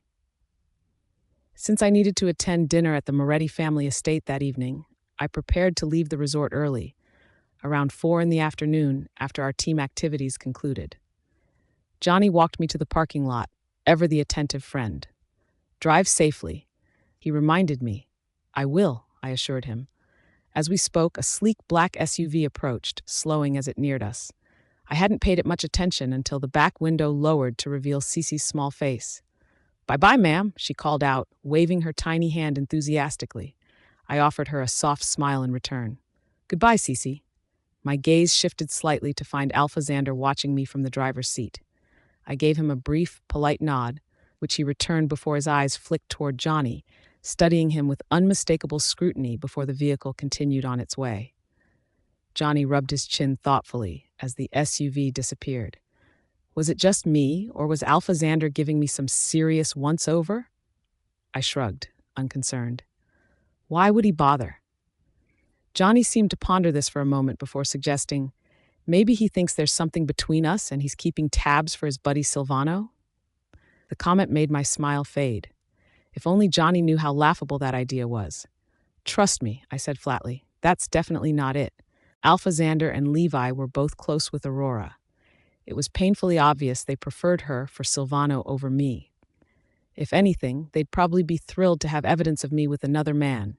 It would give Silvano the perfect reason to break our mate bond and pursue Aurora instead. The drive to the Moretti estate was long and quiet. By the time I arrived, darkness had fallen completely. Inside the grand house, I found only Luna Victoria and the household staff awaiting our arrival. The elderly matriarch came to greet me herself, but her smile faltered when she realized I was alone. "Where's Bella?" she asked, looking behind me expectantly. She didn't question Silvano's absence. That was normal enough, but Isabella typically rode with me to family gatherings. The truth was, since my foot had healed and I joined them for dinner at Silvano's separate residence, Isabella hadn't contacted me once. I had no idea where father and daughter had spent their weekend or who they were with. Not that I cared to ask anymore. "They should be arriving soon," I replied with a practiced smile, though I honestly had no idea if they planned to show up at all. Luna Victoria seemed satisfied with this answer and ushered me inside. I spent the next hour and a half making polite conversation with her, but as 7:30 approached with still no sign of Silvano and Isabella, Luna Victoria's patience began to wear thin. "What time is it now?" she asked irritably. "Where could they possibly be?" Her face tightened with disapproval as she turned to me. "Freya, call and hurry them along." I obediently took out my phone and dialed Silvano's number. He answered almost immediately. 20 minutes, he said before I could even speak, obviously anticipating why I was calling. I was about to respond when I heard Isabella's voice in the background. "Goodbye, Aunt Aurora." My grip on the phone tightened slightly. So they were with Aurora as I'd suspected. Then came Aurora's honeyed voice. "Bye, Bella, sweetie." There was a pause before she added, her tone noticeably softer. "I'll head upstairs now." Was Silvano's only response to her. Then his attention returned to me, his voice instantly cooling. "Anything else?" "No," I replied, planning to end the call, but he beat me to it, disconnecting before I could say another word. Luna Victoria watched my face carefully. "What happened? Are they not coming?" "They'll be here in 20 minutes, I explained, forcing a smile. "Traffic." Her expression softened marginally at this news, though her displeasure remained evident. "We should start without him. Let him eat cold leftovers for making us wait." The household manager cleared his throat discreetly. "Young Miss Isabella is with him as well, ma'am." Luna Victoria's anger deflated slightly. "Fine," she huffed. "For Bella's sake, I'll let it slide this time." I said nothing, merely offering a polite smile in response. True to his word, Silvano and Isabella arrived 20 minutes later. Luna Victoria pointedly ignored her grandson, focusing instead on Isabella with warm affection. "Bella, darling, come here," she called, arms outstretched. Isabella ran to her great-grandmother first, accepting her embrace and the loving ruffling of her hair before finally approaching me. "Mom," she said, her greeting noticeably more reserved. "Hi, sweetheart," I replied, giving her a quick hug. As I held her, I caught the faint scent of Aurora's expensive perfume clinging to her clothes. I said nothing about it, simply releasing her sooner than I might have otherwise. Silvano took a seat beside Luna Victoria, presenting her with an elegantly wrapped box. "A peace offering," he said with that charming smile that worked on everyone but me these days. It contained a painting by an artist Luna Victoria particularly admired, clearly an apology for missing dinner the previous week. Luna Victoria made a show of being unimpressed despite her obvious pleasure at the gift. "You remembered to bring me something, but what about your mate?" she challenged. "Did you think to get Freya anything to apologize for your absence?" Silvano's smile never wavered, as his eyes briefly met mine across the table. The look was empty, no guilt, no warmth, nothing at all. Luna Victoria was trying to advocate for me, to make Silvano show me some consideration, but I knew better than to hope for such gestures anymore. "The food's getting cold," I said, changing the subject with practiced ease. "We should eat." Freya's POV. It was after 9 when Luna Victoria finally waved a hand, signaling it was time for everyone to retire upstairs. I guided Isabella to her bathroom for her evening routine, my movements mechanical as I helped her bathe and blow-dried her hair afterward. The soft hum of the dryer filled the silence between us, silence that had become increasingly common.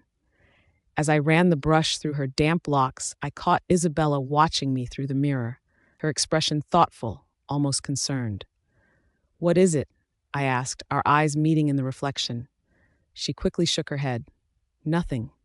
Perhaps I was imagining things, or maybe she simply noticed my recent quietness.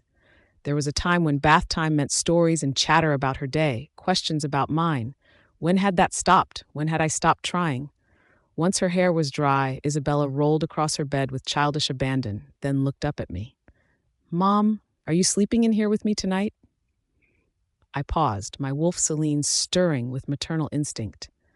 "Would Bella like me to stay with you?" "I don't mind either way," she replied with a casual shrug that didn't quite match her hopeful eyes. "But you haven't spent much time with Dad lately.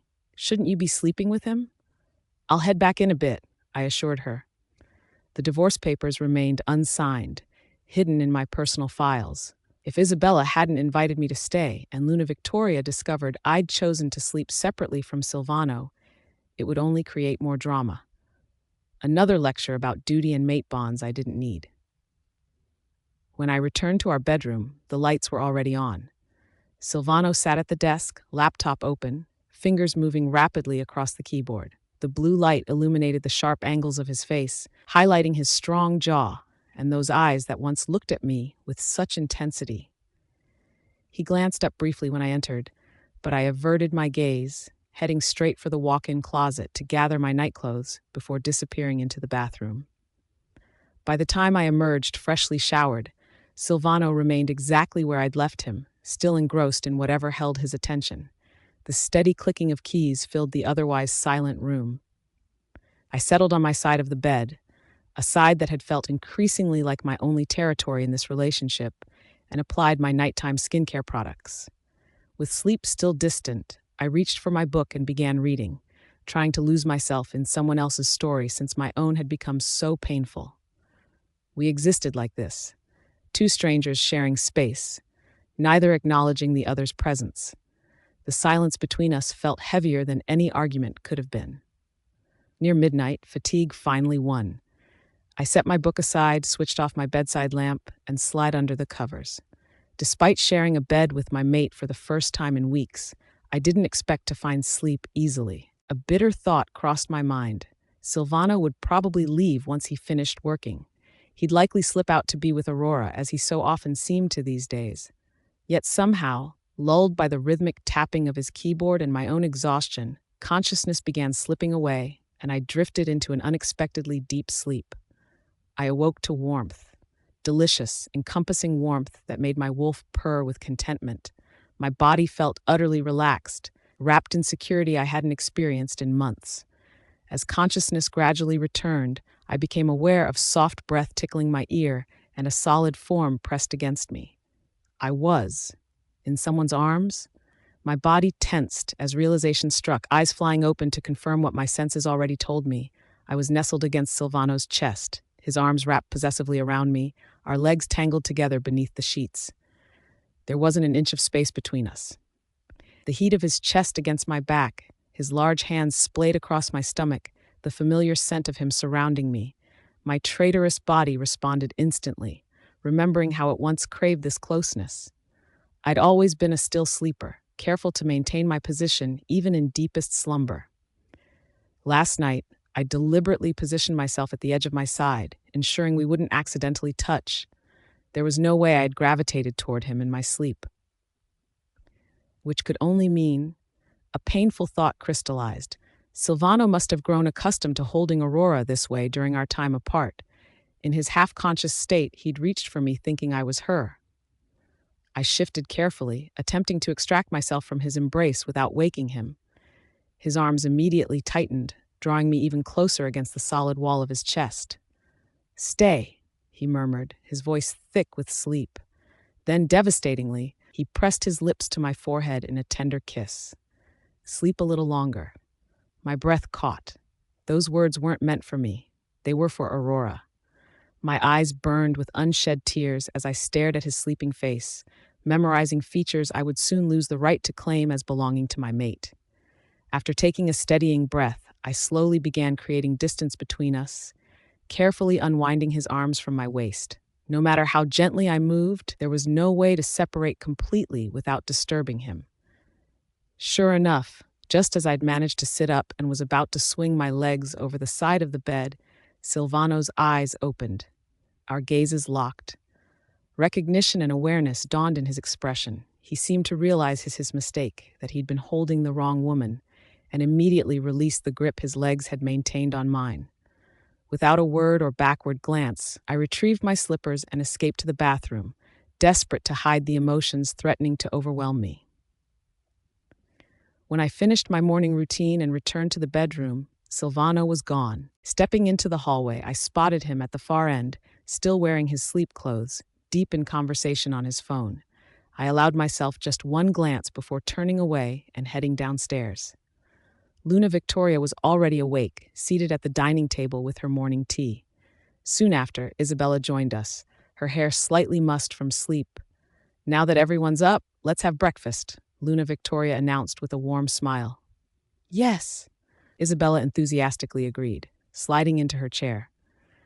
Just as we were about to begin, Silvano descended the stairs and, to my surprise, took his customary seat beside me. Memories of waking in his arms flashed unbidden through my mind, causing me to shift subtly away, creating a small but deliberate gap between us. Isabella, halfway through slurping her noodles, looked up at Silvano with innocent curiosity in her eyes. "Daddy, do you like to cuddle Mom when you sleep too?" I nearly choked on my soup, coughing as heat rushed to my face that had nothing to do with the temperature of my food. Silvano remained conspicuously silent, his face unreadable. My embarrassment intensified, my cheeks burning even hotter under Luna Victoria's sudden scrutiny. "Oh?" The elder Luna's eyes lit up with interest. "Why would you ask such a thing, Bella?" Because when I went to find Mom this morning, Dad was hugging her really tight in bed. Isabella explained matter-of-factly, completely unaware of the tension her words created. Luna Victoria let out a delighted "oh," her knowing gaze darting between Silvano and me with undisguised satisfaction. Silvano continued eating as though he hadn't heard, while I wished the floor would open and swallow me whole. The awkwardness was unbearable, made worse by my certainty that Silvano's embrace hadn't been meant for me at all. Later that day, I took Isabella to the amusement park as planned. Despite Luna Victoria's attempts to persuade him, Silvano declined to join us, citing pressing pack business.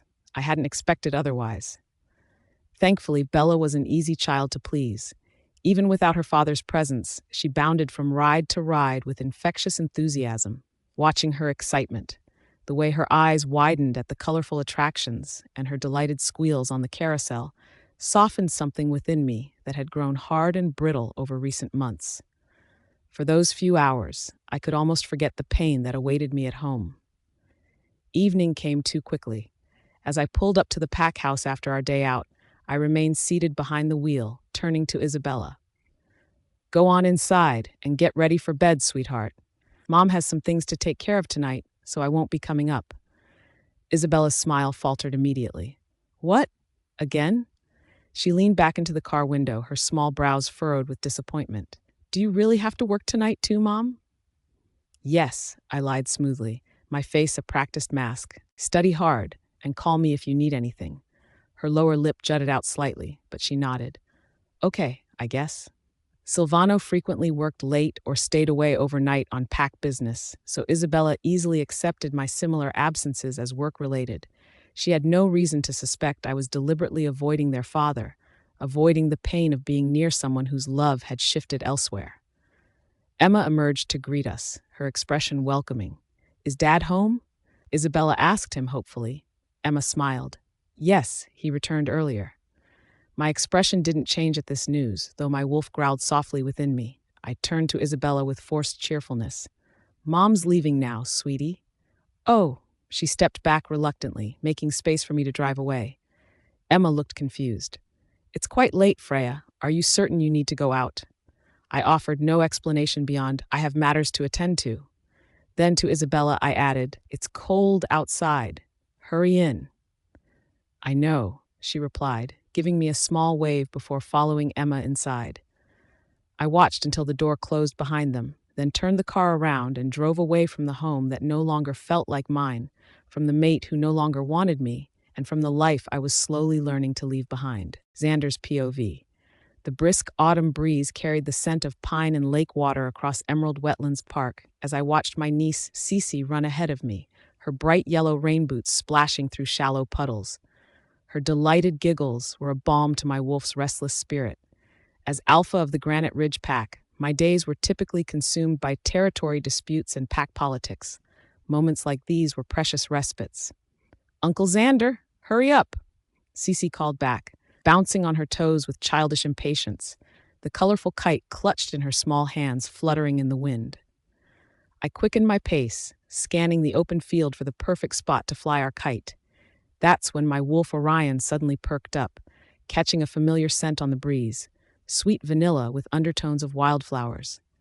My eyes followed my senses to a solitary figure seated on a bench near the water's edge. Freya. Before I could decide whether to acknowledge her or simply move to another area of the park, Cece spotted her. "Look, Uncle Xander, it's the pretty lady from the big meeting." Without waiting for my response, my niece darted toward Freya, leaving me no choice but to follow. Freya looked up, startled from her reverie by Cece's approach. "Hello there," she greeted Cece warmly, then glanced up at me with a polite nod. "Alpha Xander?" "Luna Freya," I returned the formal greeting, studying her face. Up close, I could see the faint shadows beneath her eyes, the slight strain around her smile. My wolf's protective instincts stirred uncomfortably. Cece, oblivious to the undercurrents, thrust her kite forward proudly. "We're going to fly this. Do you want to come with us?" I watched as something shifted in Freya's expression. "Oh, I wouldn't want to intrude on your time together," she demurred. "Please," Cece pleaded, boldly reaching for Freya's hand. "It's more fun with more people." I observed the gentle way Freya's fingers curled around my niece's smaller ones, the soft look that transformed her face. In that moment, she appeared younger, unburdened by whatever weight she'd been carrying. "We'd be happy to have you join us," I found myself saying, surprising even myself with the sincerity behind the words. "If you don't have other plans?" Freya glanced down at her simple jeans and sweater, then back at the kite. I, I haven't flown a kite in years." "I'll teach you," Cece declared, tugging on her hand. "Thank you," she murmured as she passed me, a small, genuine smile playing at her lips. Cece insisted on teaching Freya how to control the string, standing in front of her with small hands guiding larger ones. I stood slightly apart, ostensibly supervising, but I couldn't tear my eyes away from the transformation taking place before me. With each passing minute, Freya's reserve melted away. Her laughter, bright and uninhibited, joined Cece's as they navigated the kite through a particularly strong gust. When was the last time I'd heard her laugh like that? Had I ever? "Uncle Xander, your turn," Cece called, breaking my contemplation. As I stepped forward to take the string, my fingers brushed against Freya's. The brief contact sent an unexpected jolt through my system that had my wolf stirring with interest. Our eyes met momentarily, and I could have sworn I saw a similar surprise reflected in her amber gaze before she quickly looked away. The morning unfolded into a series of simple pleasures. By noon, hunger had made itself known, and we headed to the park's small cafe. I deliberately chose a 4-person table, sitting across from them rather than beside Freya, as Orion was urging me to do. Distance seemed prudent, though I couldn't articulate why, even to myself. "What would you ladies like?" I asked, pulling out my wallet. "Chicken nuggets," Cece declared without hesitation. Freya shook her head. "Oh, I can pay for my—" "Please," I cut her off gently. "It's my treat." Something complicated flickered across her face. "A sandwich, then. Whatever's easiest, and thank you." As I stood in line at the counter, I glanced back at our table. Freya was helping Cece wipe mud from her hands with a napkin, their heads bent together in conversation. There was an ease between them that spoke of Freya's experience with children. Of course, she had Isabella, though I realized with a start that I hadn't seen mother and daughter together at any recent pack gatherings. When I returned with our food, Freya had already arranged napkins and utensils for all of us. She'd even requested a booster seat for Cece, which my 5-year-old niece was pretending to be too grown-up for while secretly looking pleased. "Thank you," Freya said as I set down her turkey sandwich.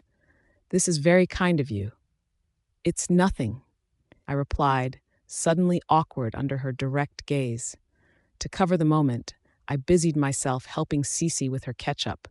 We ate in companionable silence for a while, interrupted only by Cece's cheerful chatter about the morning's adventures. I found myself sneaking glances at Freya when I thought she wouldn't notice.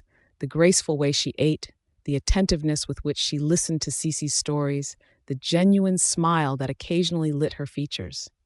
It was becoming increasingly difficult to reconcile this warm, engaging woman with the reserved Luna who stood silently beside Silvano at official functions.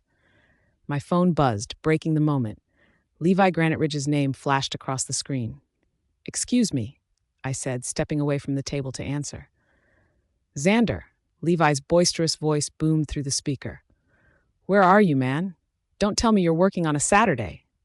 "I'm at Emerald Park with Sissy," I replied, glancing back at our table, where Freya was now showing my niece how to fold her napkin into an origami bird.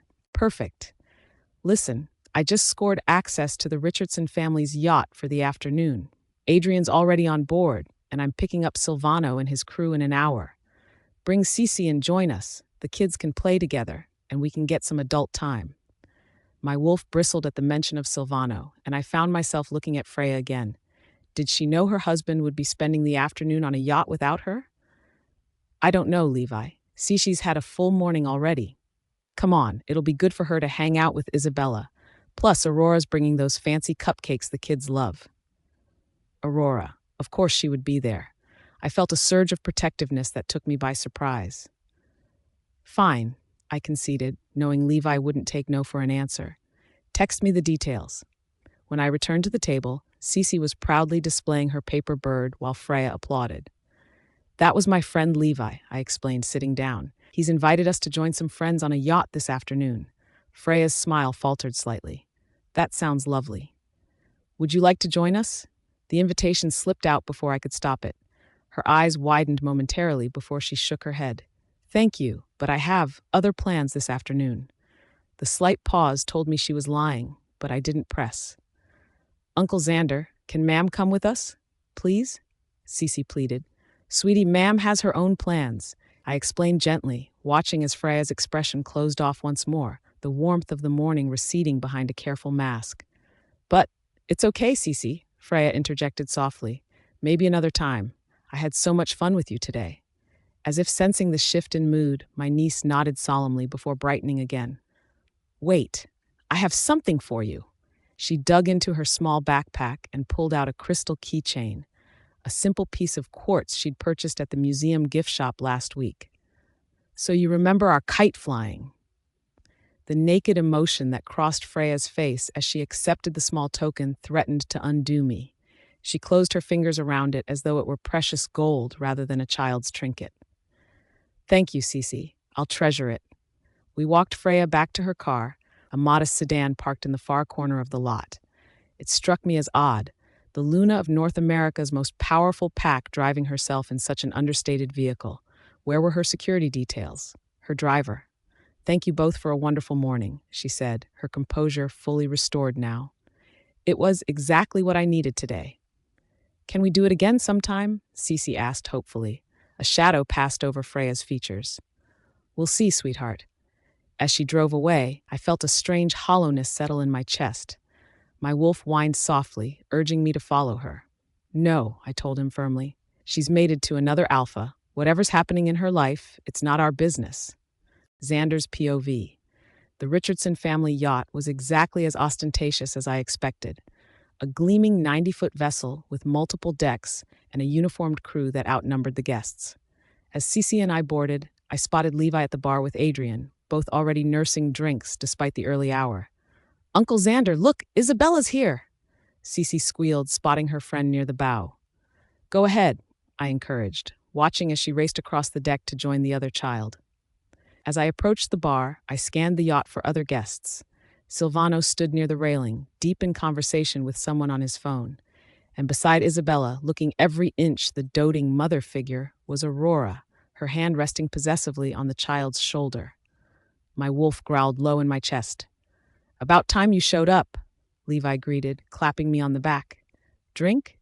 Just water for now, I replied, my eyes still fixed on the tableau across the deck. The way Aurora leaned down to whisper something to Isabella, the casual intimacy of it, it looked practiced, natural, not like someone stepping into a role that belonged to another. Where was Freya in all of this? You okay? Adrian asked, following my gaze. You seem tense. I forced a smile. Just wondering if I should have let Cece nap first. She's had a busy morning. Speaking of which, Levi interjected, what had you two doing at Emerald Park? That's not your usual weekend spot. Cece wanted to fly a kite, I replied simply, accepting the water from the bartender. Silvano joined us then, sliding his phone into his pocket with a satisfied expression. Gentlemen, he greeted, nodding to each of us before signaling for a drink. I'd known Silvano since we were young wolves. Our packs had long-standing alliance agreements that predated both our leaderships. He was a ruthlessly effective alpha, widely respected if not particularly liked.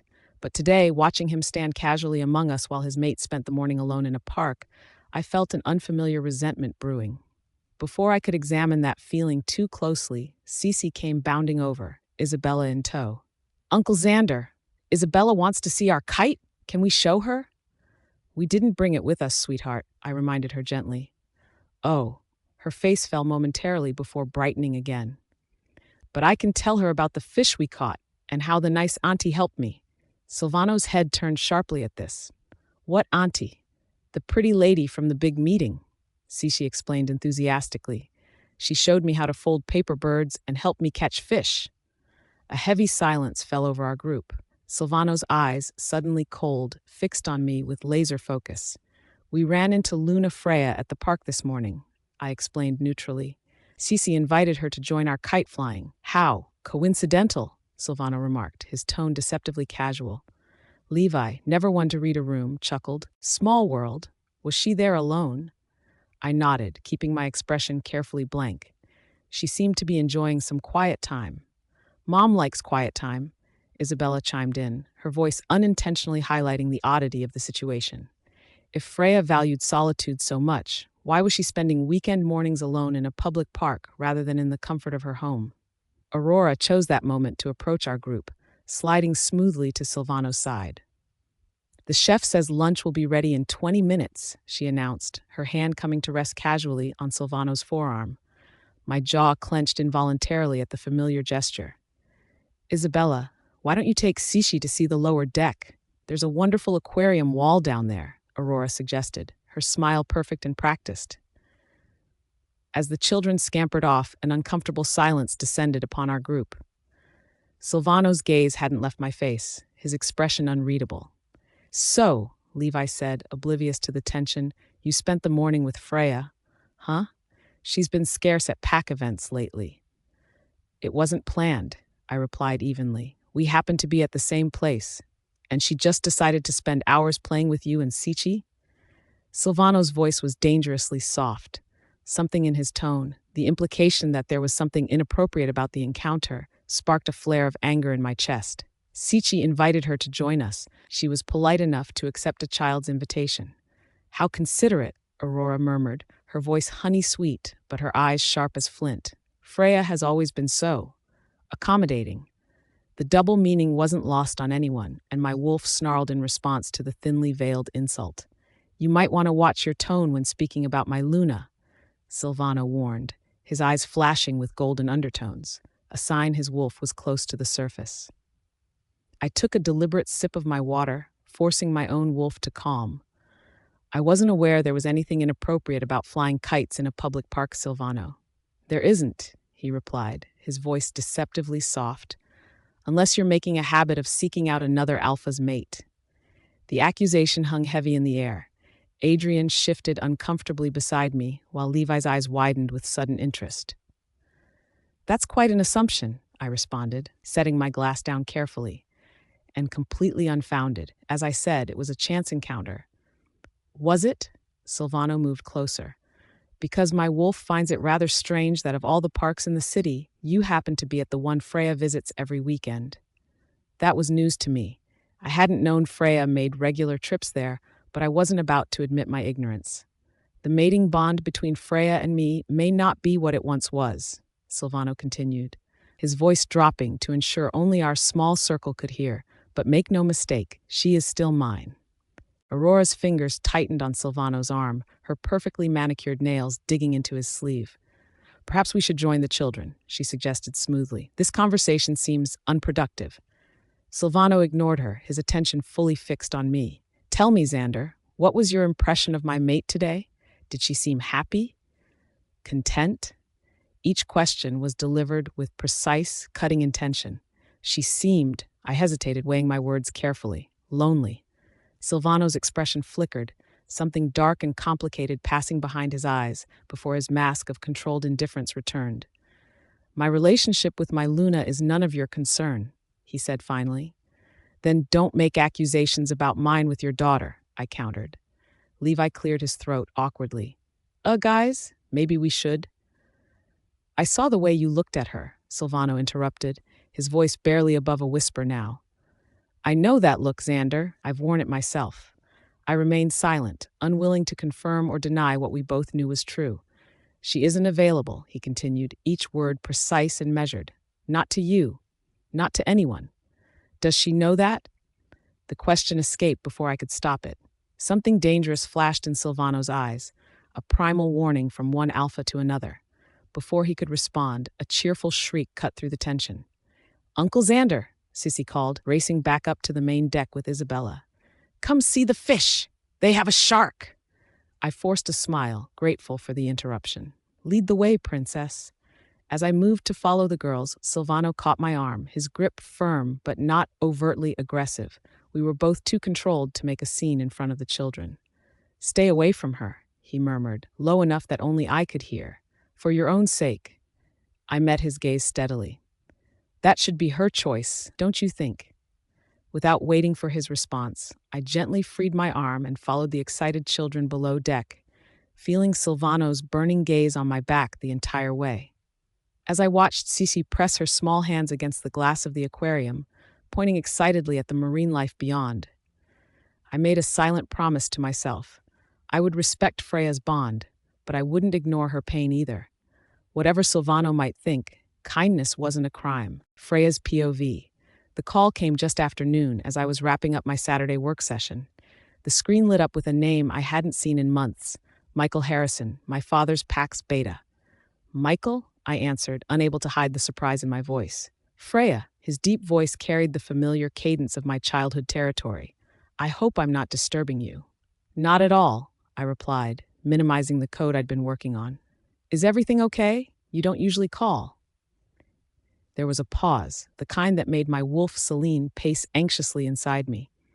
We've had visitors, he said carefully. Wolves from the Hawthorne pack have been spotted in our territory 3 times this week. They're not being subtle about it. My fingers tightened around the phone. The Hawthorns were Aurora's pack. What did they want? I asked, though I already suspected the answer. They claim to be passing through, but they've been asking questions. About you, specifically, about your parents, your childhood, your relationship to the Shadow Pack. I closed my eyes briefly. This wasn't random. This was calculated, a deliberate provocation. Have they made any direct threats? Not verbally, Michael answered, but they've been hunting on our lands. Left the carcasses displayed at boundary markers. It's sending a message. I'll handle it, I promised, my mind already racing through options. Freya. Michael hesitated. Your father wanted me to remind you that while you'll always have a place here, we can't afford open hostility with a pack of their size. I understand, I said softly. Tell him not to worry. I'm still Luna of the Shadow Pack. I'll speak with Silvano immediately. After ending the call, I paced my small apartment, Celine growling restlessly beneath my skin. The title I'd just claimed, Luna of the Shadow Pack, felt hollow in my mouth. When was the last time I'd actually functioned as Luna? When had Silvano last treated me as his equal partner rather than an inconvenient obligation? Still, this wasn't just about me. This was about innocent wolves being threatened because of my connection to them. I dialed Silvano's number, unsurprised when it went straight to voicemail. He rarely answered my calls these days. I left a brief message explaining the urgency of the situation, then tried again and again. On the 4th attempt, someone finally picked up, but it wasn't Silvano. Freya, Aurora's melodic voice lilted through the speaker. What a surprise. My wolf snarled, hackles rising instantly. I need to speak with Silvano, I stated flatly, refusing to engage in pleasantries. He's in a meeting right now, she replied smoothly. With the Granite Ridge delegation, very important negotiations. This is pack business, Aurora. It's urgent. I'm sure it is, she murmured, her tone suggesting the exact opposite. I'd be happy to take a message.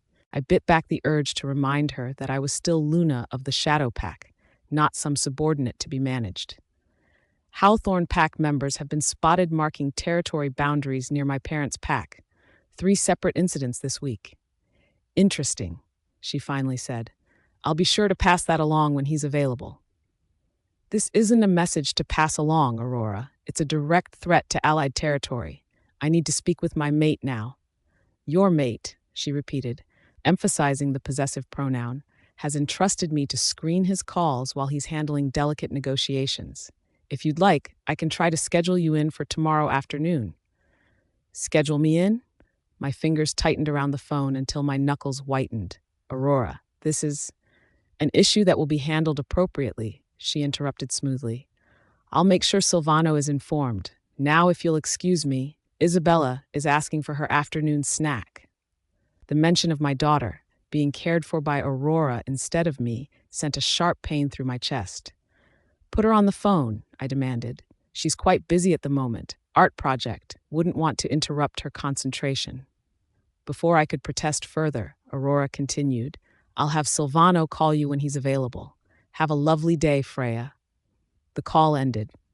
I stared at the silent phone, rage and helplessness battling within me. With trembling fingers, I dialed Silvano again. This time, it went straight to voicemail. Again, voicemail. A third attempt, voicemail. Damn it, Silvano! I hurled the phone onto the couch cushions, fury and frustration burning hot tears behind my eyes. I paced the living room, considering my options. Calling Levi or Adrian was pointless. They'd side with Silvano without question. The Stone Lake pack couldn't afford to wait for diplomatic channels. A memory surfaced. Xander's concerned eyes at the park, his genuine interest in my well-being, the ease with which he'd included me in his morning with Sisi, the way his wolf had recognized something in mine. No, I couldn't drag another alpha into this, not when it would only confirm Silvano's suspicions. There was only one option left. I needed to confront Silvano directly, in person, where he couldn't avoid me or hand me off to Aurora. Decision made, I gathered the evidence Timothy had sent, packed an overnight bag, and texted our housekeeper that I'd be staying at the main house tonight. Then I drove the familiar route to the Shadow Pack's Alpha residence, the home that had once been mine too. I still had keys. I was still, legally and by bond, his Luna. It was time I reminded him of that fact. The grand stone mansion looked exactly as I remembered, imposing and elegant, a physical representation of the Shadow Pack's power. I parked in the circular driveway, noting with bitter amusement that my access code to the garage still worked. At least Silvano hadn't completely erased me. Inside, the house hummed with quiet efficiency. Staff members nodded respectfully as I passed, their expressions a mixture of surprise and uncertainty. How long had it been since I'd walked these halls as Luna instead of visitor? Mrs. Moretti, the housekeeper, greeted me, her eyes wide. "We weren't expecting you." "I'm aware," I replied, forcing a smile. "Is my room still available?" A flash of discomfort crossed her features. "Of course. Would you like me to have your bags taken up?" "Please. And I'd appreciate it if you'd let me know when my mate and daughter arrive." I spent the afternoon in the Alpha's study, reviewing Timothy's evidence and preparing my argument. The Hawthorne Pack's encroachment was a clear provocation, likely intended to test Silvano's commitment to protecting his mate's birth pack. Aurora's family would never make such a bold move without her knowledge, which meant this was almost certainly her doing. But why now? What had changed? My contemplation was interrupted by the distant sound of a car in the driveway, followed by Isabella's excited chatter. My heart leapt at the sound of my daughter's voice. I stepped into the foyer just as they entered, Isabella racing ahead, Silvano following with his usual controlled grace, a hint of exhaustion around his eyes. "Mommy," Isabella squealed, spotting me and launching herself into my arms. I caught her, breathing in her familiar scent, pine needles and sunshine and something uniquely her own. "Hello, little wolf," I murmured against her hair. "I've missed you." "I missed you too. Auntie Aurora helped me make a painting for you, but I left it at the office." She pulled back, her eyes, so like Silvano's, bright with excitement. "Can I show you tomorrow?" "Of course, sweetheart." Over her head, my eyes met Silvano's. His expression was unreadable, his posture tense. "Isabella," he said, his voice gentle despite the tension I could sense coiled within him. "Why don't you go upstairs and get ready for bed? I need to speak with your mother." Isabella looked between us, suddenly hesitant. "Will you come tuck me in, Mommy?" she asked, a hint of uncertainty in her voice that broke my heart. "Nothing would stop me," I promised, kissing her forehead before setting her down. We both watched as she climbed the grand staircase, her small hand trailing along the polished banister. When she disappeared from view, Silvano turned to me, his mask of indifference firmly in place. "This is unexpected." "So was having Aurora screen your calls," I countered, keeping my voice low. "We need to talk." Freya's POV, his jaw tightened almost imperceptibly. "About? The Hawthorne Pack has been marking territory boundaries near my parents' pack. 3 separate incidents this week." A flicker of genuine surprise crossed his features. "When did this happen?" "Timothy called me this morning. I tried to reach you immediately." "Aurora mentioned nothing about this." "Imagine that," I replied dryly. Silvano's eyes narrowed. "What exactly are you implying, Freya?" I held his gaze steadily. "I'm not implying anything. I'm stating facts. Aurora answered your phone. I told her it was urgent pack business regarding territory incursions. She refused to put you on the line or disturb you. I was in negotiations all day." "And your phone conveniently went straight to voicemail for the next 6 hours?" I challenged. A muscle worked in his jaw. "What do you want, Freya?"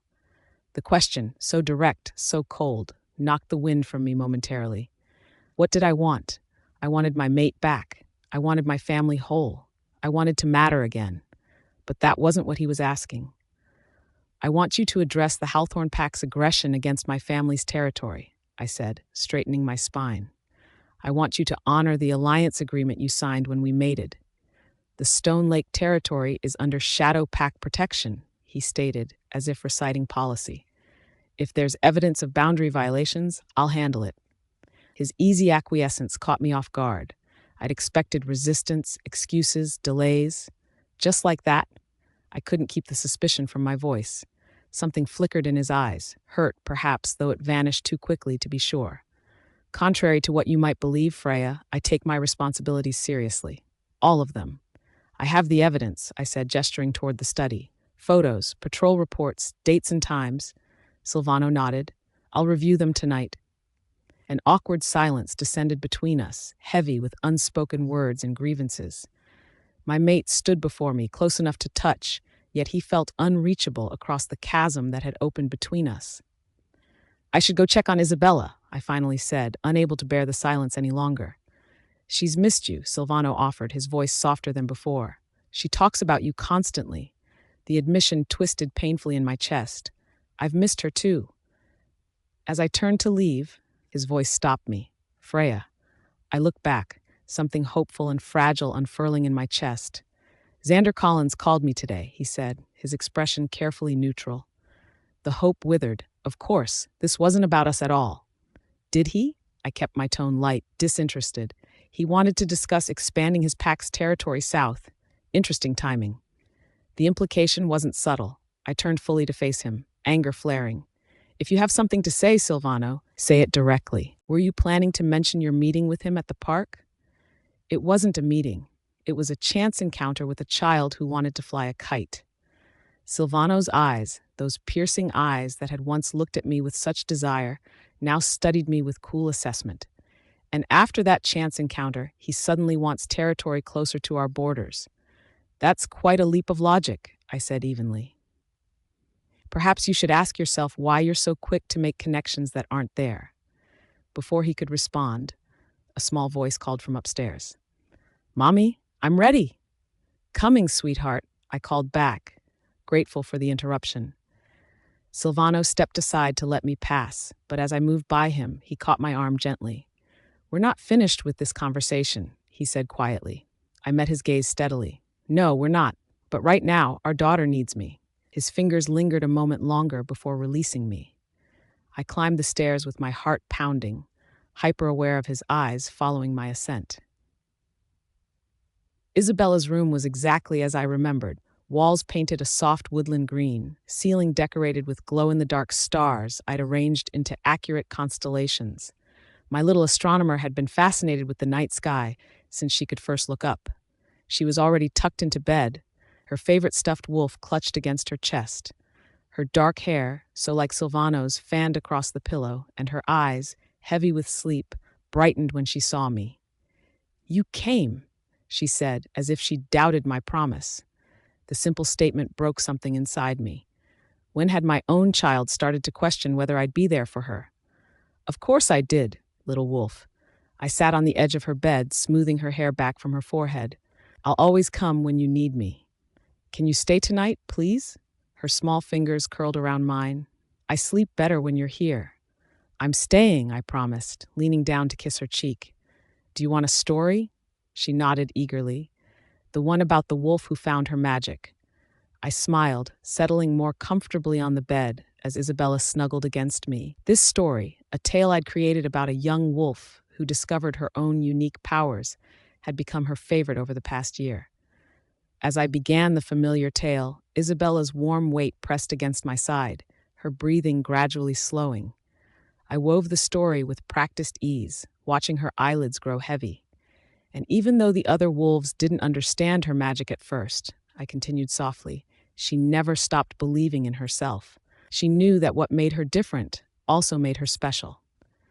Isabella's eyes fluttered closed, her breathing deepening into sleep. I continued the story anyway, taking comfort in the familiar rhythm of the words and the precious weight of my daughter against me.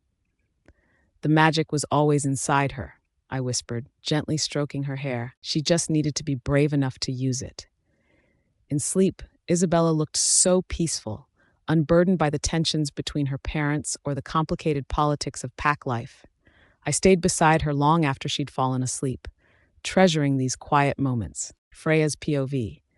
I woke just before 7, the early morning light filtering through the curtains of Isabella's room. For a moment, I savored the warmth and weight of my daughter curled against me, her breathing soft and rhythmic. These peaceful moments had become rare treasures in my life. A few minutes later, Isabella stirred, her small arms wrapping around my neck as her eyes fluttered open. "Mommy, you stayed," she murmured sleepily, a smile spreading across her face. "I promised I would," I replied, pressing a kiss to her forehead. She snuggled closer, her voice taking on that sweet, pleading tone she knew I could rarely resist. "Will you take me to school today? Please?" My heart swelled. "Of course I will, little wolf." After we'd both showered and dressed, we headed downstairs for breakfast. The kitchen staff greeted us warmly, though I noticed a few surprised glances. We had just settled at the table when Silvano entered. The atmosphere in the room shifted immediately, charged with unspoken tension. Isabella, oblivious to the undercurrents between her parents, beamed at her father. "Good morning, Daddy." Her voice rang with childlike enthusiasm. "Morning," Silvano replied, his eyes flickering briefly to meet mine before he took the seat across from us. No good morning for me, no acknowledgement beyond that fleeting glance. My wolf Celine stirred restlessly within me, longing for more from her mate. Silence descended as we ate. Though Silvano had agreed to address the Hawthorne pack situation, it clearly hadn't changed the fundamental disconnect between us. After breakfast, I drove Isabella to school, savoring every moment of her animated chatter about her friends and the science project they were working on.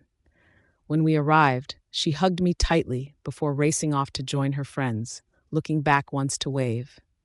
I watched until she disappeared inside, then headed to Moretti AI Solutions, the small tech firm I'd established with Johnny, my former college classmate and now business partner. Ever since we'd attended the Tech Expo last month, we'd been buzzing with new ideas, but hadn't had time to fully explore them while finalizing our collaboration with Umbra Technologies. Today, finally, we could focus on developing those concepts. There she is. Johnny called as I entered our modest conference room. "I was beginning to think you'd abandoned us for the billionaire life again." I rolled my eyes at his teasing. "The day's just starting, and we've got mountains to climb." For the next several hours, I lost myself in work, the one place where I still felt fully competent and valued. We debated algorithm improvements, sketched system architecture on whiteboards, and outlined potential applications for our enhanced predictive models. The atmosphere was collaborative, energetic, respectful, everything my home life wasn't. As evening approached, I resigned myself to ordering takeout and working late into the night.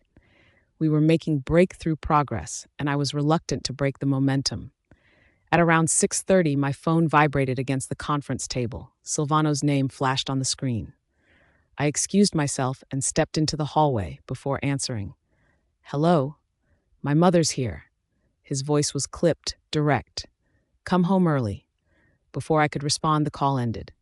I stood motionless for a moment, staring at my phone. Luna Victoria, Silvano's mother, had arrived unexpectedly, and I was expected to drop everything and appear as the dutiful mate, the perfect Luna. When I returned to the conference room, Johnny took one look at my face and raised an eyebrow. "Pack politics?" "Luna politics," I corrected with a sigh. "I need to go." "Go ahead," he said, understanding in his eyes. "We'll compile the meeting notes and send you the action items. You can review them when you get a chance." "You're the best," I said gratefully, gathering my things. He playfully pushed my shoulder. "I know. Now get out of here before your mate comes looking for you." 30 minutes later, I pulled into the driveway of our home, noting Silvano's SUV already parked. As I entered, I found them in the living room. Silvano, Luna Victoria, and Isabella, seated on the sofa, engaged in conversation. Silvano noticed me first, his eyes tracking my movement, but he remained silent. It was Luna Victoria who rose to greet me, her smile warm despite the circumstances. "Freya, you're home," she exclaimed, moving to embrace me. "Yes," I managed, accepting her hug. Despite everything, I'd always liked Silvano's mother. Unlike many wolf matriarchs, she had never treated me as inferior because I came from a smaller pack. Luna Victoria patted my hand affectionately. "You must be hungry. Dinner's almost ready. Let's eat." Unlike previous family gatherings where Silvano needed prompting to sit beside me, this time he moved to my side without hesitation as we settled at the dining table. The gesture, small as it was, sent an unwelcome flutter through my chest. "Look at you," Luna Victoria said as she heaped food onto my plate. "You've gotten thinner again. Why don't you take better care of yourself, dear?" "Thank you," I murmured, accepting the overflowing plate. Around the table, an unnatural quiet prevailed. Silvano tapped at his phone, presumably handling pack business, while Isabella concentrated on the Rubik's Cube she'd recently become obsessed with. My own phone buzzed with a message from Johnny, sharing some urgent question about our coding structure. I quickly typed a response, grateful for the distraction. I was so engrossed that I barely noticed Luna Victoria returning from the kitchen until she spoke. "Freya." I looked up quickly, setting my phone aside. "Yes, Luna Victoria?" She looked between Silvano and me, sighing dramatically. "You two, I swear." She settled next to me, her arm brushing mine in motherly familiarity. "What's keeping you so busy?" "Just work things," I replied vaguely. Victoria made a disapproving sound, gesturing toward Silvano. "You could discuss work with him, couldn't you? What's he doing here, acting like furniture?" I froze, unsure how to respond. I hadn't told her I'd resigned from Shadowpack Industries to start my own venture, a decision that had further strained my relationship with Silvano. I glanced at my mate, surprised when he didn't use the opening to inform his mother about my career change. Perhaps he wanted to avoid the inevitable lecture about pack unity and how the Luna should support the Alpha's business interests. Thankfully, Victoria quickly changed the subject, inviting Silvano and me to join her for a walk through the garden after dinner. When we returned to the house, Victoria yawned delicately. "I think I'll shower and turn in early." I was about to wish her good night when the implication of her words struck me. If she was staying overnight, where exactly was she sleeping? I looked questioningly at Silvano. He waited until his mother had moved out of earshot before explaining. "My mother plans to stay here for a while." "What?" I stood frozen in place, mind racing. Without elaborating further, Silvano simply said, "I'll be in my study," and headed upstairs, leaving me to process this new complication alone. Isabella came bounding down the stairs then, grabbing my hand and pulling me up to her room to help with her Rubik's Cube. I welcomed the distraction, though my mind kept returning to the implications of Victoria's extended stay. With Luna Victoria occupying one of the guest rooms, I would need to return to the master bedroom with Silvano. After months of separate living arrangements, the prospect of sharing that intimate space again sent conflicting emotions coursing through me. Later, after helping Isabella prepare for bed, I made my way to the master suite. Silvano wasn't there, still in his study, presumably. I used the time to respond to some of Johnny's messages, though several technical questions required more thought than I could muster in my distracted state. Finally, I headed to the bathroom to shower, hoping the hot water would ease the tension in my shoulders and help clear my mind. As I finished and wrapped myself in a towel, I realized I'd forgotten to bring in clean sleep pants.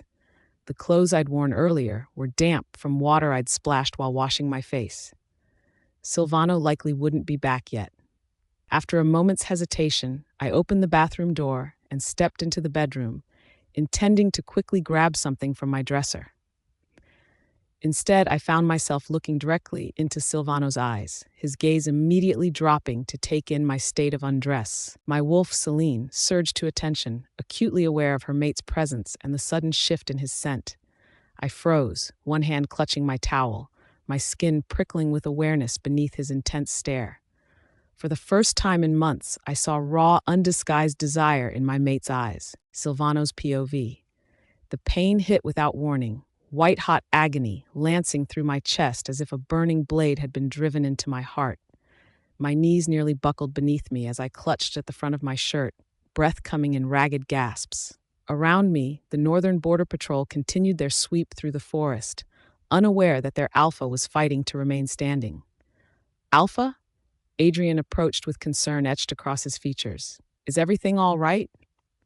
I straightened with effort, forcing my expression to remain neutral despite the fire raging in my chest. Fine. Continue the patrol. I need a moment. The pain intensified, radiating outward from my sternum like toxic tendrils spreading through my veins. My wolf howled in agony within me, thrashing against an invisible enemy. This was no ordinary injury. As the patrol moved ahead, I leaned against an ancient oak, fighting to control my breathing. My phone vibrated in my pocket. With trembling fingers, I pulled it out to see my mother's name flashing on the screen. Mother? I answered, my voice strained. Silvano. Her tone was urgent, lacking its usual warmth. Where are you? Northern border. What's? Stay there, she interrupted. I'm coming to you. Before I could respond, she ended the call. 20 minutes later, I sensed her approach before I saw her, the unique energy signature that came with being part wolf, part something else, something older. My mother emerged from the trees with unnatural grace. The moment her eyes met mine, her expression shifted from concern to grim confirmation. I felt it, she said simply, reaching for me. Show me. I unbuttoned my shirt just enough to reveal the center of my chest. Even I was shocked by what I saw, an intricate web of black lines spreading outward from a central point, like cracks in glass. Damn, my mother whispered, pressing her palm against the mark. She closed her eyes, murmuring words in the ancient language of her mother's people, words too old for even me to understand. Temporary relief washed over me as cool energy flowed from her touch, pushing back the burning pain. When she opened her eyes again, they shimmered with an otherworldly light before returning to their normal hazel. This is witch's work, she said. A loneliness curse, one of the cruelest. What does it do? I asked, though the dread pooling in my stomach suggested I already knew. My mother's face softened with sympathy. It feeds on connection, Silvano. The stronger the bond, the more powerful the curse becomes. When you're near Freya, your true mate, it will activate, attempting to sever your bond permanently. The implications hit me harder than the initial pain had. Are you saying I can't be near my own mate? My daughter? Isabella isn't affected. The curse specifically targets romantic bonds. She paused, her hand still resting on my chest. Yes, every moment you spend with her, every touch, every emotional connection will strengthen the curse's hold. And the end result? My voice sounded hollow, even to my own ears. If left unchecked, the curse will spread to her through your bond, corrupting it from within until it tears apart your connection completely, possibly killing one or both of you in the process. I closed my eyes, bitter understanding washing over me. Can it be broken? My mother's hesitation told me everything before she spoke. I don't know. This magic is ancient and complex. I can suppress the symptoms temporarily, but finding a permanent solution will take time. I rebuttoned my shirt with steady hands, though inside I felt anything but steady. How much time do I have? That depends on you, she replied. The more you fight to be close to her, the faster it will progress. So what now? I asked, the weight of my position as alpha and mate pressing down on me like never before. Now we find a way to break this curse, my mother said firmly. But until then, I must keep my distance, I finished for her. The words tasted like ash on my tongue. When we reached the edge of the packed territory, my mother gripped my arm. Don't tell Freya, not yet. If she knows, she'll try to help, try to be closer to you, and that will only accelerate the curse. I wanted to argue, but couldn't deny her logic. Freya would indeed sacrifice herself to save our bond if she knew the truth. It was who she was, fiercely loyal, even when I didn't deserve it. I need to think, I said. My mother nodded, understanding in her eyes. Later that evening, as I sat alone in my study, a soft knock interrupted my dark thoughts. Aurora, my cousin, entered without waiting for permission, a liberty she'd always taken. Your aura's different, she said without preamble, her keen eyes studying me. Having received my grandmother Elizabeth's fey blessing as a child, Aurora had always been sensitive to energies most wolves couldn't detect. You can see it? I asked. She nodded, moving closer to examine me. Black threads woven through your normal signature. It's unsettling. Her fingers hovered near my chest without touching. A curse? I explained briefly what my mother had told me. Aurora's expression grew increasingly grave. I can help, she offered immediately. My blessing allows me to sense when the curse is activating. I could help create distance when needed. You mean help push Freya away, I clarified, my wolf growling at the very idea. Aurora's eyes flashed with something I couldn't quite identify. If that's what's needed to save her life, yes.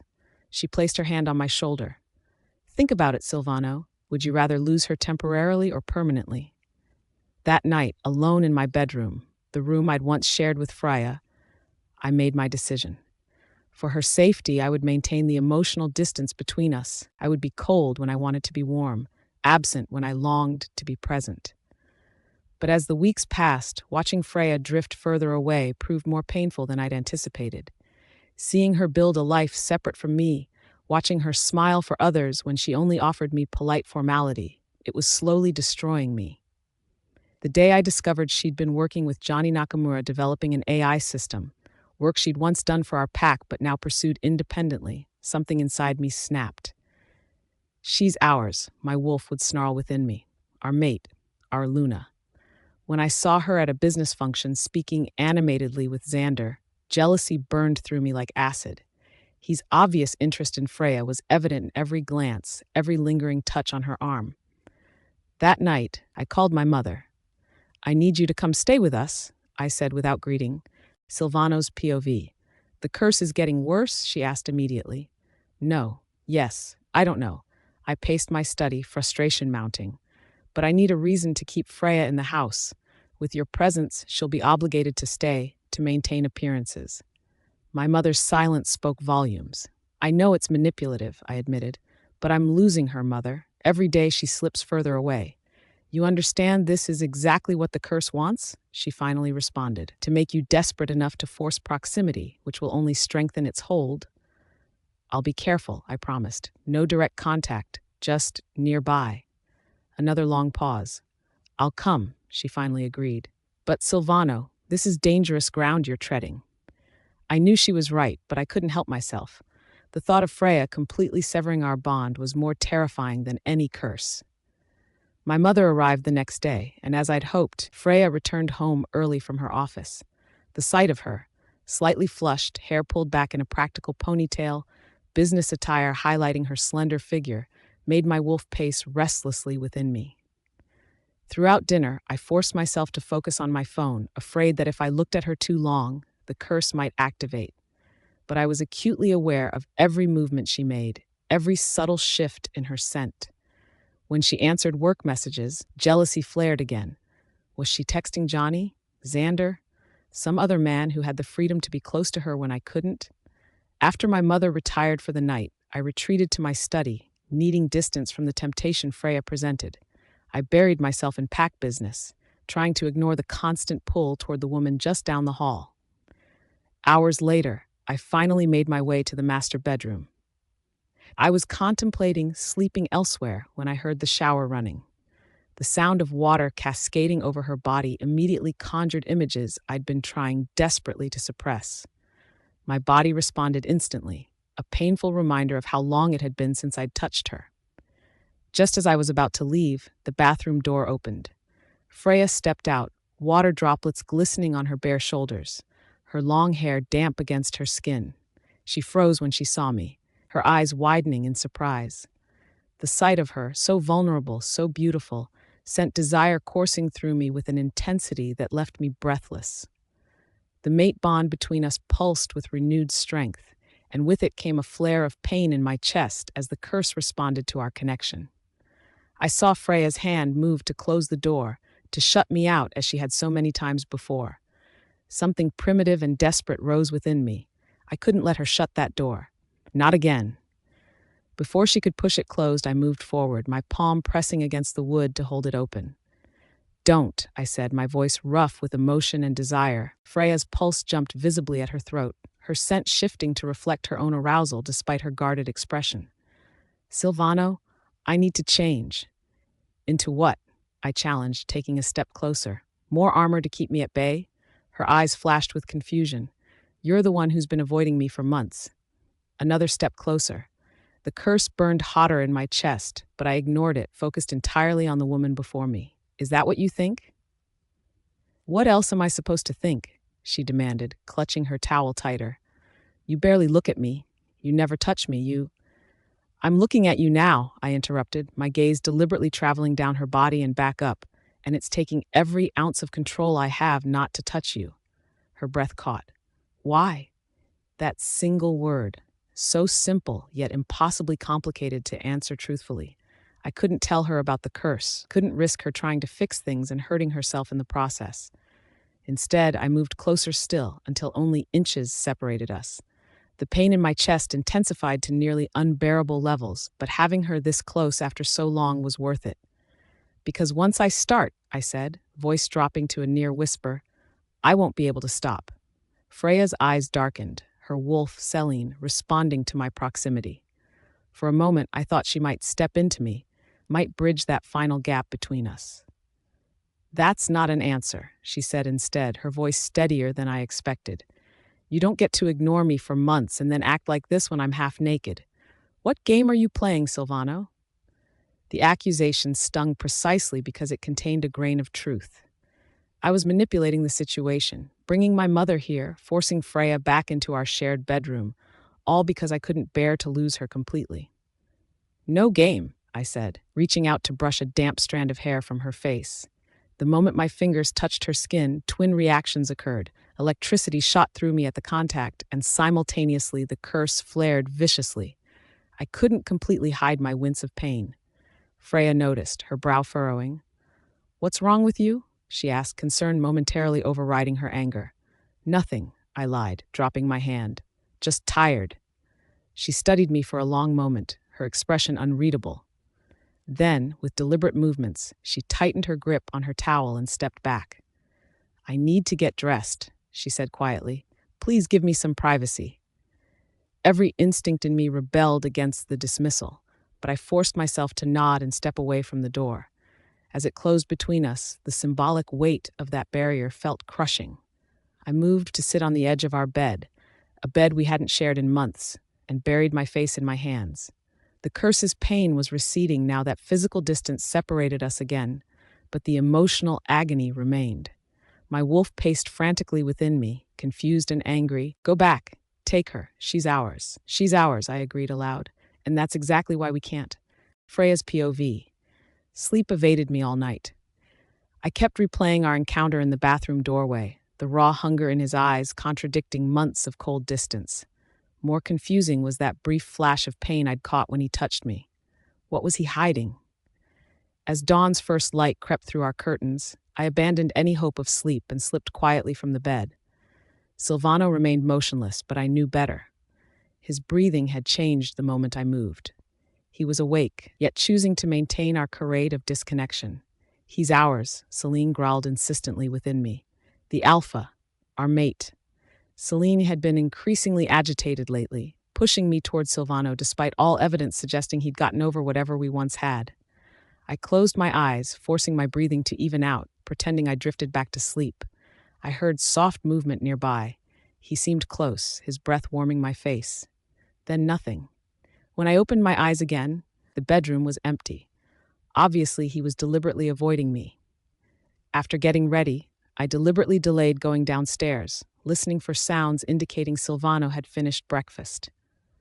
Luna Victoria would be there, of course, the convenient reason I was sleeping in our shared bedroom again. The woman could read people like an open book, her Fey heritage granting her insights that made hiding anything nearly impossible. When I finally descended, I found Victoria alone at the kitchen island, sipping tea from one of my hand-painted mugs. Good morning, Freya, she said, her ageless eyes studying me over the rim of her cup. You look tired. Didn't sleep well, I admitted, moving to the coffee maker. No point lying to a woman who could practically sense emotions in the air. The sound carried volumes of meaning I chose not to decipher. Silvano's taken Isabella to school. He mentioned you have an important project launching today. I poured coffee into my travel mug, adding a precise amount of cream. Yes, The predictive analysis system we've been developing goes live for beta testing. Victoria nodded. She seemed like she wanted to say something else, but my phone chimed with a calendar alert. I have to go. Johnny's waiting at the lab. Of course, don't let me keep you from your work. As I gathered my things, she added, Freya?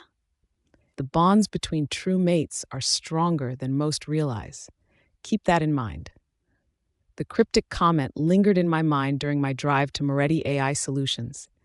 Johnny was waiting for me in the main conference room, surrounded by multiple screens displaying code and energy mapping diagrams. There you are, he said, barely glancing up from his tablet. The final patches are running. We should be up and running within the hour. I set my coffee down, instantly switching to work mode. Any glitches in the overnight diagnostics? Nothing major, though. He swiped to a different screen. There's been some weird energy fluctuations around the northern quadrant, similar to the readings we got last month, but more intense. I frowned, moving closer to examine the pulsing red area on the map, exactly where Silvano had been beefing up pack presence after reports of rogue wolves crossing territories. Can you narrow down the pattern? I asked, my stomach dropping. Johnny tapped a few commands, and the energy signature appeared as a waveform on the main screen. It's unlike anything in our database, almost like interference with brain signals, if that makes sense. Celine had always been sensitive to magical disturbances, a trait that had initially drawn Silvano to me when I joined Shadowpack. She paced restlessly now, on edge. It's some kind of mind manipulation, I murmured, almost to myself, like something is attempting to disrupt natural thought patterns. Johnny gave me a strange look. That's a big jump from the data we're seeing. I shook my head, trying to focus. Just gut feeling. Run a cross-reference with known magical signatures in the Grimoire database. As the system processed my request, Johnny studied me intently. Your eyes look different today. What? They keep flickering, almost amber-colored for a second, then back to normal. He leaned closer. And you're wound tight.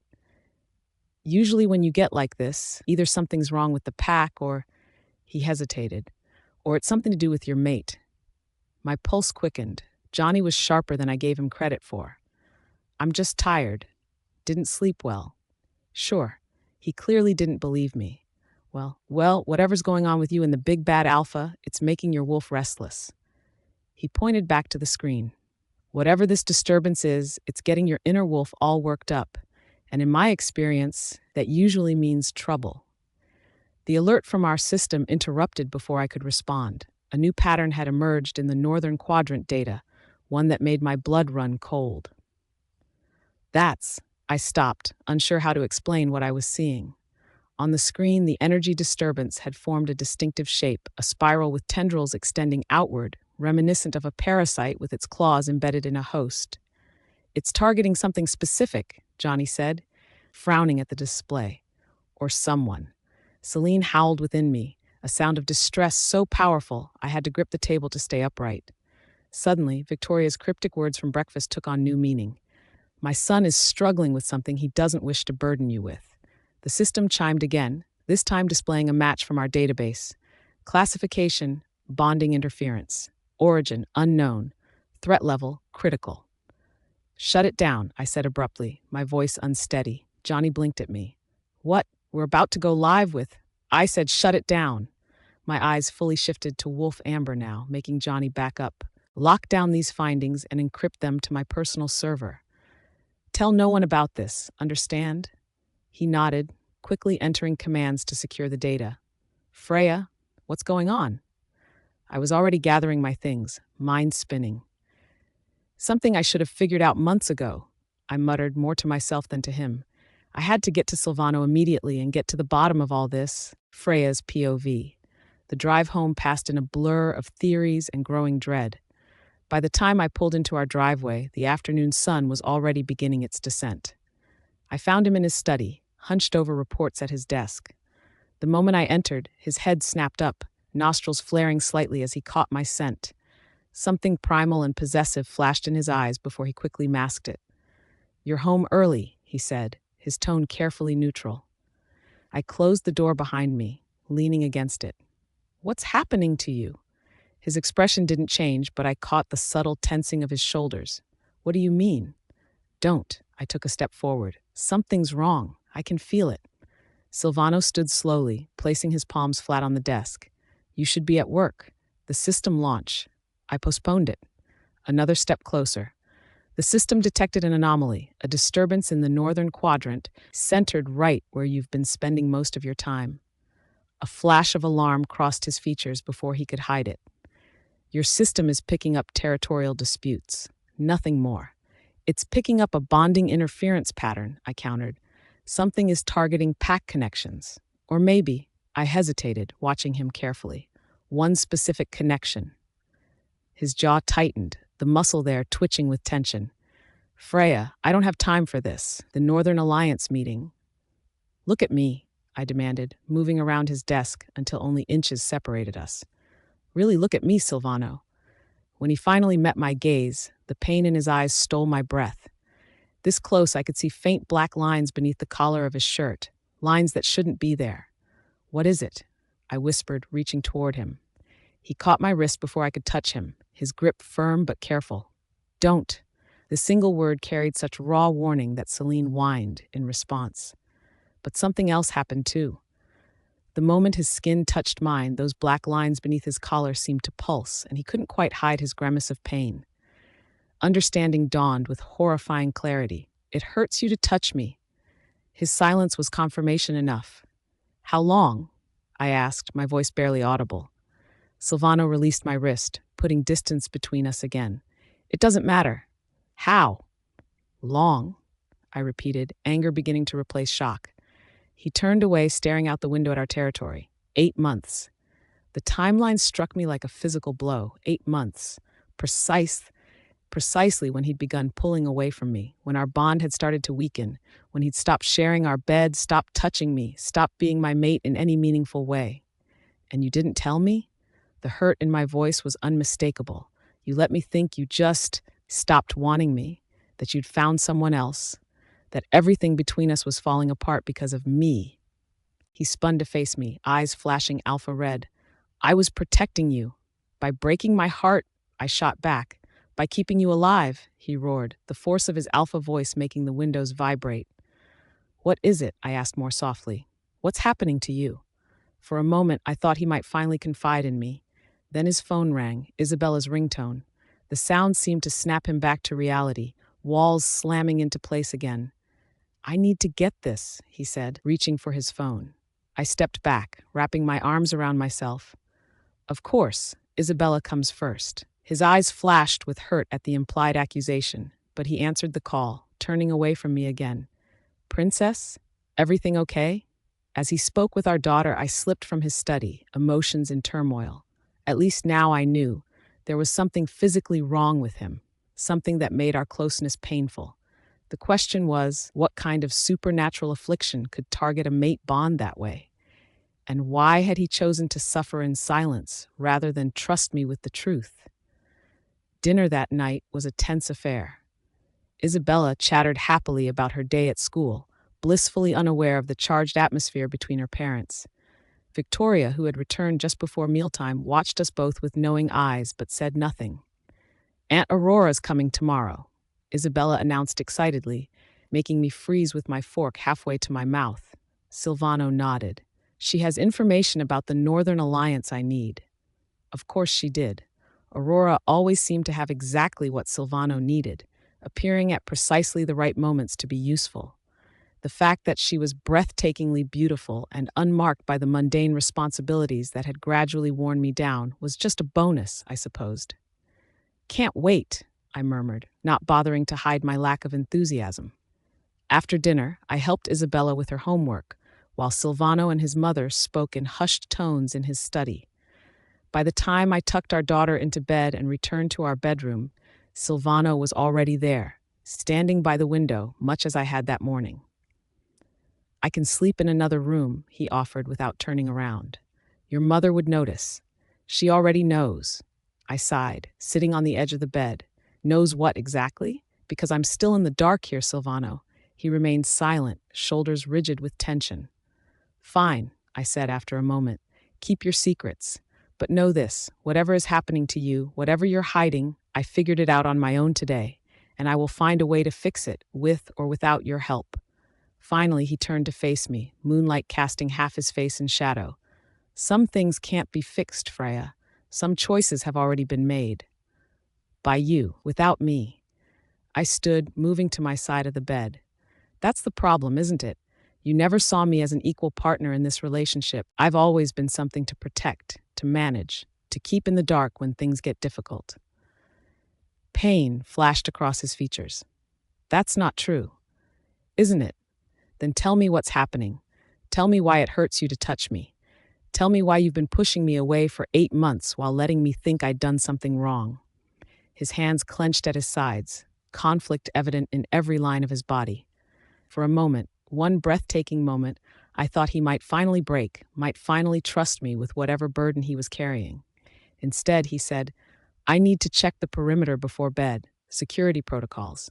As he walked past me toward the door, I caught his arm. "This isn't over," I said quietly. His eyes met mine, filled with an agonized longing that matched my own. "I know." Freya's POV. Sleep never came that night. I stared at the ceiling, Silvano's words echoing through my mind. Those black lines beneath his collar. They weren't normal. My scientific mind cataloged everything I'd observed: his physical pain when touching me, 8 months of gradual withdrawal, the energy disturbance my system had detected. The pieces formed a terrifying puzzle I wasn't sure I wanted to solve. By dawn's first light, Silvano was gone, his side of the bed barely disturbed, as though he'd spent the night perched on the edge, afraid to relax even in sleep. The only evidence he'd been there at all was his lingering scent. "Daddy left early again?" Isabella asked when I entered her room to help her prepare for school. "He had important pack business," I replied automatically, the excuse worn thin from overuse. As I brushed her hair, I caught Isabella watching me in the mirror, her expression far too serious for a 5-year-old. One-quarter fairy bloodline had given her an uncanny perception that sometimes made me forget she was still a child. "You're wearing your sad but trying to hide it face," she observed. "Am I that obvious?" I attempted a light tone while braiding her hair. She nodded solemnly. "Mommy, did you and Daddy have a fight?" "No, sweetie. Sometimes we just need space." The drive to school was filled with Isabella's chatter about her upcoming history project, but my mind kept drifting to Silvano and those ominous black lines. By the time I dropped her off, kissing her forehead and watching her run to meet her friends, my determination had solidified. I needed answers. The Moretti AI Solutions building gleamed in the morning sunlight as I pulled into my reserved parking space. I locked myself in my private lab, pulling up the previous night's system data.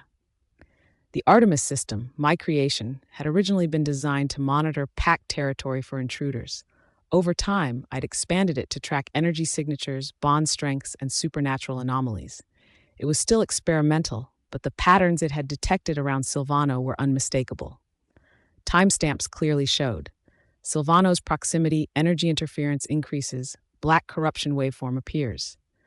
"What are you doing to yourself?" I whispered, tracing the pattern with my finger. According to all historical data in our archives, this resembled a curse feedback loop, ancient magic that should be extinct in modern werewolf society.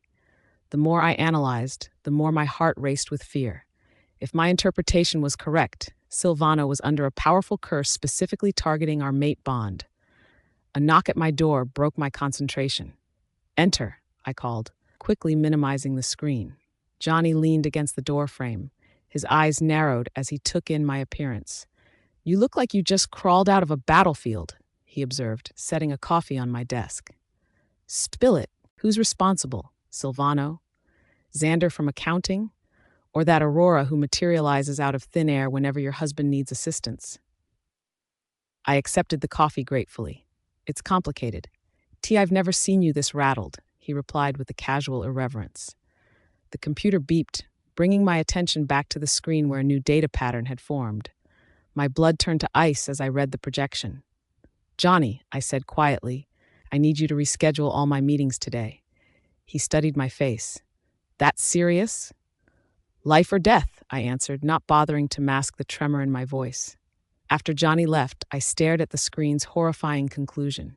At the current progression rate, the curse was consuming Silvano from within. His body couldn't sustain it much longer, perhaps weeks, maybe only days. For the first time since our relationship began deteriorating, I felt real fear grip my heart. Not fear of abandonment or rejection, but raw terror that Silvano might die while I stood helplessly by, unaware of what he was fighting. Evening found me pulling into our driveway, my mind armed with knowledge but my heart heavy with dread. The house lights were on, suggesting Silvano was home, unusual for these days. Luna Victoria met me in the foyer. Isabella is already asleep, she informed me. She was tired after her playdate with Sissy. Thank you for looking after her, I said, hanging my coat. Victoria hesitated, something rare for her. He's in the garden. I nodded, understanding the unspoken message. I found Silvano seated on the stone bench beneath the ancient oak tree where we'd first declared our feelings for each other years ago. You're home early, I said, echoing his words from yesterday. He tensed but didn't turn. Pack council meeting ended sooner than expected. I approached slowly, deliberately, and sat beside him, not touching, but close enough to feel the heat radiating from his body. The sharp intake of his breath told me even this proximity caused him pain. How bad is it tonight? I asked softly. His head snapped toward me, eyes narrowing. What? The pain, I clarified. When I'm near you, how bad is it tonight? A muscle in his jaw twitched. I don't know what you're... Stop. My voice was steady despite my churning emotions. I know about the curse, Silvano. The shock on his face would have been comical under different circumstances. His eyes widened, then darkened as he processed my words. You can't possibly. The Artemis system detected it, I interrupted. Energy disruption patterns centered around you, intensifying whenever our bond activates. Black corruption waveforms consistent with ancient blood magic. And based on today's data analysis, you have weeks at most before it consumes you completely. Silvano stood abruptly, putting distance between us. His back was rigid, hands clenched at his sides. You had no right, he growled, voice low and dangerous. No right? I stood too, anger flaring. I'm your mate, Silvano, your Luna, the mother of your child, and you're dying from a curse you've been hiding for 8 months while letting me believe our marriage was falling apart. I was protecting you. By lying? By shutting me out when I could have been helping find a solution? He spun to face me, eyes flashing alpha red. There is no solution. The raw anguish in his voice silenced my retort. In the moonlight, I could see the black lines had crept higher up his neck, disappearing beneath his jawline. Who did this to you? I asked more softly. Silvano's shoulders sagged, the fight draining from him. For a moment, he looked utterly defeated, something I'd never seen in my proud alpha mate. It doesn't matter, he finally said. What matters is containing it. Containing it by destroying our bond. I stepped closer, ignoring his flinch, because that's what this curse is designed to do, isn't it? Sever us permanently. The pain in his eyes confirmed my suspicion. If our bond breaks, I continued, the curse feeds on that rupture, growing stronger. But if we maintain the connection, then you'll die too, he interrupted harshly. The curse will spread through our bond and consume you. Why do you think I've been keeping my distance, limiting our contact, fighting every instinct that tells me to claim you, mark you, remind every wolf in our territory that you're mine? His confession sent heat spiraling through me, despite the dire situation. 8 months of believing he no longer desired me, only to learn he'd been fighting his instincts to protect me. So you chose to suffer alone, I whispered. I chose to keep you alive, he corrected. You and Isabella are everything to me. And you thought I'd just let you die? I moved closer, close enough that he had to look directly into my eyes. That I'd accept Aurora taking your place? Taking your life? His brow furrowed. Aurora? What does she have to do with this? The genuine confusion in his voice gave me pause. Before I could respond, the garden lights suddenly illuminated, and Victoria's voice called from the patio door. Silvano, Aurora is here. She says it's urgent. As if summoned by our conversation, Aurora appeared in the doorway, her striking figure silhouetted against the house lights. Even from this distance, I could see her perfect smile falter when she spotted us standing close together. I'm sorry to interrupt, she said, not sounding sorry at all. but there's been an incident at the northern border. The Granite Ridge wolves are requesting immediate assistance. Silvano's posture shifted. I'll be right there. As he moved toward the house, I caught his arm, ignoring the wince my touch caused him. This conversation isn't over, I said, low enough that only he could hear. I won't let you face this alone anymore. For a breathtaking moment, raw emotion flooded his eyes, longing, fear, and something that looked remarkably like hope. Then the cold mask slid back into place. Take care of Isabella, he said formally. I watched him walk away with Aurora, her hand subtly coming to rest on his arm in a gesture far too familiar, Freya's POV. The minutes crawled by after Silvano left the bedroom. Every fiber of my being ached to follow him, to curl against his body regardless of the consequences. My wolf, Celine, whined mournfully inside me, unable to comprehend why we were voluntarily separating from our mate. It's to save him, I reminded her silently. To save us both. I packed methodically, selecting clothes and essentials with the precision I typically reserved for my research. By dawn's first light, my suitcases stood ready by the door. I'd barely slept, my mind racing with questions, theories, and the terrifying implications of what lay ahead. The curse's progression rate from my analysis gave Silvano weeks at most if we continued on our current path. Complete separation might buy us time, but at what emotional cost? I slipped quietly to Isabella's room, needing to see her one more time before leaving. She lay curled on her side, dark hair fanned across her pillow, looking so much like a miniature version of Silvano that my heart clenched. "Mommy?" she murmured, eyes fluttering open as I brushed hair from her face. Her fairy bloodline senses had always made her unnaturally aware of her surroundings, even in sleep. "Hey, baby," I whispered, sitting on the edge of her bed. "I need to tell you something important." Isabella pushed herself up, instantly alert. "Is it about the black lines on Daddy's neck?" I froze, shock coursing through me. You can see them?" She nodded solemnly. "Sometimes they move like snakes under his skin. They hurt him." "Yes," I confirmed, deciding honesty was best. "Daddy is sick, and I need to go away for a little while to find medicine to make him better." Her small brow furrowed. "Is that why you and Daddy don't hug anymore? Because the black snakes get angry?" My throat tightened. "Yes, sweetheart. The closer I am to Daddy, the stronger they get." Isabella processed this with a wisdom far beyond her 5 years. "That's why Aunt Aurora keeps coming over, because the black snakes don't get mad around her." Something cold settled in my stomach. "What do you mean, honey?" "She touches Daddy all the time," Isabella said matter-of-factly. "And the black snakes get quiet. Not gone, but quiet." I struggled to maintain a neutral expression, despite the jealousy and suspicion suddenly roaring through me. "Does Aurora know about the black snakes?" Isabella nodded. "I heard her talking to Daddy. She said she can help make them go away if he lets her. If Aurora could temporarily suppress the curse's effects, was it possible she knew more about its origin than she was admitting? Or worse, could she be connected to it somehow?" "Isabella," I said carefully, "this is very important. I need you to watch Aurora when she's around Daddy.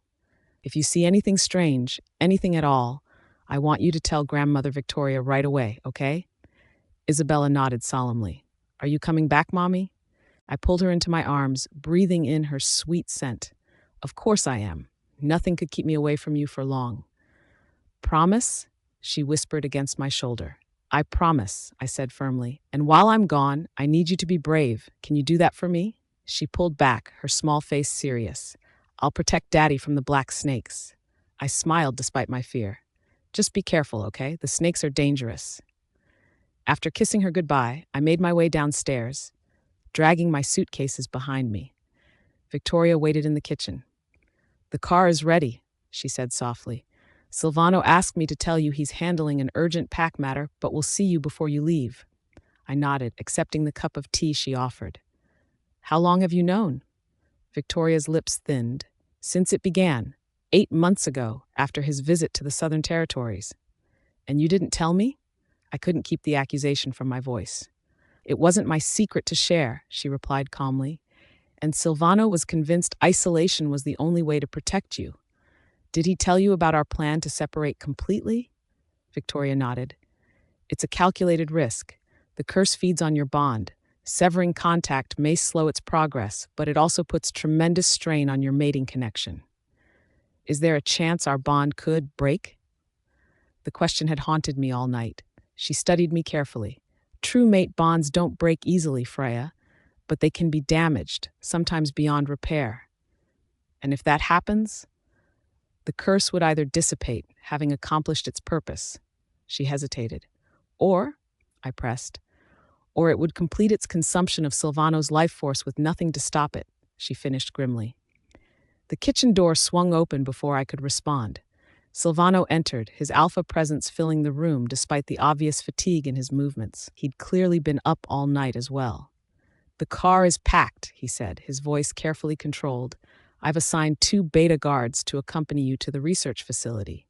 I stood, keeping the kitchen island between us.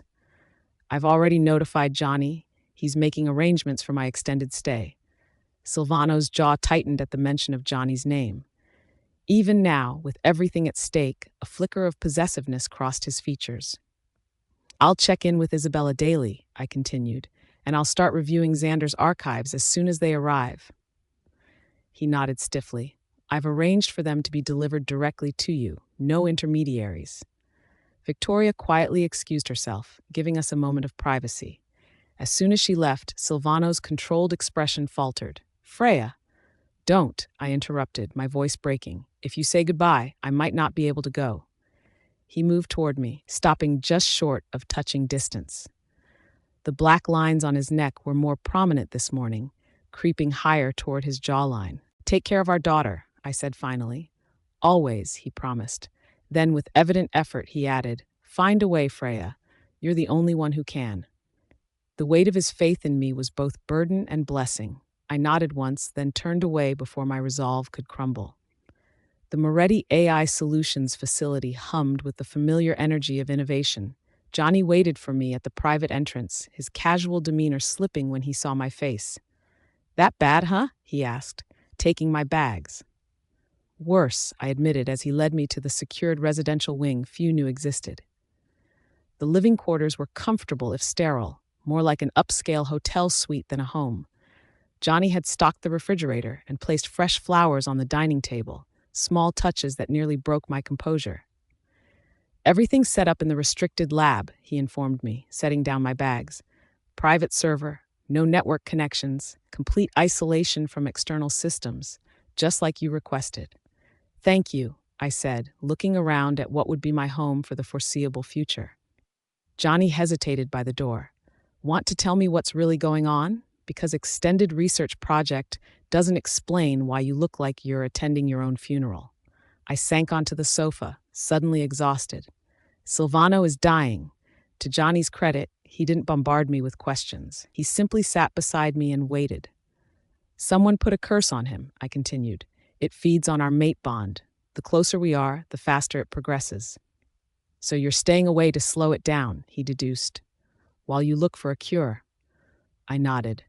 "The Granite Ridge Alpha is sending their ancestral archives. There may be precedent, something we can use." Johnny's expression turned thoughtful. "Xander? The one who couldn't take his eyes off you at the tech summit last year?" "This isn't about that," I said firmly. "Maybe not for you," Johnny muttered. "Just be careful. Werewolf politics are dangerous enough without adding curses and rival alphas to the mix." I managed a weak smile. "I've got more immediate concerns than Xander's potential interest, like figuring out why Aurora can apparently suppress the curse's symptoms." Johnny's eyebrows shot up. "The one who looks at Silvano like he's the last steak at a barbecue?" "She's his 4th cousin through his mother's lineage," I corrected automatically. "But yes, that Aurora. And she can affect the curse? That's convenient." "Too convenient," I agreed, which is why I need to dig deeper into her background while analyzing the curse pattern. Johnny nodded. "What do you need from me?" "Cover at the company. Make sure the board knows I'm working on something groundbreaking but confidential. And," I hesitated, "keep an eye on Isabella for me?" "Victoria will be with her, but having another set of eyes wouldn't hurt." "Consider it done," he promised. "And Freya? We'll figure this out. We always do." After Johnny left, I stood alone in the silent apartment, the weight of separation already pressing on my chest. Freya's POV. 5 days passed. I woke with a start in my temporary quarters at Moretti AI Technologies, my hand instinctively reaching across the bed for Silvano's warmth. My fingers found only cold, empty sheets. Reality crashed back like a physical blow. We were separated, deliberately apart, all to slow the curse that was steadily claiming my mate. The digital clock read 6:47 a.m. I'd barely slept 3 hours after spending most of the night upgrading the energy detection modules in the Artemis system. If this curse had a supernatural energy signature, my technology would find it. I turned away from the window and buried myself in the Artemis system's analytics panel.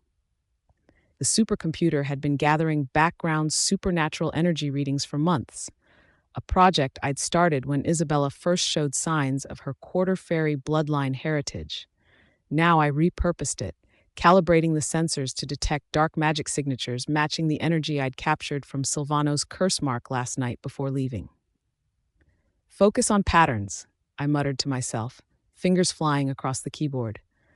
Every curse has a pattern, a logic to its spreading. Find the pattern, find the source. Jesus, Freya, you look like you've been hit by a truck, he said, setting the tray down. I'm guessing this isn't just about that critical project you mentioned in your text? I accepted the coffee gratefully. I'm fine. Johnny took the hint, heading toward the door before pausing. By the way, we had some weird server activity last night. Probably nothing, but I'm running diagnostics just in case. That caught my attention. What kind of activity? Multiple login attempts from an unrecognized IP. Our security blocked them, but whoever it was knew enough to try several different backdoor approaches. I've got Marcus looking into it. I frowned. Let me know what you find. We can't afford any data breaches right now. After Johnny left, I dove back into the Artemis system, cross-referencing the energy readings from Silvano's curse with our database of supernatural signatures.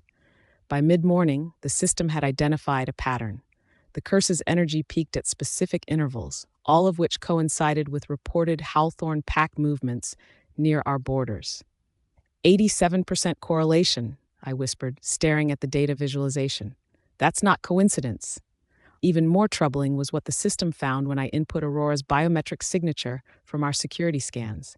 Faint but persistent traces of dark magic energy clung to her, barely detectable but unmistakably similar to Silvano's curse. My phone rang, interrupting my analysis. Isabella's school number flashed on the screen. Hello, Isabella?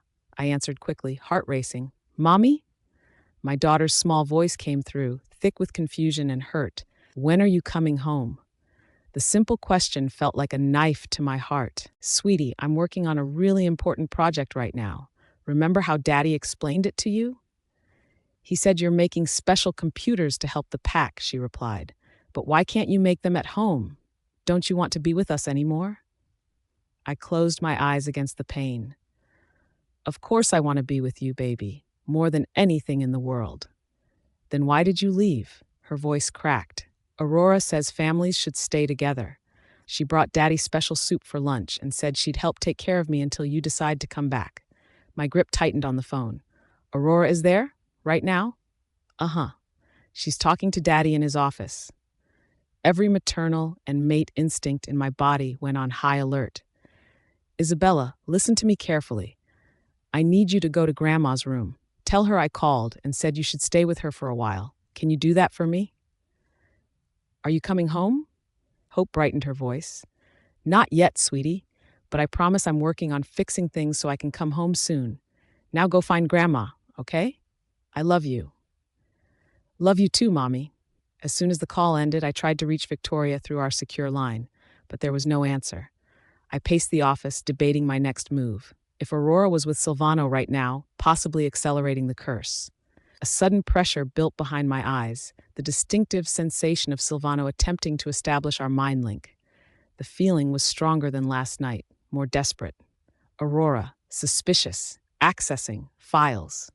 The words came through broken and distorted, each one clearly causing Silvano pain.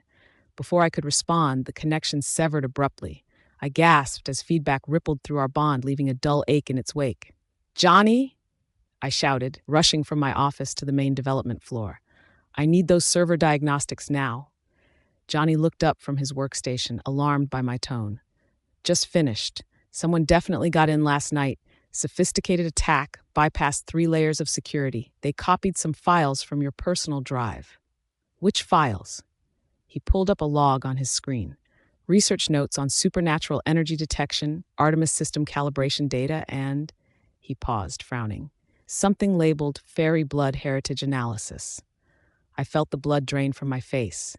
Those heritage analysis files contained detailed genetic information about Isabella's unique blood markers, data that could be used to track or even manipulate her abilities if someone knew what they were looking for. Lock down the entire system, I ordered. Activate the emergency protocols we designed for intrusions. Johnny was already typing furiously. On it. But Freya, what's happening? I think Aurora is involved with the witch, I said, keeping my voice low despite our empty office. And I believe she may be connected to what's happening with Silvano. My phone buzzed. Freya. Victoria's voice crackled through my phone, breathless and urgent. Main Square ice cream shop, Isabella. I gripped the edge of my desk, my knuckles whitening. What about Isabella? Is she hurt? No, not yet, but Aurora took her from school, claiming Silvano sent her. I've been trying to reach him for 20 minutes, but he's not responding to MindLink or calls. My wolf, Celine, clawed at my consciousness, demanding release. What do you mean, not yet? Did Aurora threaten her? I overheard them talking. Victoria's voice dropped to a whisper. Aurora told Isabella she knows a special place where she can make Daddy better, using Isabella's special blood. I followed them to town, but I'm too recognizable. Aurora would spot me instantly. Cold dread pooled in my stomach. The heritage files Johnny mentioned, Aurora must have learned about Isabella's potential from my research. I'm on my way. Keep trying, Silvano. Meet me at the ice cream shop. I was already grabbing my keys, racing toward the elevator. Johnny, I called over my shoulder. Track any unusual energy signatures near the town square. Now. On it, he responded, not wasting time with questions. The 15-minute drive from my office to town square became 8 minutes of reckless speeding.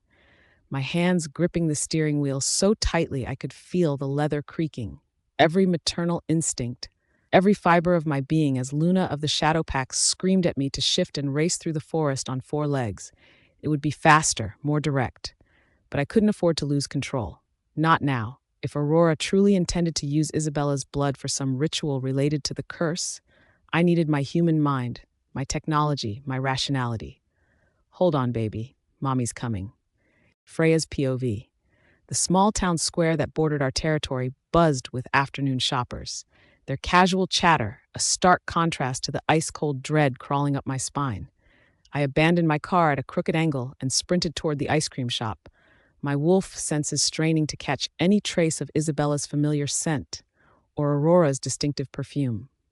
Empty. The cheerful pastel interior mocked my rising panic. They left about 15 minutes ago, the elderly shopkeeper said, his weathered face creasing with concern as he took in my frantic expression. The little one seemed off. Not crying, mind you, but that spark she usually has. Gone. Made my old heart ache to see it. My pulse thundered in my ears. Which direction? The blonde woman mentioned something about puppies at the pet store. His brow furrowed. Strange thing, though, when I offered to wrap up some of those lavender cookies Isabella loves, the woman got real sharp with me, said they were in a hurry. I was already moving, my wolf instincts screaming danger. The pet store sat 3 blocks away, dangerously close to where civilization gave way to the wild forest that concealed our pack lands. Perfect for a quiet disappearance. Halfway there, Isabella's scent hit me like a physical blow. Terror, pure, undiluted fear. I rounded the corner, and the scene that greeted me made my vision blur red with rage. Aurora's manicured fingers were wrapped around Isabella's thin wrist like a shackle, dragging my daughter toward a black SUV with windows so dark they looked like empty eye sockets.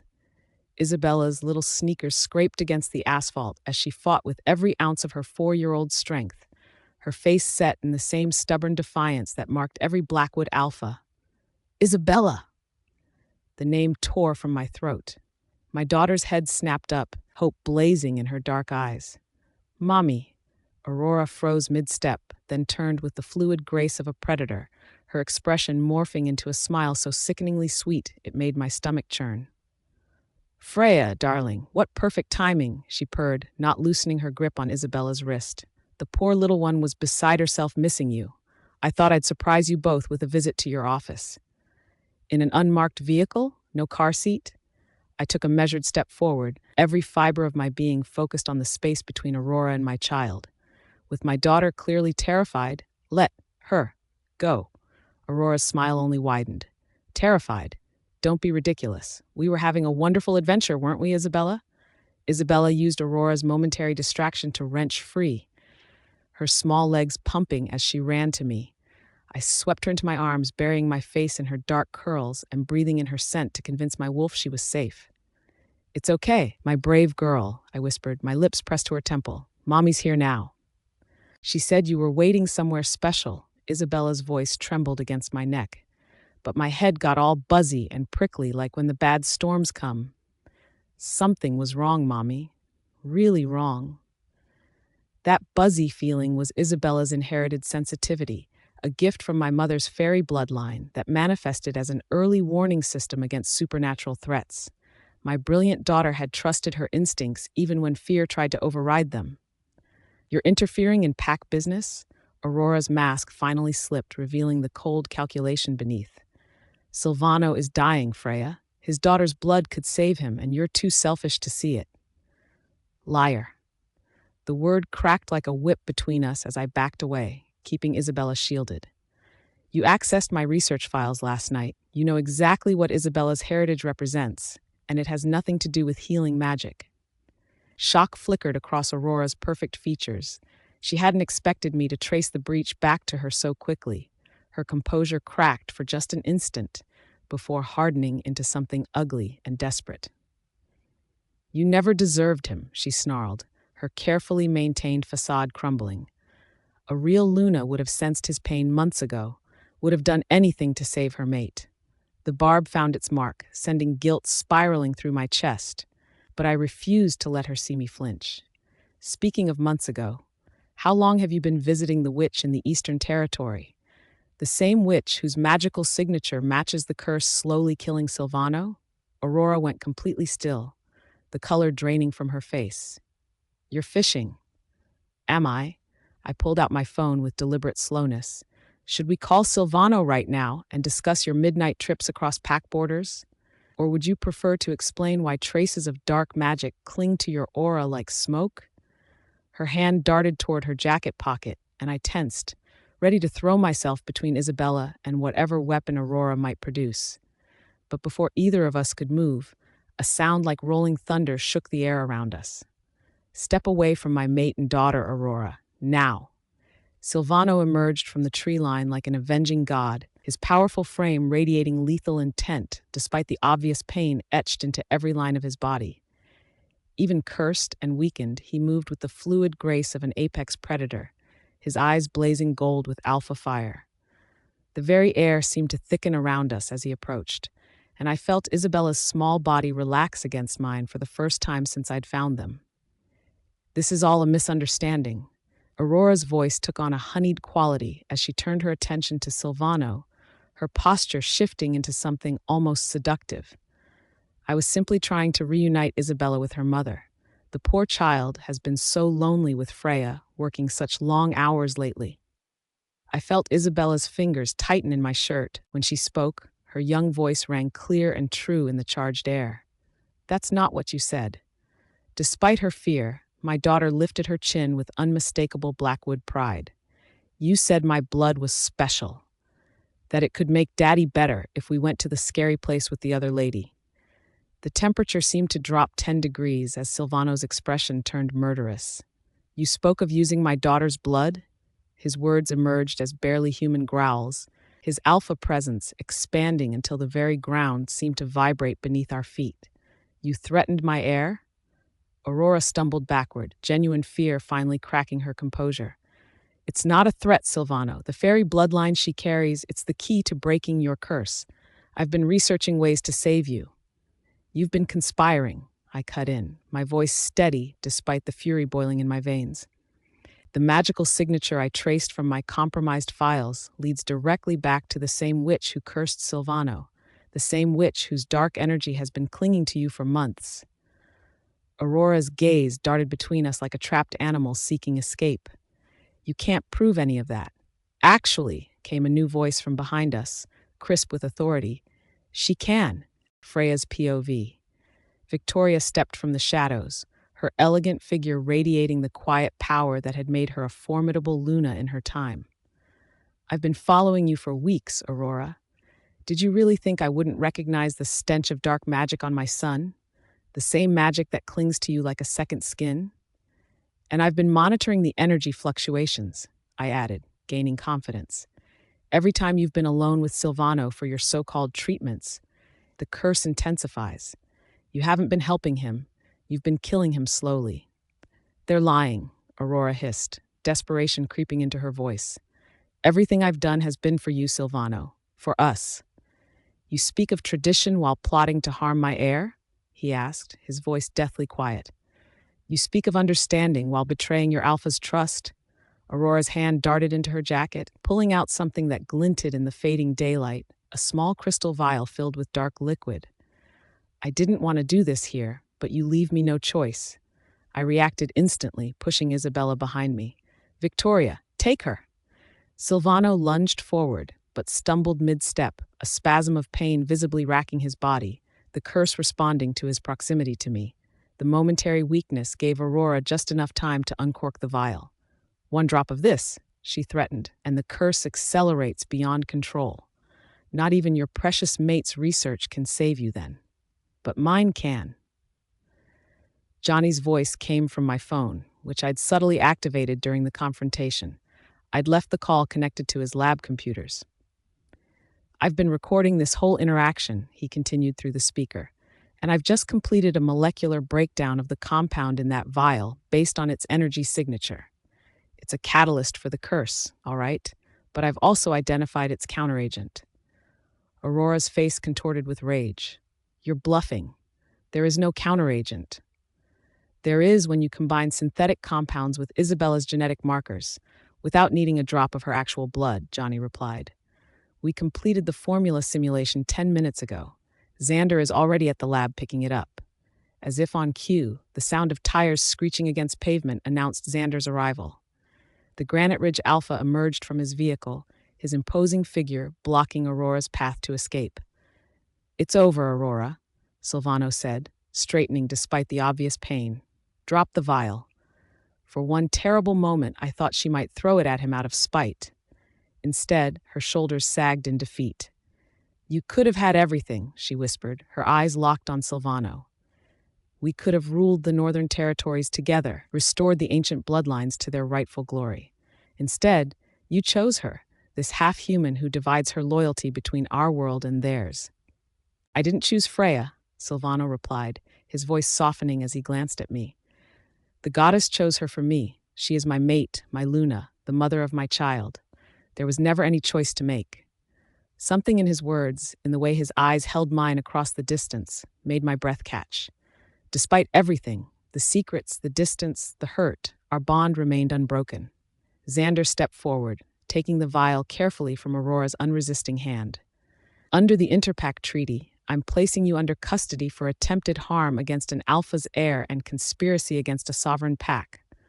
What will happen to her? Isabella asked softly from Victoria's arms, her little face solemn. She'll face the council, Silvano answered, moving closer to us despite the visible strain it caused him. Justice will be served according to our laws. As Xander led Aurora away, I finally allowed myself to close the distance between Silvano and me. We stood facing each other, so close yet separated by months of misunderstandings and pain. You knew, I said quietly, about the curse, about what happened when you were near me. He nodded, anguish evident in his eyes. Every moment with you caused physical pain, but being away from you hurt far worse. Why didn't you tell me? I asked, fighting back tears. We could have faced this together. I thought I was protecting you, he admitted, his voice rough with emotion. The witch said if you learned of the curse, it would transfer to you and Isabella. I couldn't risk that. So instead, you pushed me away, I whispered, understanding finally dawning. Every cold word, every dismissal, it was to keep me at a distance. It was the hardest thing I've ever done, Silvano confessed, reaching out hesitantly before dropping his hand.